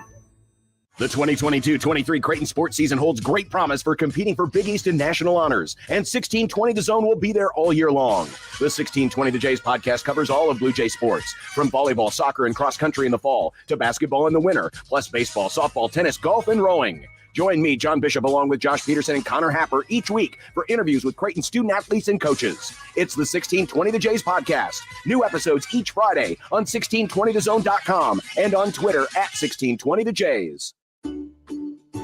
Medicaid and CHIP offer free or low-cost health coverage for children and teens. Hospital and doctor visits, prescriptions, shots, and more are covered. That's peace of mind for parents if a child is sick or gets injured. And parents may now be eligible for Medicaid too, even if they've applied in the past. Enrollment is always open. Visit insurekidsnow.gov or call 1-877-KIDS-NOW. Paid for by the U.S. Department of Health and Human Services. West Omaha, you're in for a treat. Cops is now open at 180th and Center. Famous for their pizza and wings, but with their new location comes an extensive new menu that includes salmon, certified Angus beef fillets, ribeyes, New York strips, several pasta dishes, salads, and an extensive variety of shareable appetizers. Dine in, carry out, or delivery. Now open at Shadow Lake Town Center and 180th and Center. Click copspizza.com to see the menu. Pizza, steaks, pasta, salads, and so much more. Hey Omaha Metro, the Salvation Army needs more seasonal volunteers. Christmas assistance sign-up runs November 1st through 11th, and we need people to help local families in need register for all the holiday support programs that we offer, like Toyland. Volunteer for one shift, one day, or more. However much time you can give, it'll make a big difference. Sign up to volunteer for the Salvation Army right now. Just call 402-898-6000. That's 402-898-6000. 1620 The Zone's Unsportsmanlike Conduct is brought to you by Union Bank and Trust. Now back to the program. Unsportsmanlike Unsportsmanlike content. Unsportsmanlike content. Content that's unsportsmanlike. Here we go. Let's rewind it down with some content. The World Series starts tonight. Can the Phillies make this thing interesting? Yes, even though I think the Astros will probably win in 5, I think it'll be close. I think it'll be similar to the other series. They've been close. They've been dramatic games. It's just one team has always come out on top. Give me Houston in 5, but I think it will be interesting. I think it's going to be interesting. I think it's going to go to 6. I want to pick the Phillies. I'm not going to pick the Phillies, though. But I would love to be wrong. I would love to see Bryce Harper get a championship. You know, he's always been a player that I've liked. Barry Bonds, you know, when he had that great postseason back in 2002. Barry Bonds isn't playing in this series. No, I know. I'm going to. Wait, what? So I'm telling a story here, but I mean, I guess I don't have to. But Farron referenced the 2002 postseason that he had, and that was an incredible postseason. In the end, it wasn't enough. They lost in 7 to the Angels. But I wonder if we're going to see Harper just continue that. You know, a couple home runs, nice OPS, good batting average. These are all statistics, John, in the game of baseball. That Barry Bonds no longer plays. That's true. Who are you specifically rooting for in the World Series? Billy because you hate the Stros, or the Stros because of Dusty Baker? Or you just want a long, dramatic, close series? Well, I mean, I'll go off what I just said. I'm rooting for Philly because of Bryce Harper, but I'm also rooting against the Astros. I'd be fine if they won in 4, but it'd be cool if they won in 7. Does this make me a bad person if I Yes. I wouldn't mind seeing Dusty Baker get a ring as a manager? He's a cool guy. He is a cool guy. And as Many are Farron saying. pointed out, there's only a couple of guys left from Dusty's the a cool name. Bang the Can Slowly saga of 2017. So most of the cheaters are out. Now, you don't like to reward those idiot goat ropers down there who are like, we never cheated. We never did that. Asterisk bar, patootie. But I don't know. I kind of like Dusty Baker. But ultimately, I just want a nice drama-filled series. I want some great games. Baseball. That's what I ultimately want. For the first time in his career as a starter, Tom Brady sits 2 games under 500. You two have said that the Bucs will probably win the division, but is it time to maybe entertain one of the other 3 locking up the NFC South's lone playoff bid? It would be just like this year's NFC if the Atlanta Falcons won this division somehow. That's my pick if it's not going to be the Bucs. It might be. I think that we need to start entertaining that idea. The Bucs are bad. It's not that they're losing because they're playing good teams. Yesterday, good team, as we talked about earlier. We like Baltimore. I am not going to entertain the idea that Carolina is good, though. No, they're not. And they're in selling mode anyway. They're not good. So, yeah, I think we need to entertain it. I think Atlanta might be my pick. Now that Tom is free of I didn't write Read this. it. Just read it as it's written. Ball and chain. Jeez, Nick. 2022. Elon Musk is back. Free speech is back. There you go, Nick, Nick. it's 2022. You can't refer to women that way. Or men, Josh. Or men. Well, in Tom Brady's case, you're saying this about a woman. Right. Yeah, keep going. Read the rest of the question. Do you think he's going to play better football? Definitely not. Definitely not. Because it's not that he. I mean, look, he's probably sucking. Were you because better he's at going through a football? divorce. No, we did do really well with our ratings though after I got divorced. So, maybe. I don't think so. Maybe it does. Look, in all seriousness, I talked to somebody back in August when we were first wondering, like, what's going on with Tom, and they brought up, man, you know, when you were going through yours, you lost a lot of weight really fast, and it all was in your face. And at that moment in time, I thought he's definitely going through a divorce. Tom Brady and I, two peas in a pod. Yeah, just on this one you- thing. you Josh guys- you Peterson, guys the are Tom very Brady of similar. radio. Okay. The other The thing, GOAT? the other common thing that Josh and Tom Brady have in common is they both have Ron DeSantis on speed dial. Okay. Oh, you're besties. I'll only say he's going to play better football because so far he can't play much worse. Yeah, he's putting up some yards, but his completion percentage isn't great. His QBR last night was only like 26. Ugh. Even though he didn't throw an interception, it wasn't great. So he'll play a little bit better, but here come the Falcons. Win the NFC South. We should be on grass. That's what the people's MVP, Cooper Kupp, said this week when asked about the NFL's playing surface. Is there a movement afoot? No. Again, the owners are not going to. One of the reasons they have the Plastro turf is because it's cheaper. You don't have to pay groundskeepers as much. That's why you don't have to do upkeep. You don't have to do just have to upkeep. dump some Plus, you rubber. have all these godforsaken dome stadiums. Ugh. So you'd have to truck in the I mean, there sod is every grass game. in Vegas and in Arizona, and they have domes. Right, but they have the things that slide in and out. I mean, to retrofit like the Rams stadium with that would be very That's right. expensive. You guys don't have grass, do you? There's no grass in there. You guys should Dallas touch grass. Stadium. Dallas doesn't have it. Nope. I mean, you could do it. They should You do it could for do the it similar outdoor like they did stadiums. when the World Cup was here. What was it, 20 years ago or 15 years ago or whatever it was, where they bring in the grass trays and they In 1994? and they play it and then they before my take them time. back out. But that's an expensive proposition. I would love to see it happen, Just plant but it's not grass. going to happen. Put the seeds out. Yeah, it's not gonna happen. I'm with you. Somebody reached out to me yesterday when we were talking about this too. They should do that at Memorial Stadium. I know. Dude, I love But seeing they didn't. pictures of Memorial Stadium in the 60s when they had it. When they had grass, it It was looks beautiful. so cool. So cool.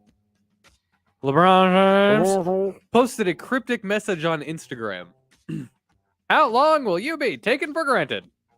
Folks think this is a message to the Lakers and their fans. Is there anything to see here? I mean, I wouldn't be surprised if he wanted to get traded at some point in time. I honestly don't think he's going to ask for one because I think his family likes living in LA. I don't know. He's just being emo, late stage emo. Oh, yeah, it's LeBron. He does this all the time. Besides, one of the reasons why he went to Los Angeles was so he could be in Hollywood and, start his production company and Be with the stars. and kind of morph into this second stage of his life as an entertainment mogul. Maybe he wants to be in the new Halloween movie. Halloween continues. Coming soon to Peacock. Halloween psych, it actually didn't. Just kidding. We're actually back again. How would LeBron be as a slasher? I mean, he's had some nice slashing into the paint over his career. No, but I mean as like the Oh, the Jason murderer? Voorhees, the Michael Myers, the Freddy Krueger. LeBron starring as the slasher Also, in a he's slasher the film. murderer. Yeah, that's what I'm saying. Interesting. How would he be as that? Might be kind of cool. By the way, Jordan says, tell John half the human population have things that slide in and out. So maybe we should be all in on the grass. Guys, yes, my favorite day of the year is only 3 days away. How will you two spend the countdown to a night filled with basements and video games? The best two things on Halloween. I'm going to go to the Husker game tomorrow, watch the World Series. Oh, yeah, that'll be scary. Sunday, I have a basketball game to call on 1620 The Zone and 1019 The Zone. Keg. Oh, yeah. I also have a basketball game to call this weekend. Yeah. Do a bigger overreaction. Yeah. Probably eating Popeyes. Big Red Overreaction, also on 1019 The Keg. That's 1019 The Zone. Keg. And then Sunday, I think I'm just going to not do anything and hopefully allow my voice to recover. It's probably a smart idea. Yeah, I think so too. Super lame dude Elon Musk now rules Twitter. How did this change your tweeting experience today? Here's how it changed it. A lot of people wouldn't shut up and stop making bad jokes and crying all the time. Just get off Twitter. If you don't like it, get off Twitter. Josh, I'm right here. We could have talked about this. Twitter's a cesspool, but I like it for what it is. It allows me to follow, things that I need to follow. It's the best way to get articles. So yeah, there was one tweet in particular. Let me find it real fast. We have time, right? Yeah, sure. We have time. All right. Do you want to vamp? Do you want to say anything? All I want to say is this. I honestly, I thought this deal had fallen through. I thought it wasn't going to happen. And then all of a sudden, like late last night, it was like, well, Elon controls Twitter and he's locked out all the engineers and free speech is back, blah, blah, blah. And I'm like, okay. It wasn't supposed to. And then he basically got sued by the person who owned Twitter. It's like, you said you were going to buy it. Buy me, bitch. Okay, here it was. This is from Tristan Snell. Don't know who this person is. Stay. Hold your ground like a Ukrainian. Like, good Lord. What the hell is that? Yeah, that's what somebody said about, like, don't go off Twitter. Be a Ukrainian. Be like Ukraine. Stay on Twitter. God, the drama. Seriously. So that's how it changed my experience. It's not going to change Nobody anything. would shut up about it. I'm here for Mickey Joseph rumors, not for whining. Yeah, it's not going to change anything. Yeah. And if it does and you don't like it, don't use it. Yeah, I deleted my Facebook. Nobody has to use social media. Go back to Facebook and watch recipe videos like I do. There's still recipe videos on Facebook? Yeah. I That's what John uses it for. Yeah. John muted everybody who does politics, and then he just watches recipe videos. It's like all I just recipe use videos. YouTube for those. Just like a use normal, YouTube. There's like whole a normal channels. person. There's a channel I watch where a guy, it's called Tasting History. He makes old recipes. Oh, that sounds gross. Yeah, but it's awesome. There's this one guy, he looks like he just got off the turnip truck who makes these weird recipes with stuff, but it's really good. Have you you've made these? Or no, I haven't made them, but they look really good. I like the cocktail people on YouTube. Those are fun. I haven't watched any in a while. Like, hey, let me make something. I love like those people who make the like recipe the 70s videos. cocktails, and they're like, "What the hell is this?" Well, no, the guy that I like, he'll do old stuff and he'll do new stuff, and yeah, he's fun. Yeah. Just want everyone to remember that I picked Nebraska to win tomorrow. Yeah, so did I. Not a hater. We're not John Bishop. Though I will also say this: I was 3-0 this year in the Scott Frost era against the spread. I am 0-4 in the Mickey Joseph era against the spread. I'm bad. Sad. You said it, not me. Time to go 4-4 against the spread this year. Let's go. Woodhouse Ford in Blair is having a hail sale, and you could save. Select vehicles on the lot receive free hail damage repair before you leave the dealership. Small hail, big savings. If you can find a ding, they will repair it at no cost. Plus, you can save big when you custom order your new 2023 Ford F-150 with Woodhouse Ford Blair. Receive up to $3,000 off MSRP on select 2023 Ford F-150 orders and lock in 2.9% APR for up to 60 months with approved credit when you place your order with Woodhouse Ford in Blair. Got a trade? Woodhouse has more savings when you order by providing an additional $1,000 off MSRP for a 2010 or newer trade-in. So choose your way to save. Visit Woodhouse Ford Blair in store or online, woodhousefordblair.com. Shop that current hail sale inventory or start your custom order today. Shop Woodhouse Ford Blair, woodhousefordblair.com. Live from the Host Coffee Studio, this is 1620 The Zone. Your neighborhood is more than blocks of buildings. It's the people who live there that make it special. At Union Bank and Trust, we're not just creating home loans, we're making neighbors. We're not just small business lenders, we're small business shoppers. We don't just live in your community, we help you build it. Because our people are your people. Visit ubt.com/neighbor to learn more. Union Bank and Trust, member FDIC. Caller 4 right now, 402-951-1620. Qualifies for 1620 The Zone's 4-quarter pick'em. It's your chance to pick 4 football games correctly against the spread to win $1,620. Call 402-951-1620. Call now to qualify. With 1620, The Zone. Greg Gonzalez retired as a tenured and decorated Deputy Chief of Police at the Omaha Police Department. Greg has over 28 years of experience and successfully climbed the ranks from street cop to Deputy Police Chief in charge of hundreds of police officers. Greg holds a bachelor's in criminal justice and a master's in public administration. Greg has the education, executive leadership, and budget experience needed to manage the Douglas County Sheriff's Department. Greg has helped recruit and hire over 450 officers.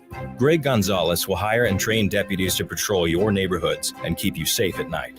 Greg is the only candidate who has the executive leadership experience at the ranks of deputy chief, captain, and lieutenant. His opponent does not have the temperament, education, rank, budget, or supervisory experience needed to successfully lead the entire Douglas County Sheriff's Department. Hire the most qualified person for the job. Vote Greg Gonzalez for Douglas County Sheriff. Hi, I'm Greg Gonzalez, and I approve this message. Paid for by Greg for Sheriff. Your vehicle is important. It gets you where you need to go, but it does much more than that. I'm Darcy with Dingman's Collision Center, and at Dingman's, we know your vehicle is an investment and that safety is your priority.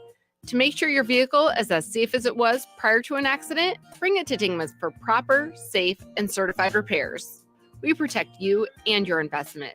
We've been voted Best of Omaha for the past 17 years. At Dingman's, we'd rather be the best than apologize for anything less. Find us at dingmans.com. If COVID taught us anything, it's that local matters. Local shops, local restaurants, even locally brewed beers. October is Drink Local Month. So the Nebraska Craft Brewers Guild is challenging beer, seltzer, and cider drinkers like you to put your palate through its paces and drink local brews. Because seriously, Nebraska is really on the cutting edge when it comes to brewers who think outside the box. And besides, you really want to be drinking what they drink over in Iowa? Didn't think so. Click drinklocalnebraska.com. Dropkick Murphys, Acoustic, This Machine Theater Tour, November 2nd at Holland Center. Special guests, Jamie Wyatt and Jesse Ahern. Tickets at ticketomaha.com. Presented by Omaha Performing Arts and Mammoth Live. Let's face it, credit cards are pretty much a necessity. New tires for the car? Here's my card. I order takeout. Here's my card. And most of us just accept the high interest rates credit cards charge as a necessary evil. What are you going to do?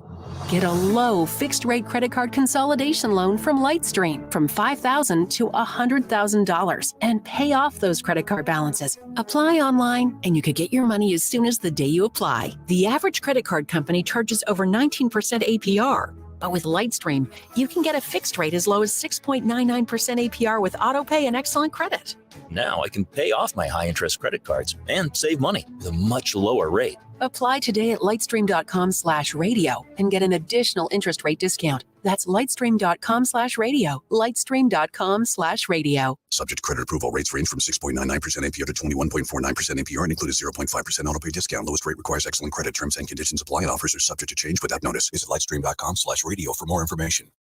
This is Scott Schultz from Host Coffee. 2022 marks our 50th year and business has never been better. We are rapidly growing and adding new customers, which means we need new route drivers and service technicians. We have new jobs for those new to the industry with little or no experience and new careers that require knowledge in the coffee and vending world. There's a good chance we have just what you need in a new job. Host Coffee offers competitive pay and understands the work-life balance. Apply today at hostcoffee.net/careers and join our team. This is Unsportsmanlike Conduct with John Bishop and Josh Peterson. Well, it's like it's the tail. It's the skinned beaver. Oh, okay. The 1620, The Zone. And you know why I'm laughing, don't you? Now, it's time for the Unsportsmanlike Conduct Bet of the Day. Just a little bit under where some folks would like to see this one wind up. Brought to you by nobody. You gotta be kidding. Really, we don't have a sponsor. Sorry. All right. I feel horrible for Nick because you took the Ravens. No, I do. You took the Ravens -2.5. You got that. I took the Ravens straight up on the money line. Nick was going to do that, but then decided, oh, fine, I'll just do them +1.5 or whatever it was. John, the devil on my John shoulder. talked him into an alternate line of -20.5. So he would have won. We all would have won, but Nick lost. By the How way, does it make you feel, John? John and I now have 69 wins. Hilarious. In, If this is a small Bullying measure, fart if boy. this is a small measure of revenge for me having to pay off your student loans. Oh my, John. Josh Then- has to pay off my student loan. I'm paying off my own student loans. No, you're not. Give me, Technically, give, me, we're doing give me Nebraska plus 230 tomorrow versus Illinois. Well, the best letter in the alphabet is J. Nice. Give me the Jaguars and the Jets, Jets. plus 288. Nick? There's a Formula One race this weekend. Oh, is this They're the in retire Mexico. first thing again? I am actually going to go with Sergio Perez winning the Mexican Grand Prix, his home race, plus 2,800. Do you think this is actually going to happen? I genuinely think he could. All right, that's the bet of the day. Iowa. Well, as long as he starts up front, because if he does, he'll never get past. John, he's in a Red Bull. He'll be fine. He's in a Red Bull? They race cans? Boo. Hey, don't forget, we got all your coverage coming up Mm-hmm. this weekend. Of course, Jimmy, who's coming up next, he's got his Saturday show. Then, that's in the morning. Then, Big Red Overreaction with Josh and Ravi And after the Popeyes. game, right after the game. Then Sunday morning, Michael Severe is back with Severe Overreaction at 8 a.m. Plus, you have hoops, I have hoops. And we got Creighton Hoops on the air this weekend. We'll be on Twitter. Yeah. The J-Tech Instructions on Twitter feed. You can follow our tweets. Sure, why not? Nick will probably say something about Formula One. Yep. I probably will. And then So we'll be have a back on great Monday. weekend. I'll watch the Dolphins on Sunday. Be good.